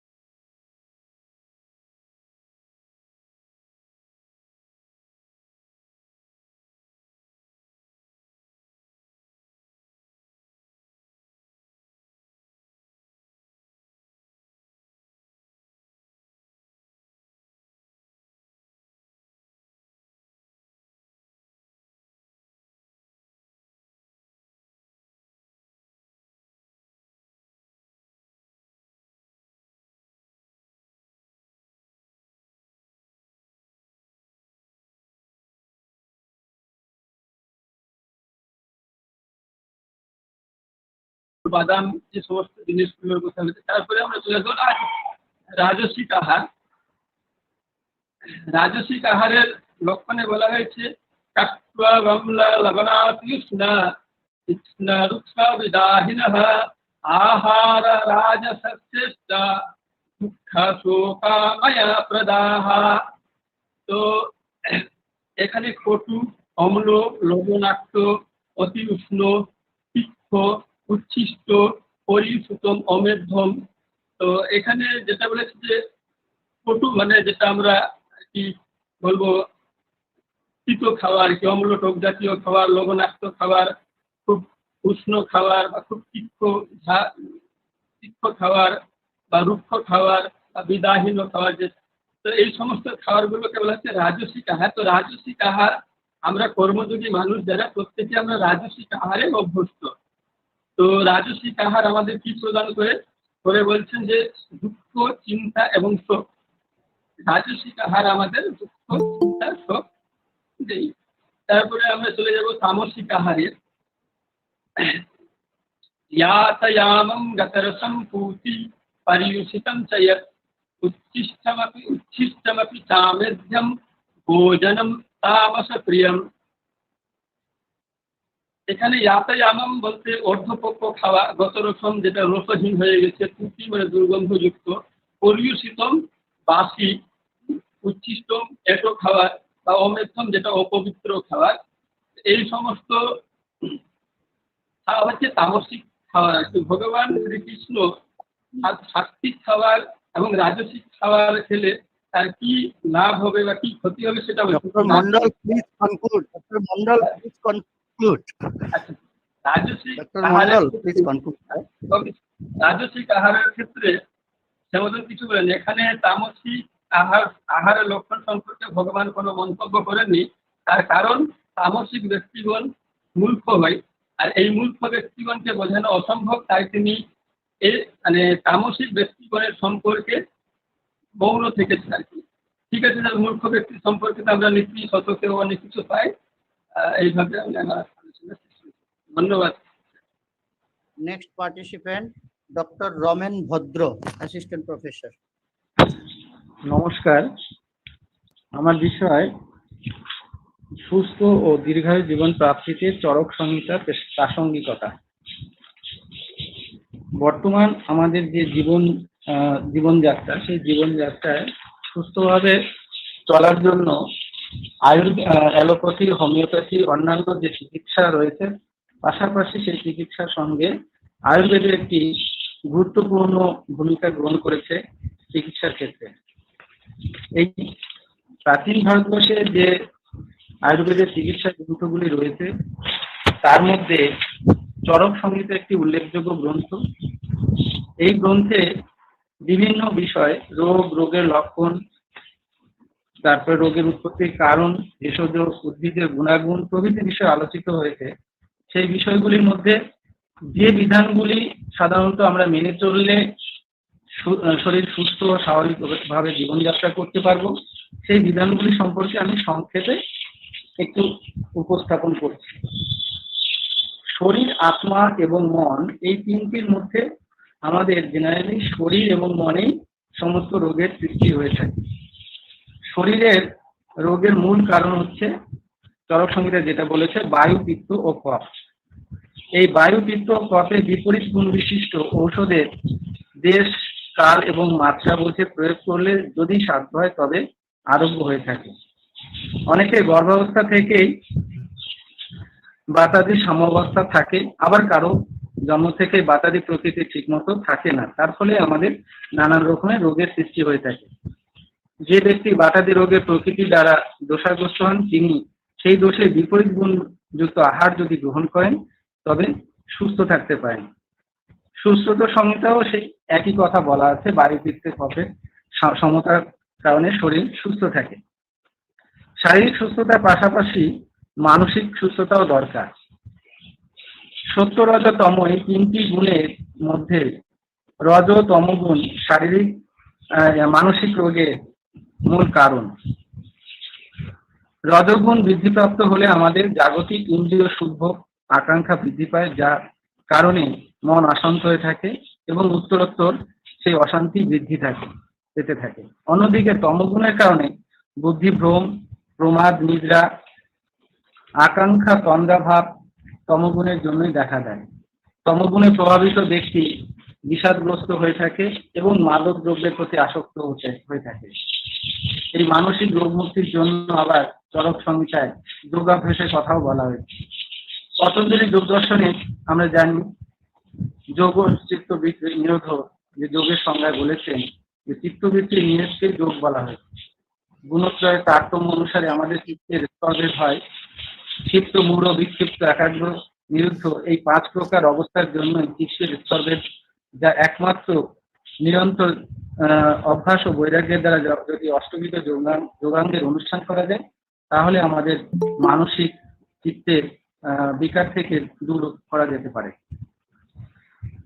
ব্যায়াম বিধি সম্পর্কেও আমরা চরক সংহিতায় দেখি, শরীরকে সুস্থ রাখার জন্য ব্যায়াম বিশেষভাবে প্রয়োজন। চরক সংহিতায় বলা হয়েছে দেহকে দৃঢ় করার জন্য এবং দেহের বল বৃদ্ধির জন্য শারীরিক বল বৃদ্ধির জন্য যে Dr. Bhadra, please conclude, sir. Dr. Bhadra, please conclude, sir. Okay.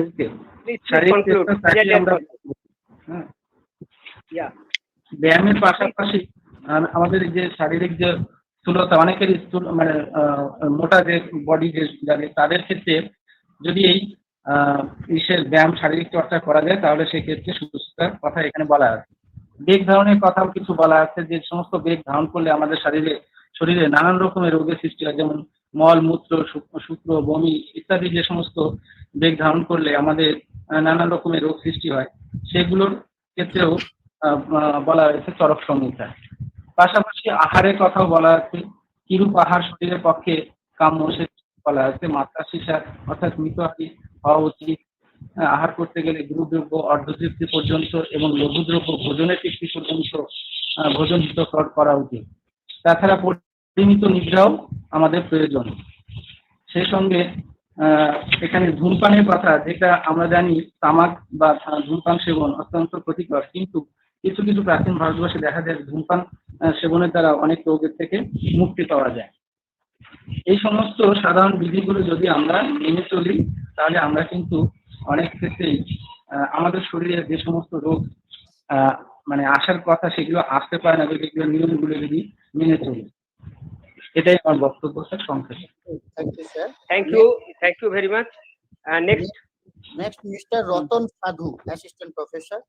Yes, sir.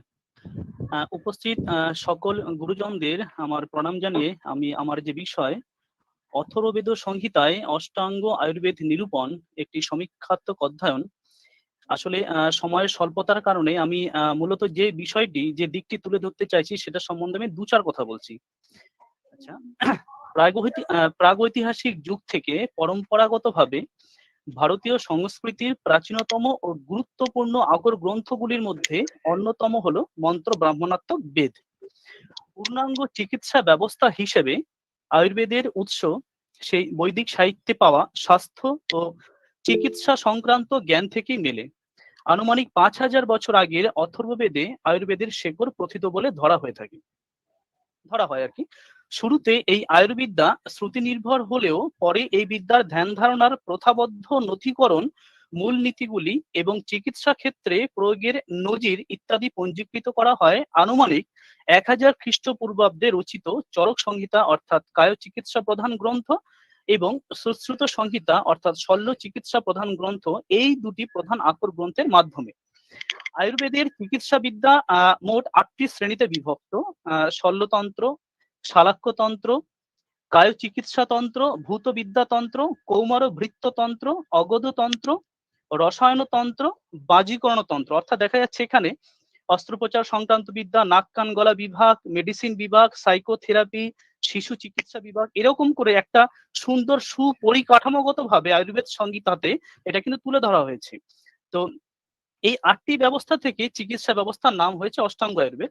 তো আয়ুর্বেদ সংহিতা এই পূর্ণাঙ্গ চিকিৎসা, আয়ুর্বেদ হলো একটা পূর্ণাঙ্গ চিকিৎসা বিদ্যা গ্রন্থ, সেই তুলনায় অথর্বেদ সংহিতা কিন্তু তা বলতে পারি না, কারণ ওখানে তার পাশাপাশি কৃষি ব্যবস্থা, বর্ণ ব্যবস্থা, হ্যাঁ এটা ঠিক যে গোটা বেদের মধ্যে আলোচনা করা হয়েছে, তার মধ্যে বেশি আলোচনা করেছে অথর্বেদে, কিন্তু তার পাশাপাশি অথর্বেদে কৃষি ব্যবস্থা, বর্ণ ব্যবস্থা নিয়ে আলোচনা করা হয়েছে। তো যাই হোক, অধিকাংশ মনীষী মতে এই কারণে আয়ুর্বেদ কিন্তু অথর্বেদের উপবেদ হিসেবে মনে করে থাকেন, আবার কেউ কেউ পঞ্চম বেদও বলে থাকেন। কিন্তু অথর্বেদে প্রায় 4000 বছর পরে লিখিত আয়ুর্বেদের আকর গ্রন্থে উল্লিখিত অষ্টাঙ্গ তন্ত্র মূলত অথর্বেদেও কিন্তু বিক্ষিপ্ত হয়ে নির্মিত হয়েছে, যেটা বললাম। তো স্বাভাবিকভাবেই যে সমস্ত প্রশ্নগুলো এখান থেকে উঠে আসছে, যে সভ্যতার অগ্রগতির দরুন আয়ুর্বেদে অষ্টাঙ্গ তন্ত্র বিষয়টি অথর্বেদে ঠিক কিভাবে রয়েছে আর কি, মন্ত্র বা উদ্ধৃতিগত দিক থেকে উভয় সংহিতা লিখিত রূপটা কি এক না একটু আলাদা আছে? সুশ্রুত চরক আদি মনীষীরা স্বীয় গ্রন্থে নতুন কিছু শৈলীর কি কিছু উপস্থাপন করেছেন? প্রতিটি চিকিৎসা তন্ত্রকে কেন্দ্র করে অথর্বেদ এবং আয়ুর্বেদে কি কি বলা হয়েছে? অথর্বেদে চিকিৎসা বিদ্যা বিষয়ে যথাযথ আলোচনার পরে পুনরায় আয়ুর্বেদ সংহিতা গ্রন্থে মুদ্রণের প্রয়োজনীয়তা কেন হলো? আর তাছাড়া পাশাপাশি বর্তমান সময়ে আয়ুর্বেদ চিকিৎসার প্রাসঙ্গিকতা ঠিক কতটুকু? তো আমি আমার এই ক্ষুদ্র নিবন্ধটিতে উভয় সংহিতারই যে অষ্টাঙ্গ ব্যাপারটা সেটা নিয়ে আলোচনা সমীক্ষাত্মক অধ্যয়নের মাধ্যমে আমি সামগ্রিক বিষয়টাকে তুলে ধরার চেষ্টা করব। নমস্কার। Thank you very much.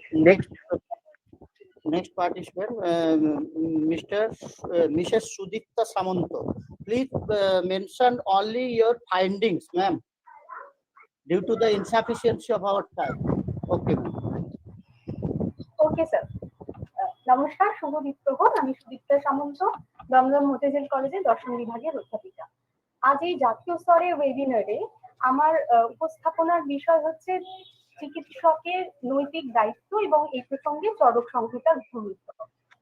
আমরা জানি এবং আমরা পূর্ব বক্তাদের কাছ থেকে শুনে এসেছি চরক সংহিতা সম্পর্কে। আমি শুধুমাত্র আমার আলোচ্য বিষয়ের মূল বক্তব্য অংশটুকুই এখানে আলোচনা করতে চাইবো বা উপস্থাপনা করে রাখতে চাইবো।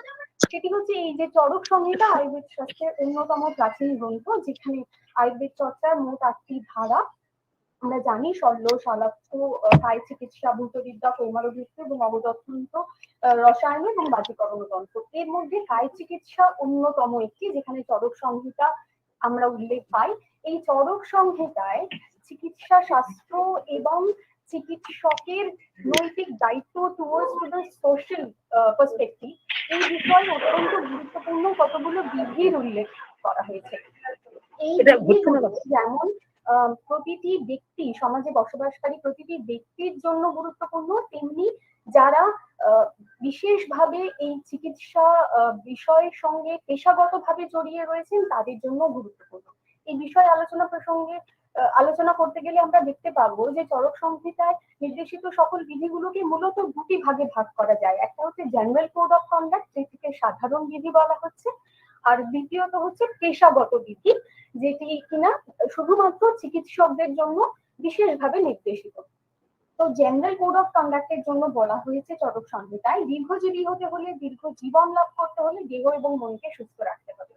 সুস্থতা প্রসঙ্গে চরক সংহিতায় সুস্থতার লক্ষণ করা হয়েছে এবং সেখানে দেহ এবং মন উভয়ের উপরেই সমান গুরুত্ব প্রদান করা হয়েছে এবং এই প্রসঙ্গে সুস্থতার লক্ষণও দেওয়া হয়েছে এবং খুব বিশেষভাবে মেনশন করা হয়েছে ত্রিদোষ, বিভিন্ন ধাতু এবং আমাদের স্বভাব, প্রকৃতি ইত্যাদি প্রসঙ্গে আমাদেরকে সুস্থ থাকতে হবে, তবেই আমরা ব্যক্তি জীবনে সুস্থ থাকতে পারবো এবং আমরা মানুষ, আমরা এই নিয়ম পালন করতে পারলে তবে সুস্থ থাকতে পারবো। এবং নিয়ম অনুসারেই চরক সংহিতাতে এই কথাও উল্লিখিত হয়েছে যে মানুষ মাত্রেই আমরা ভুল করি এবং সেই ভুলের পরিণাম স্বরূপ আমরা ব্যাধিগ্রস্ত হই এবং সেই ব্যাধি থেকে নিরাময়ের জন্যই প্রয়োজন চিকিৎসকদের, যে চিকিৎসকদের প্রতি বিশেষ দায়িত্ব প্রসঙ্গে কতগুলো বিধির উল্লেখ করেছেন চরক সংহিতাকার, যেখানে তিনি একদম শুরুতেই মেনশন করছেন যে চিকিৎসা ব্যবস্থার পূর্ণ সাফল্য নির্ভর করছে 4টি দিকের ওপর। একটি হচ্ছে রোগী, চিকিৎসক, ওষুধ প্রয়োগ এবং পরিচালক, যিনি নার্স বা যিনি এই ওষুধ প্রয়োগ করবেন। এবং এই প্রসঙ্গে চিকিৎসকদের জন্য বিশেষ কতগুলো বিধি নির্দেশ করেছেন। তিনি বলছেন চিকিৎসকদের প্রতি তিনি বিশেষভাবে নির্দেশ করে বলছেন চিকিৎসকদের পূর্ণ অভিজ্ঞতা অর্জন করতে হবে, তাদেরকে যথাযথ জ্ঞান অর্জন করতে হবে, দ্বিতীয়ত তাদেরকে এক্সপিরিয়েন্স হতে হবে, যুগোপযোগী হতে হবে, আপগ্রেডেশন থাকতে হবে তাদের, শুধু তাই না, madam please conclude. Madam sure sure. তো এইরকম বিভিন্ন কতগুলো পেশাগত বিধি যা কিনা শুধুমাত্র চিকিৎসকদের জন্য প্রয়োজনীয়, চিকিৎসকদের পেশাগত দিকের ক্ষেত্রে অত্যন্ত প্রয়োজনীয়, সেগুলিকে তিনি পালন করার জন্য নির্দেশ করছেন। এবং আমি সবশেষে বলতে চাইবো দার্শনিক আলোচনার দৃষ্টিকোণ থেকে যে আমরা এই যে বিধিগুলোর উল্লেখ আমরা পাচ্ছি যা কিনা আজকে জেনারেল একটা কোড অফ কন্ডাক্ট ডক্টরদের ক্ষেত্রে, সেটি কিন্তু সেই যুগে তিনি চরক সংহিতাকারে লিপিবদ্ধ করেছিলেন, যা আজও পর্যন্ত তার কালজয়ী ধারাবাহিকতা বহন করে চলেছে। ধন্যবাদ, নমস্কার। Thank you. Next participant, Mr. Kumar Maiti. Please conclude, sir, within 2 minutes. Sir. ধন্যবাদ।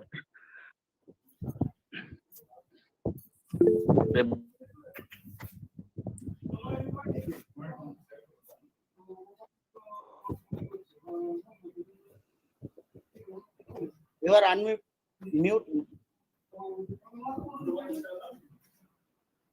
Hello, Mr. Maiti, please unmute. সর্বেভ্য নমো নমো। আমার পত্রপাঠের বিষয় আচার্য চক্রপাণি দত্তের বিশ্লেষণ। শোনা যাচ্ছে স্যার? হ্যালো, হ্যাঁ, কন্টিনিউ করুন। হ্যাঁ, শোনা যাচ্ছে, হ্যাঁ শোনা যাচ্ছে, আপনি বলুন, শোনা যাচ্ছে। আর স্যার প্লিজ 2 মিনিটের মধ্যে শেষ করবেন প্লিজ। চক্রপাণি দত্ত একজন বিখ্যাত আয়ুর্বেদিক চিকিৎসক, ভাষ্যকার এবং সম্পাদক ছিলেন।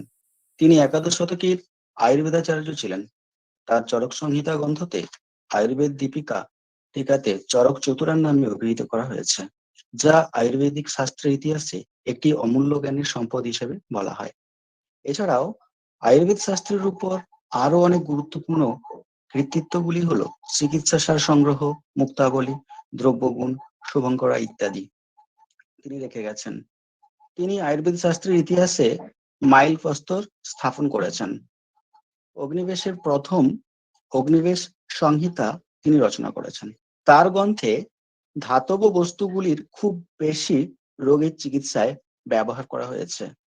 চক্রপাণি দত্ত, যিনি আলকেমিক ওষুধের অধিক পরিমাণে ব্যবহার এবং তাম্রযোগের অন্তর্ভুক্তির জন্য আয়ুর্বেদ শাস্ত্র হতে থাকে, এইভাবে তিনি নিজেকে আয়ুর্বেদ শাস্ত্রের ইতিহাসে ব্যতিক্রমিক প্রতিভার একজন চিকিৎসক হিসেবে প্রমাণিত হন। চক্রপাণি দত্ত বাংলার বীরভূম জেলার ময়ূরেশ্বর একটি গ্রামে বাসিন্দা ছিলেন। চক্রপাণি দত্ত তিনি ময়ূরেশ্বরের এক চক্র নগরী থেকে মাত্র 6 মাইল দূরে, যেখানে 5 বছর পাণ্ডবরা তাদের নির্বাসনকালের একটি অংশ কাটিয়েছেন বলে মনে করা হয়, সেই স্থানে তিনি জন্মগ্রহণ করেন। সেই স্থানে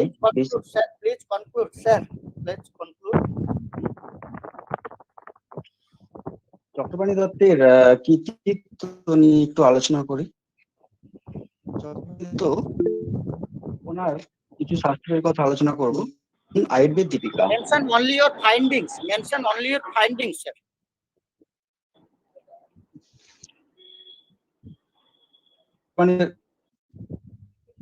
কৃতিত্ব Ayurveda Dipika. Please conclude, please proceed, please proceed. দ্রব্যগুণ সঙ্গে। ধন্যবাদ। Next candidate, Mrs. Mekhola Dasgupta. Within 2 minutes, ma'am. Okay sir, আমার বিষয় হচ্ছে আধুনিক সন্দর্ভে সুস্বাস্থ্য গঠনে চরক সংহিতার মহত্ব। কথায় আছে স্বাস্থ্যই সম্পদ। সুস্বাস্থ্য ও দীর্ঘায়ু জীবন আমাদের সকলেরই অভিপ্রেত। জীবনের লক্ষ্য যাই হোক না কেন, সেই লক্ষ্যে উপনীত হওয়ার মূলে আছে সুস্বাস্থ্য ও নীরোগ শরীর। স্বাস্থ্যহীনতা ও রুগ্নতা জীবন সংগ্রামে ব্যর্থতার মূল কারণ। এই বিষয়ে চরক সংহিতায় বলা হয়েছে, ধর্মার্থ কাম মোক্ষানাম আরোগ্যম মূলমুত্তমম রোগস্তস্য অপহর্তারং শ্রেয়স্য জীবিতস্য চ। কিন্তু শরীর মাত্রই ব্যাধির আকর, অর্থাৎ শরীরং ব্যাধি মন্দিরম। মানুষ জ্ঞানে হোক বা অজ্ঞানে স্বাস্থ্য রক্ষার নিয়ম উল্লঙ্ঘন করেই থাকেন, ফলে শরীরে নানা প্রকার রোগ ব্যাধির সৃষ্টি হয়। আধুনিক সময়ে আমাদের নানা ক্রিয়াকলাপ, যথা সময়ে আহার না করা, খেলাধুলার প্রতি অনীহা, যান্ত্রিক বস্তুর উপর আসক্তি ইত্যাদির ফলে রোগ ব্যাধির প্রকোপ ক্রমশই বৃদ্ধি পাচ্ছে। আর এইরূপ রোগ ব্যাধি হতে প্রশমিত হওয়ার উপায় আয়ুর্বেদে অনেক আগের থেকে নিহিত। জীবনের বিভিন্ন বাধা বিপত্তিকে অতিক্রম করে জীবনকে সুন্দর, নিরোগ ও গতিময় করে তুলতে আয়ুর্বেদের অন্তর্গত বিভিন্ন গ্রন্থের মধ্যে চরক সংহিতার মহত্ব অতুলনীয়।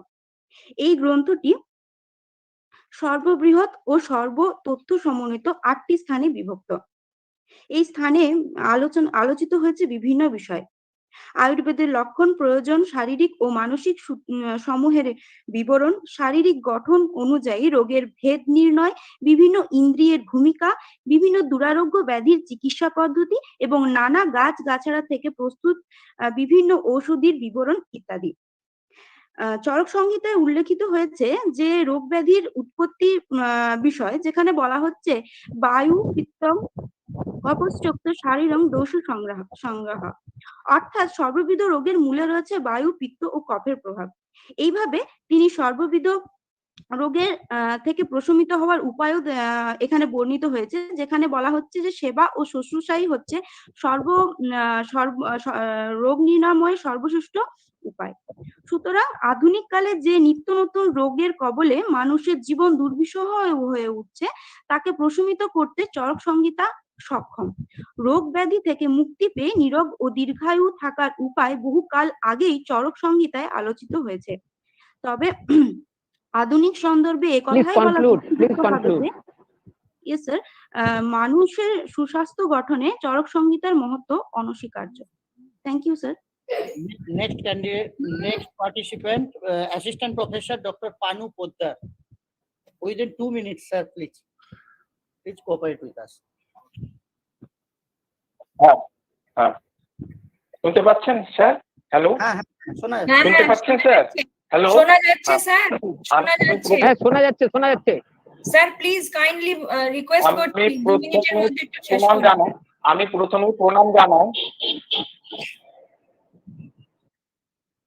আমি প্রণাম জানাই ডক্টর দেবাশিস পাহাড়ি মহাশয়কে এবং ধন্যবাদ জানাই প্রভাত কুমার সংস্কৃতি বিভাগকে এরকম করানোর জন্য।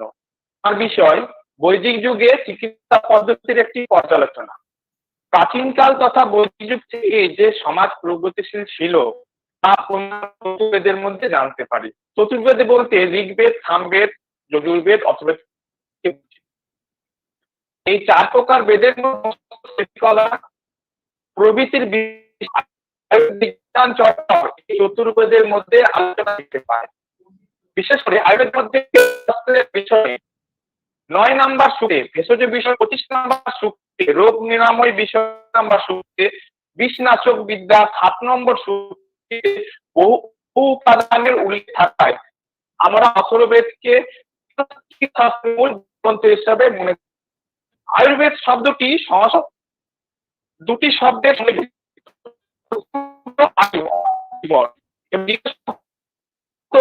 বেদ অর্থাৎ ক্ষেত্রে বললে যে শাস্ত্র করলে জীবকুলের জন্ম থেকে মৃত্যু পর্যন্ত স্বাস্থ্য সংরক্ষণ বিষয়ে তথা উপায়ে ভিন্ন জানতে পারি, সেই শাস্ত্রকে আয়ুর্বেদ বলে থাকি। এছাড়া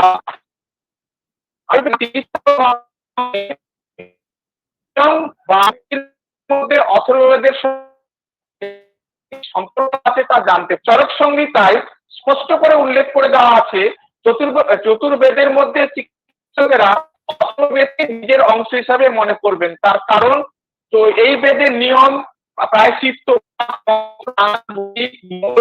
প্রভৃতির বর্ণনার জন্য শাস্ত্রে কোনো না কোনো দেবতার দ্বারা শাস্ত্রের উপস্থাপনা করা হয়েছে।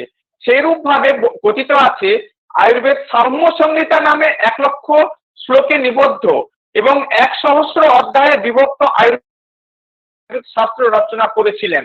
পরে তিনি তার সৃষ্ট জীবকুলকে অল্পায়ু ও স্বল্পাধি দেখে তিনি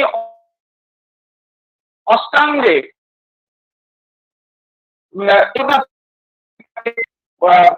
ভাগ করেছিলেন। সেই অষ্টাঙ্গার নামগুলো হলো চিকিৎসা এবং বাজিকরণ। স্যার প্লিজ কনক্লুড ইওর এছাড়াও এই ব্রহ্মার কাছ থেকে অষ্টাঙ্গ আয়ুর্বেদের শিক্ষা দিয়ে আমরা বিভিন্ন বেদে যে আয়ুর্বেদের আলোচনা আছে জানতে পেরেছি আমরা। আর এইভাবে আমরা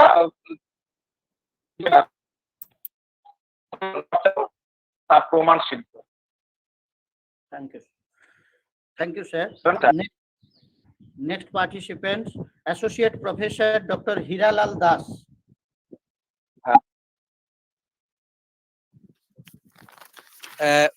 Good afternoon, one and all. I am Dr. Hiralal Das, working as a associate professor in the Department of Sanskrit, Maharaja Sri Ramchandra Bhanjade University, Keonjhar campus, Odisha. मम तत्र पत्रस्य विषयं भवति तावत् चरकसंहितायाम् आयुर्वेदस्य लक्षणं विविध रोगाः तन्निवारणोपायाश्च। जानन्ति भवन्तः चिकित्साशास्त्रस्य विषये, तर्हि अत्र यदि विचारयामः आयुर्वेदस्य विषये न केवलं रामायणे महाभारते अपि च ऋग्वेदे आरण्यक ग्रन्थेषु उपनिषत् ग्रन्थेषु उपनिषत्सु च आयुर्वेदस्य विषये तत्र निरूपणं कृतं वर्तते।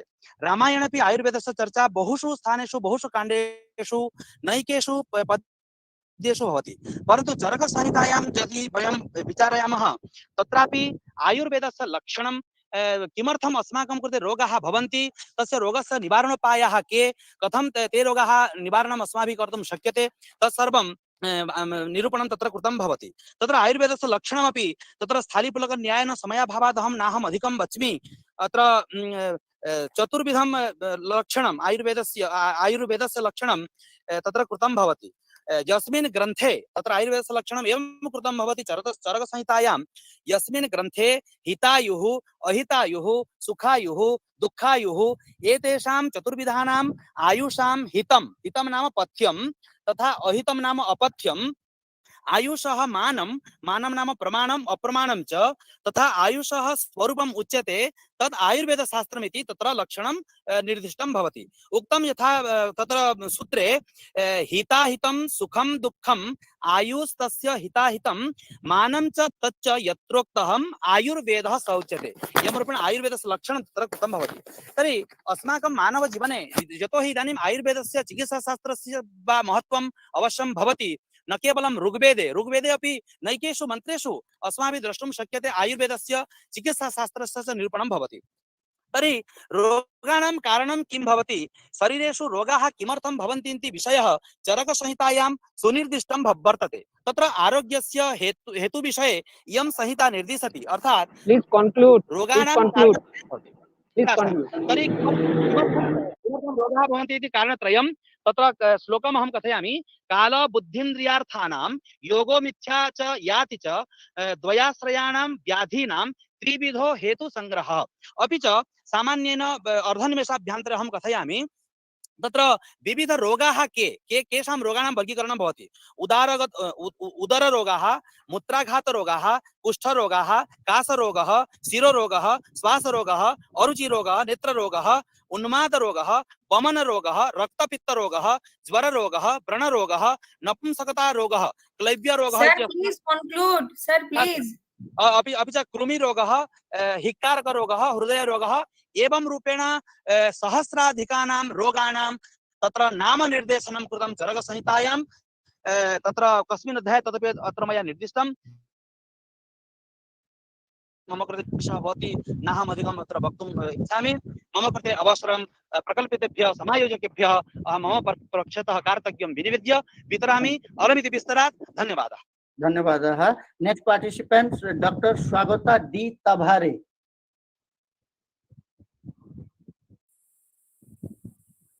Ma'am, please conclude within 2 minutes. Yes, sir, sure.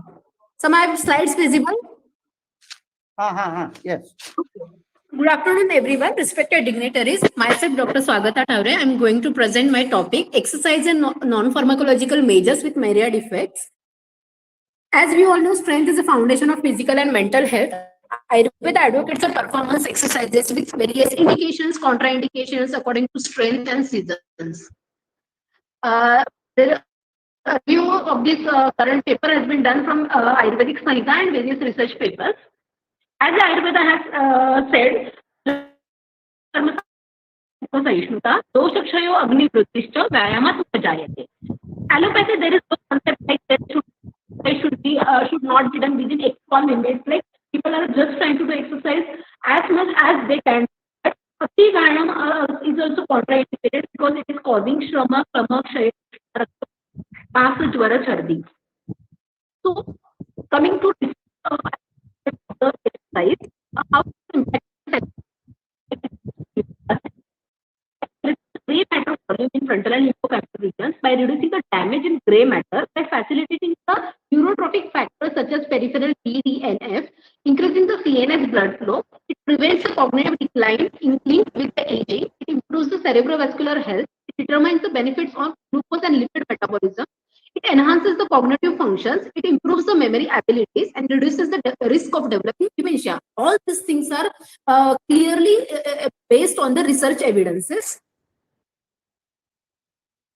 Next, exercise impact on cardiovascular health. It helps in plasma lipid and atherogenesis by increasing the level of HDL. It helps in individuals of insulin dependent as well as non-insulin dependent diabetes. It improves the sensitivity to insulin and improves the glycemic control. In blood pressure, during exercise, definitely blood pressure increases. But if you long-term exercise, if a person is doing, then it can promote the net reduction in blood pressure at rest. Exercise and well-being. It is a research which concludes that the exercise effect on the kids, exercise effect in adolescence, and exercise effect in adult age. In kids, it finds with the high level of self-efficacy, task goal orientation, and perseverance towards the studies. In adolescence age, it helps to keep the better mood and self-concept. In adult age, exercise helps to favor the social relation and mental health. Research-based strategies plan what we can see from these articles that daily physical activity with metabolic rate of at least 60% and above is necessary to lose the weight. So hence 45 to 60 minutes of brisk walking or gardening or cycling can be included in our patients in their daily routine to maintain the weight. Minimum additional energy expenditure of 1000 to 2000 kilocalories per week is necessary to achieve the health status. Please conclude, ma'am. Please conclude. The ability, structural and functional effects by stimulating the blood circulation. It helps enhance the well-being by impacting the biological and psychological mechanism, and an important mechanism that is cerebral reverse. It is activated by the exercise. So to conclude, exercise exerts the myriad effects on human physical and mental health and helps in prevention of cardiovascular, central nervous system diseases and prevents age-related disease due to exercise. These are the references. Thank you. Thank you, ma'am. Now, last participants, Dipankar Mishra. श्रूयते आम within 2 minutes, sir. Okay Sharadindu सुंदर रुचिश्चेतसि सामे गिरां देवी अपहृत्य तमस्सन्ततम् अर्थान् अखिलान् प्रकाशयतु नमस्सर्वेभ्यो अद्य मम विषयस्तावत् आयुर्वेदे वनस्पति विज्ञानं समीक्षात्मकम् एकम् अध्ययनम् वस्तुतस्तु समयाभावात् किञ्चित् निमेषद्वय मध्ये किञ्चित् विषयमिदम् आधारीकृत्य वक्तुमुत्साहे आयुर्वेद ग्रन्थेषु रोगनिदानाय विभिन्न वनस्पतीनाम् अन्वेषणं चयनं परीक्षणं गुणधर्म विपाकानां ज्ञानं केषां वनस्पतीनां कस्य अङ्गस्य कस्मिन् रोगे उपादेयता वनस्पतीनाम् उत्पत्तिस्थानं चेत्यादीनां विषयाणां विस्तृतं वर्णनम् उपलभ्यते चरकसंहिता वनस्पति विज्ञानम् आयुर्वेदस्य आवश्यकम् अङ्गं मन्यते यतो हि औषधीनां निर्माणं विशेषतया वनस्पति जगत सम्बद्धम् चरकसंहितायाम् उच्यते यत् वैद्येन वनस्पति द्रव्याणां नाम रूपगुणा ज्ञातव्याः तत्रोच्यते न नाम ज्ञानमात्रेण रूपज्ञानेन वाह पुनः औषधीनां परां प्राप्ति. Madam Taware, please stop your screen presentation. Okay, ma'am.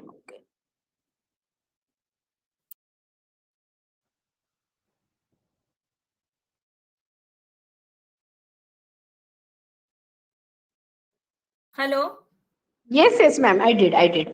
Mr. Mishra, you are not audible now. Mr. Mishra, Dipankar Mishra, you are not audible. Thank you so much.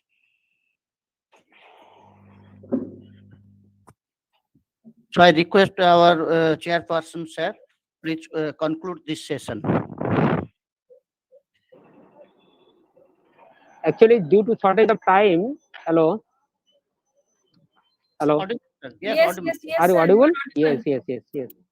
And due to but nice presentation, but due to shortage of time, we can't evaluate in later portions. But thank you all. Thank you very much. And also, I said thanks to Moitri because and also she has already given me the syllabus because I have seen the syllabus and এই syllabus দেখে যেটা মনে হয়েছে মানে আয়ুর্বেদের professional কোর্সের first ইয়ারের যে সিলেবাস তার থেকে অনেক ভালো সিলেবাস এবং সত্যি আমি আই এম ফিলিং প্রাউড যে নন আয়ুর্বেদিক পার্সন যারা তারা এত সুন্দরভাবে আয়ুর্বেদকে উপস্থাপনা করছেন এবং করলেন মানে এবং অনেক অনেক পুরনো পুঁথি ঘেটে এবং কিভাবে তাকে ইনকর্পোরেট করা ইটস ভেরি নাইস থিং এবং আমি সবাইকে আবার একবার থ্যাঙ্কস জানাচ্ছি থ্যাংক ইউ ভেরি মাচ धन्यवादाः महाभागाः अधुना समयाभावात् साक्षादेव वयम् उद्यापनसत्रं प्रति गच्छामः वैलिडिक्टरी सेशन् अस्मिन् उद्यापनसत्रे तत्र सत्रस्य अस्मिन् सत्रे जे विराजन्ते अस्माकं महाविद्यालयस्य अध्यक्षचरणाः अपि तु अस्य चर्चासत्रस्य अपि अध्यक्षपदम् अलङ्कुर्वन्ति ते प्रोफेसर डॉक्टर अमित कुमार दे महाभागाः ते अधुना विनिवेद्यन्ते कृपया उद्यापन सत्रस्य प्रारम्भं कुर्वन्तु इति।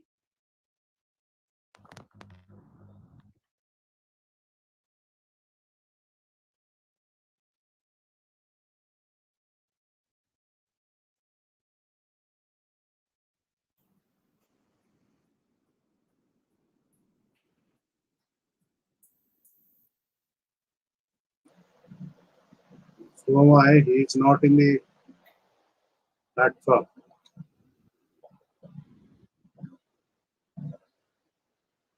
तर्हि महोदय किं कुर्मः अग्रे चलामः किम्? ঠিক আছে তাই হোক তাহলে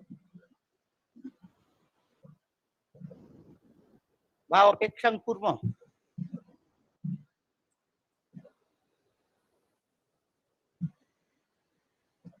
please call the principal and take that decision. मैत्री महाभागा कृपया तत्र दूरवाणीं कुर्वन्तु।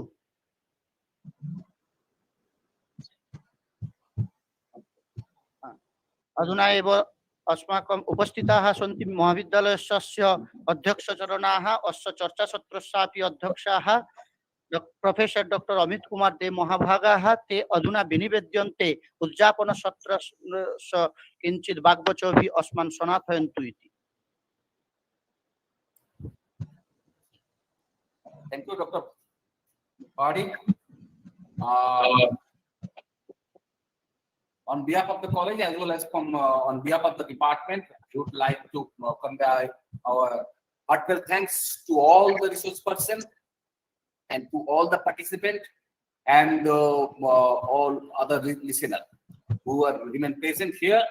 And from last day, from yesterday till today, the department has taken a lot of trouble to accommodate this digital webinar on digital platform on the topic Ayurveda and modern life. I think the participants have realized certain thing about the importance of Ayurveda in a modern life, and also the departmental teachers and the student, they have also realized that how far it is practicable for us to accommodate our Ayurveda in the modern life of human society. We are already led to depart on behalf of the department as well as from the college. I apologize for the same, for not maintaining the time. In future, I hope the teachers, the organizers who are in the helm of the organizing committee, they will take certain steps to maintain the time. And as the time is already over, I hope that all of you enjoyed the seminar, today's lecture, and we'll do something for the betterment of the Ayurveda through the subject matter of Sanskrit. Thank you, and wish to Almighty have a safe day, a safe life, especially in this pandemic period. Okay, thank you. Over to Subhamay. धन्यवादाः महाभागाः। तत्र विभागपक्षतः क्षमां याचे तत्र विलम्बकारणात्। अस्तु तावत्। अधुना अस्माकम् अस्मिन् उद्यापनसत्रे मुख्यातिथित्वेन ये राराजन्ते अस्माकं महाविद्यालयस्य पदार्थविज्ञान विभागस्य वरिष्ठाध्यापकाः आचार्याः IQAC इत्यस्यापि तत्र आह्वायकाः संयोजकाः डॉक्टर प्रदीप्त पंचाध्यायी महाभागाः। ते महाभागा अधुना अनुरुध्यन्ते कृपया स्वकीय वाग्वचोभिः अस्मान् सनातयन्तु इति। ধন্যবাদ শুভময়। বাংলায় বললে কি কোনো অসুবিধা আছে?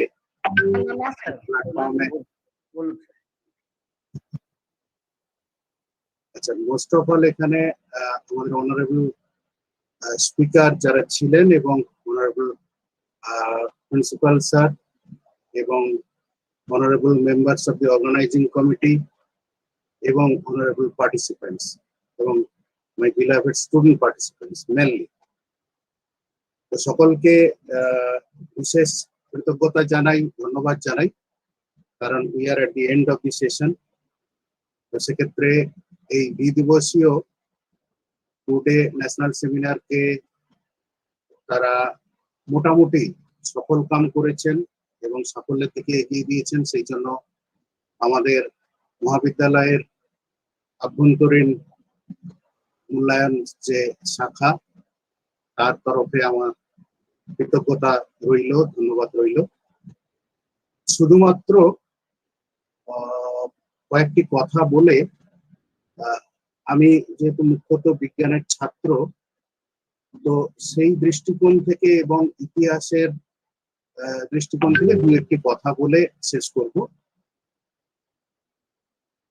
আয়ুর্বেদ চিকিৎসার মূল লক্ষ্য হলো দুটি। প্রথমটি হলো সুস্থের স্বাস্থ্য রক্ষা করা, আর দ্বিতীয়ত হচ্ছে অসুস্থের চিকিৎসা করা। তো আমি একটু আগে ইন্ডিয়ান একাডেমি অফ সায়েন্সের একটি প্রবন্ধ MS বালিয়াথান একজন বিখ্যাত অধ্যাপক এবং খুবই বিখ্যাত কার্ডিয়াক সার্জন এবং আর্টিফিশিয়াল যে হার্ট ভালভ তার আবিষ্কর্তা। কিন্তু বালিয়াথান তার এই যে পারদর্শিতা, সেটা যে শুধুমাত্র পুঁথিগত তাত্ত্বিক জ্ঞানের মধ্যে সীমাবদ্ধ তা নন। তিনি এত সুন্দর আলোচনা করেছেন বিভিন্ন আয়ুর্বেদীয় পদ্ধতি কতটা কার্যকর সে প্রসঙ্গে আমরা যদি পরে পড়ি রাইটিংটা বুঝতে পারবো। এবং বালিয়াথানের মতে খ্রিস্টীয় প্রথম শতক থেকে অষ্টম শতক এমন সময় সংহিতা পর্যায়টি ভারতের আয়ুর্বেদ শাস্ত্রের স্বর্ণযুগ এরকম বলে তিনি চিহ্নিত করেছেন। চরক সংহিতা খ্রিস্টীয় প্রথম শতক, এটি ঋষি অগ্নিবেশ রচিত আয়ুর্বেদের একটি গ্রন্থের সংস্করণ। মূল বইটি হয়তো আরো কয়েক শতাব্দী আগে রচিত হয়েছিল, কিন্তু চরক মূলত এই সংস্করণটি সম্পাদনের কাজ করেন। সেই জন্যই এটি চরক সংহিতা নামে বেশি পরিচিত। খ্রিস্টীয় দ্বিতীয় এবং তৃতীয় শতকের সুশ্রুত সংহিতা নাগার্জুনের দ্বারা সম্পাদিত, কিন্তু প্রায় 700 খ্রিস্টপূর্বাব্দ আগে সুশ্রুত সেটা রচনা করেন। এবং অষ্টাঙ্গ সমগ্র এবং অষ্টাঙ্গ হৃদয়, এটা অষ্টম নবম শতাব্দী খ্রিস্টীয়, এটি রচনা করেন ভাগবত।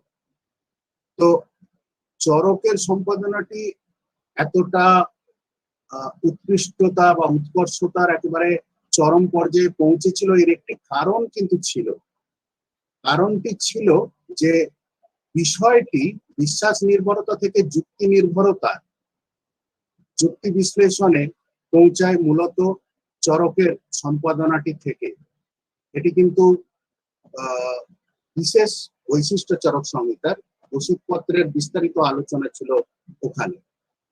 এবং আমরা দেখি 2-3 শতাব্দীর মধ্যে পার্সি, আরবি, তিব্বতী ভাষায় এবং মধ্য এশিয়াতেও এর প্রভাব ছড়িয়ে পড়ে। মূলত আমরা দেখি 1890 সালে বোয়ার ব্রিটিশ গোয়েন্দা বিভাগের কর্মরত ছিলেন।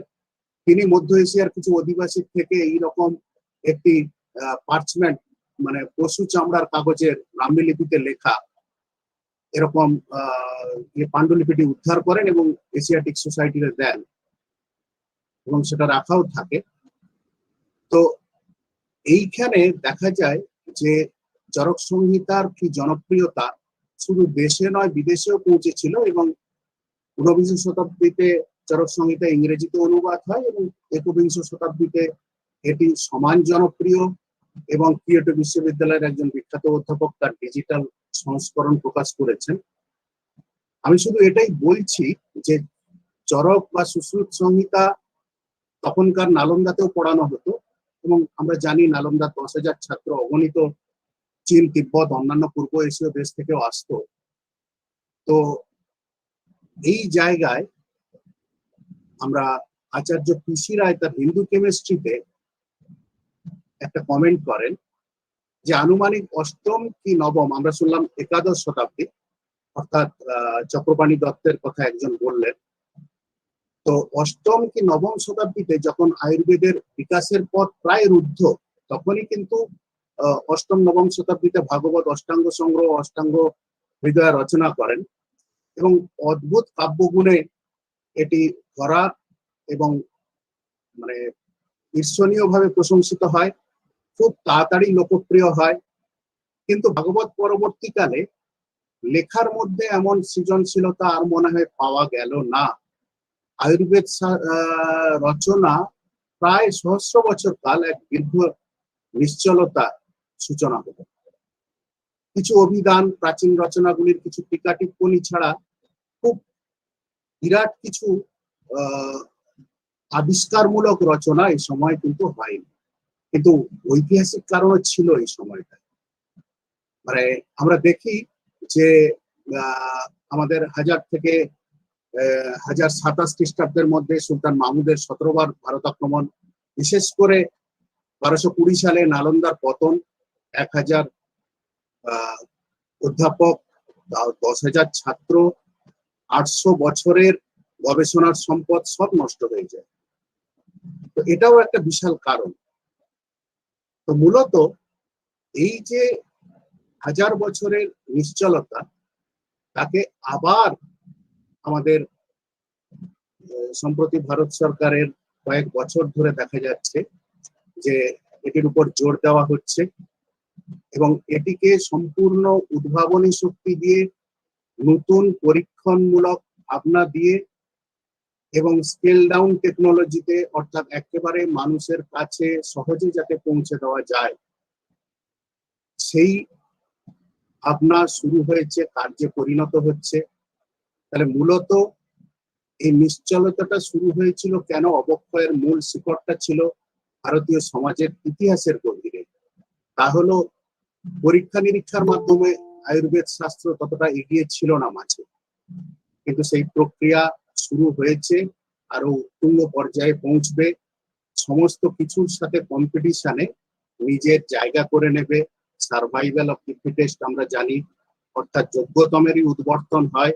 যে ভাবনার মধ্যে সত্যি আছে সেটা কালের বিচারে টিকে থাকবেই। শুধু আলবিরুনির একটা লেখা দিয়ে আমি কথাটা শেষ করতে চাই। আমরা জানি আলবিরুনি মাহমুদের নির্দেশে 1017 সালে ভারতবর্ষে আছেন, 13 বছর ধরে ঘুরে বেড়ান। তখনকার এই যে স্ট্যাগনেশনের ভাবনা, যে নিশ্চলতার কথা বললাম, আলবিরুনির লেখাতেও একটু পাওয়া যায়। আলবিরুনি বলছিলেন যে হিন্দুরা বিশ্বাস করে যে তাদের দেশের মতো আর কোনো দেশ নেই, তাদের জাতির মতো আর কোনো জাতি নেই, তাদের রাজার মতো কোথাও রাজা নেই, তাদের ধর্মের কোনো তুলনা নেই। তারা দাম্ভিক, নির্বোধের মতো আত্মাভিমানী, আত্মকর্মী, নিষ্কর্ম। একজন বিদেশিকে তো বটেই, এমনকি নিজেদের সমাজের অন্য জাতের লোকজনকেও নিজেদের জ্ঞান ও শিক্ষার ভাগ দিতে তারা অত্যন্ত অনিচ্ছুক এবং তা লুকিয়ে রাখতে সদা তৎপর। এমনই তাদের দম্ভ যে তুমি তাদের কাছে খোরাসান কিংবা পারস্যের কোনো পণ্ডিতের উল্লেখ করো, তাহলে তারা তোমায় একই সাথে মূর্খ ও মিথ্যাবাদী করে নেবে। যদি তারা বিদেশ ভ্রমণ করা শুরু করে, অন্য দেশের লোকজনের সাথে মেলামেশা আলাপ আলোচনা শুরু করে, তবেই তাদের এই মানসিকতার পরিবর্তন হবে। কারণ তাদের পূর্বপুরুষেরা তাদের মতো এমন সংকীর্ণ মনা ছিলেন না। একবারে শেষের কথাটা লক্ষ্য করবেন, তাদের পূর্বপুরুষেরা তাদের মতো এমন সংকীর্ণ মনা ছিলেন না। তাহলে কেন নিশ্চলতা শুরু হয়েছিল আমরা কিছুটা দেখলাম একজন ইতিহাসবেত্তা বিজ্ঞানী পণ্ডিতের নিজের লেখায়। তো এইগুলো সরিয়ে দিয়ে একবারে খোলা মনে মুক্ত হাওয়া নিয়ে সারা পৃথিবীর সমস্ত ভাবনাগুলোকে নিয়ে পরীক্ষামূলকভাবে প্রতিষ্ঠা করতে হবে যে আয়ুর্বেদের মূল্য আছে, এবং যদি তার মধ্যে সেই সত্যতা থাকে তাহলে কাল উত্তীর্ণ হবেই। এ আমাদের বিশ্বাস নয়, এটা কালের নিরিখে যাচাই হওয়া। অতএব সেই দিনের অপেক্ষায় আমরা থাকলাম। সকলকে ধন্যবাদ। धन्यवादाः डॉक्टर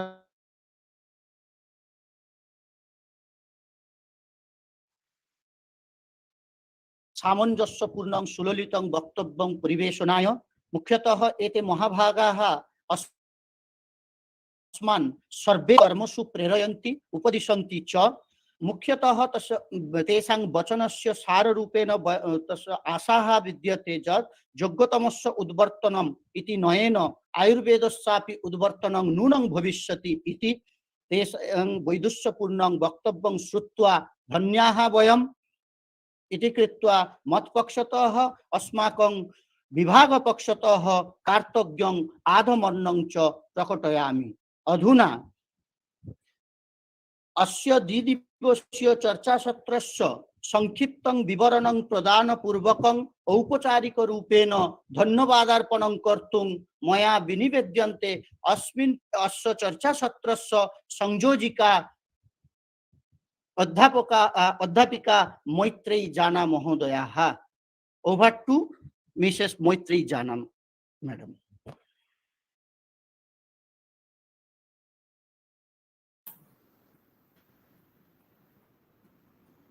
সকলকে দীপ্রাহরিক আন্তরিক শুভেচ্ছা, প্রণাম এবং নমস্কার জানাচ্ছি।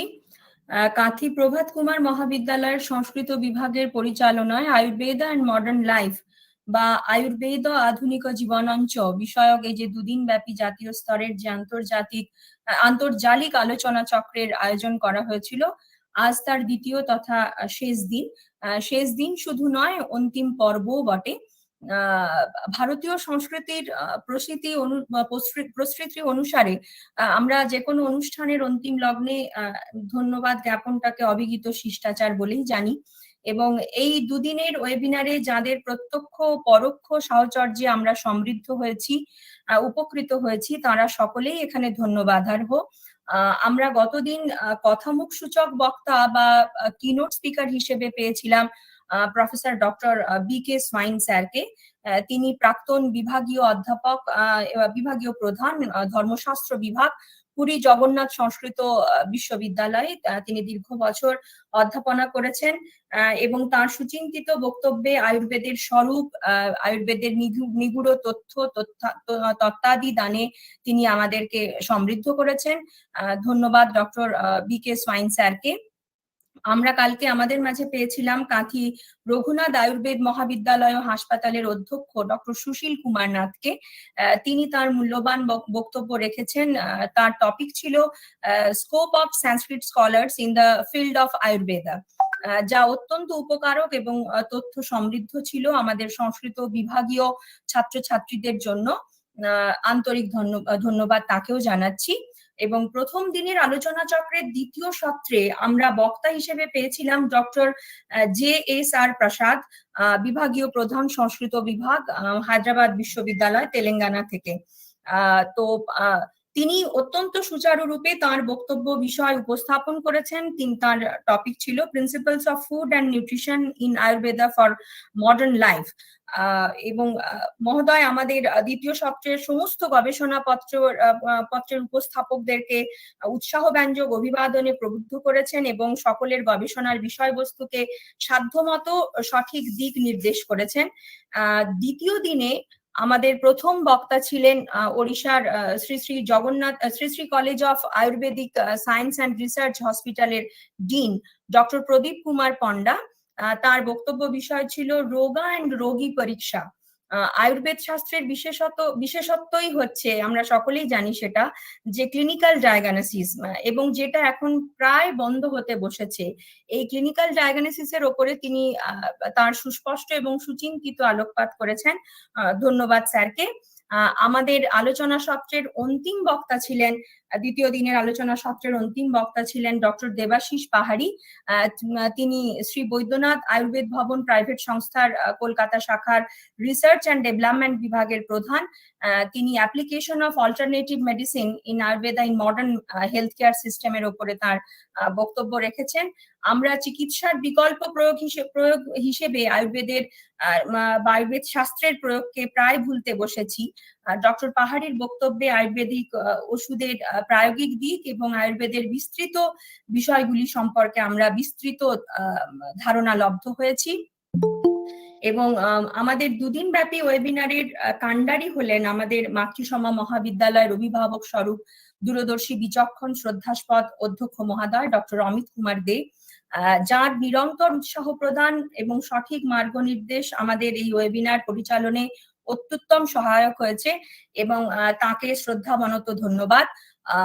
মহাবিদ্যালয়ের আইকিউএসির মুখ্য সঞ্চালক তথা পদার্থবিদ্যার বরিষ্ঠ অধ্যাপক ডক্টর প্রদীপ্ত কুমার পঞ্চাধ্যায় মহোদয় আমাদের ধন্যবাদার্হ। তিনি দ্বিতীয় সত্রের অতিথি বক্তা হিসেবে তার অনুপ্রেরণামূলক বক্তব্যের মাধ্যমে আমাদের উজ্জীবিত করেছেন এবং যাদের কথা মূলত চিন্তা করেই এই ওয়েবিনারের আয়োজন, সেই স্নেহাস্পদ ছাত্রকুলের সহৃদয় উপস্থিতি এবং অংশগ্রহণের জন্য তাদেরকেও জানাচ্ছি ধন্যবাদ। এবং বিভাগের সমস্ত অধ্যাপক অধ্যাপিকার সক্রিয় অংশগ্রহণে এবং নিজ নিজ দায়িত্ব পালনের দ্বারা প্রত্যেকেই ধন্যবাদ প্রাপক এবং মহাবিদ্যালয়ের অশিক্ষক শিক্ষাকর্মীদের যে অকুণ্ঠ সহযোগিতা আমরা পেয়েছি তার জন্য কৃতজ্ঞ এবং ধন্যবাদ জানাচ্ছি। আমরা যারা এই ওয়েবিনারের সাথে সরাসরি সম্পৃক্ত ছিলাম তাদের অতি ছোট পারিবারিক সদস্য সহ সকলকেই বিশেষ ধন্যবাদ জানাই ওয়েবিনারের প্রস্তুতিমূলক কাজের জন্য, এই কদিন পারিবারিক দায়িত্ব থেকে আমাদেরকে অব্যাহতি দেওয়ার জন্য। এবং আমাদের এই ওয়েবিনারে আমরা প্রায় শতাধিক গবেষক ছাত্রছাত্রী অধ্যাপক অধ্যাপিকাদের মৌলিক গবেষণাপত্রের সারাংশ পেয়েছি। প্রতিটি সারাংশপত্রই অভিনব এবং মৌলিক, কিন্তু অত্যন্ত সময়াভাবে আমরা সকলকে তাদের গবেষণাপত্র পাঠের সুযোগ করে দিতে পারিনি, তার জন্য আমরা ক্ষমা প্রার্থী। তাদের পত্রগুলি থেকে আমরা কিন্তু বহু অজানা যুক্তিনিষ্ঠ তথ্যের সন্ধান তারা দিয়েছেন আমাদেরকে এবং আমরা সকলে সমৃদ্ধ হয়েছি। তাদের সকলকেই ধন্যবাদ। এবং কখনোই কোনো মহামারী বা অতিমারি আমাদের কাছে কিন্তু কাঙ্ক্ষিত নয়, কিন্তু গত প্রায় 1.5 বছর ধরে করোনাকালীন এই অতিমারির নিদারুণ প্রেক্ষাপটে আমরা বহু স্বজন হারিয়েছি, অপূরণীয় ক্ষতির শিকার হয়েছি আমরা। তবুও এই যে দীর্ঘ গৃহবন্দী দশা আমাদের কিন্তু আন্তর্জালিক মাধ্যমে আলোচনা সত্রের বড় বড় সুযোগ কিন্তু করে দিয়েছে। আমরা বিষাদের মাঝখানে থেকেও কিন্তু নানা ওয়েবিনারে মানসিক এবং শারীরিকভাবে সুস্থ থাকার রসদ খুঁজে পেয়েছি বা পাচ্ছি, যেগুলো আমাদের শিক্ষা লাভের ক্ষেত্রকেও সমৃদ্ধ করছে অবশ্যই।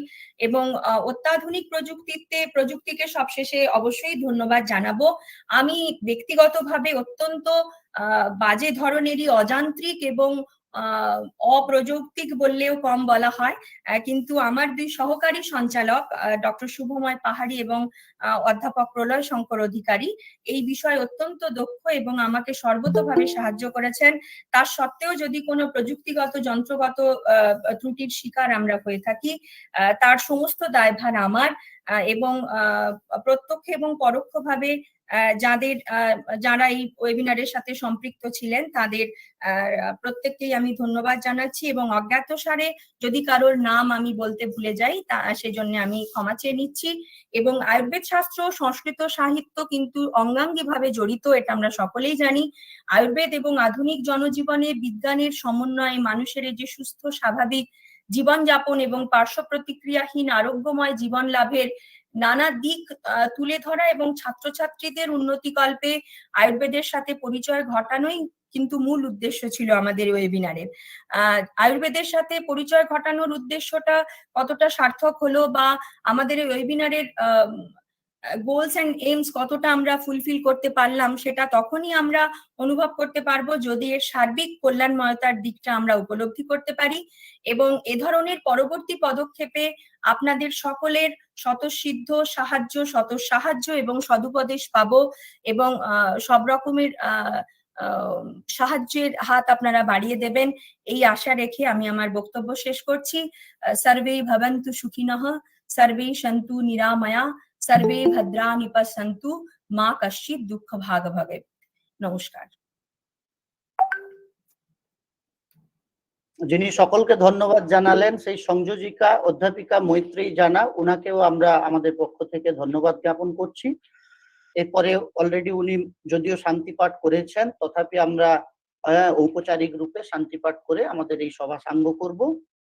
তো সবাই আমরা একটু শান্তি মন্ত্র পাঠ করব। ওং সর্বে ভবন্তু সুখিনঃ, সর্বে সন্তু নিরাময়াঃ, সর্বে ভদ্রাণি পশ্যন্তু, মা কশ্চিৎ দুঃখভাগ ভবেৎ।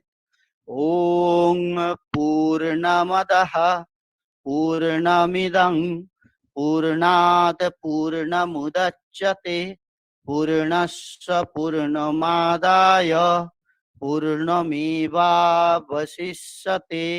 ওং শান্তিঃ শান্তিঃ শান্তিঃ। সর্বেভ্যো নমো নমঃ। अत्रैव अस्माकं चर्चासत्रमधुना समाप्यते।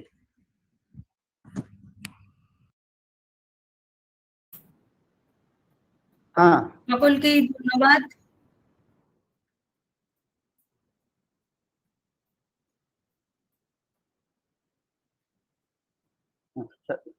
तत्र निवेदनं वर्तते यदस्माकं प्रतिभागिनां प्रमाणपत्रं भवतु, अथवा जे खलु तत्र पेपर् प्रेजेण्टेशन् कृतवन्तः, पत्रवाचनं कृतवन्तः, तेषां कृतेपि निवेदनं वर्तते। भवन्तः सर्वे एव मेल् माध्यमेन तत्र प्रमाणपत्रम् एकसप्ताहदिवसाभ्यन्तरे तत्र वयं दास्यामः इति तु तत्र 7 दिवसं यावत् भवान् तु धैर्येण सह तिष्ठन्तु इति निवेदनं। नमो नमः। फीडबैक पूरणं तत्र फीडबैक फॉर्म अस्ति, सर्वेषां कृते निवेदनं तत्र फीडबैक फॉर्म फिल अप कुर्वन्तु। মিস্টার গোপাল সিংহ চ্যাট বক্সে লিখেছেন যে লিংক পাঠাবেন। স্যার কাইন্ডলি একটু বলবেন কিসের লিংক? ফিডব্যাক লিংকের কথা বলছেন কি আপনি?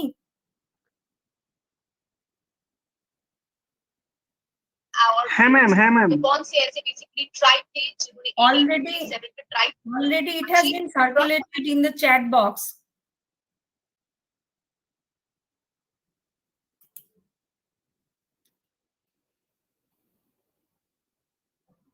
প্রফেসর অধিকারী, যদি সম্ভব হয় আরেকবার লিংকটা কি শেয়ার করবেন?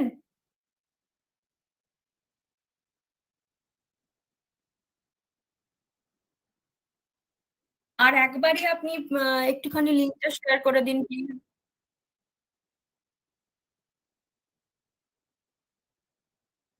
ঠিক আছে মিস্টার গোপাল সিংহ।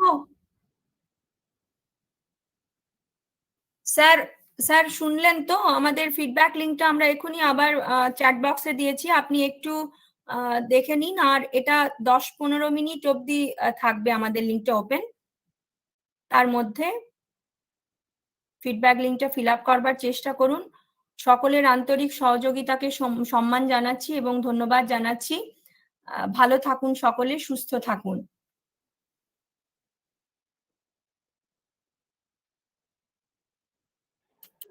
পরবর্তী যা সূচনা থাকবে লিংকটা কোথায় দেওয়া হয়েছে পাচ্ছি না তো, ফিডব্যাক লিংকটা কি গ্রুপে দেওয়া হবে? চ্যাট বক্স, চ্যাট বক্সে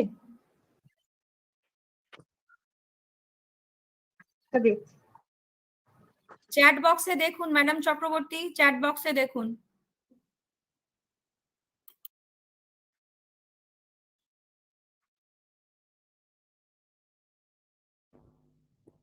ওকে,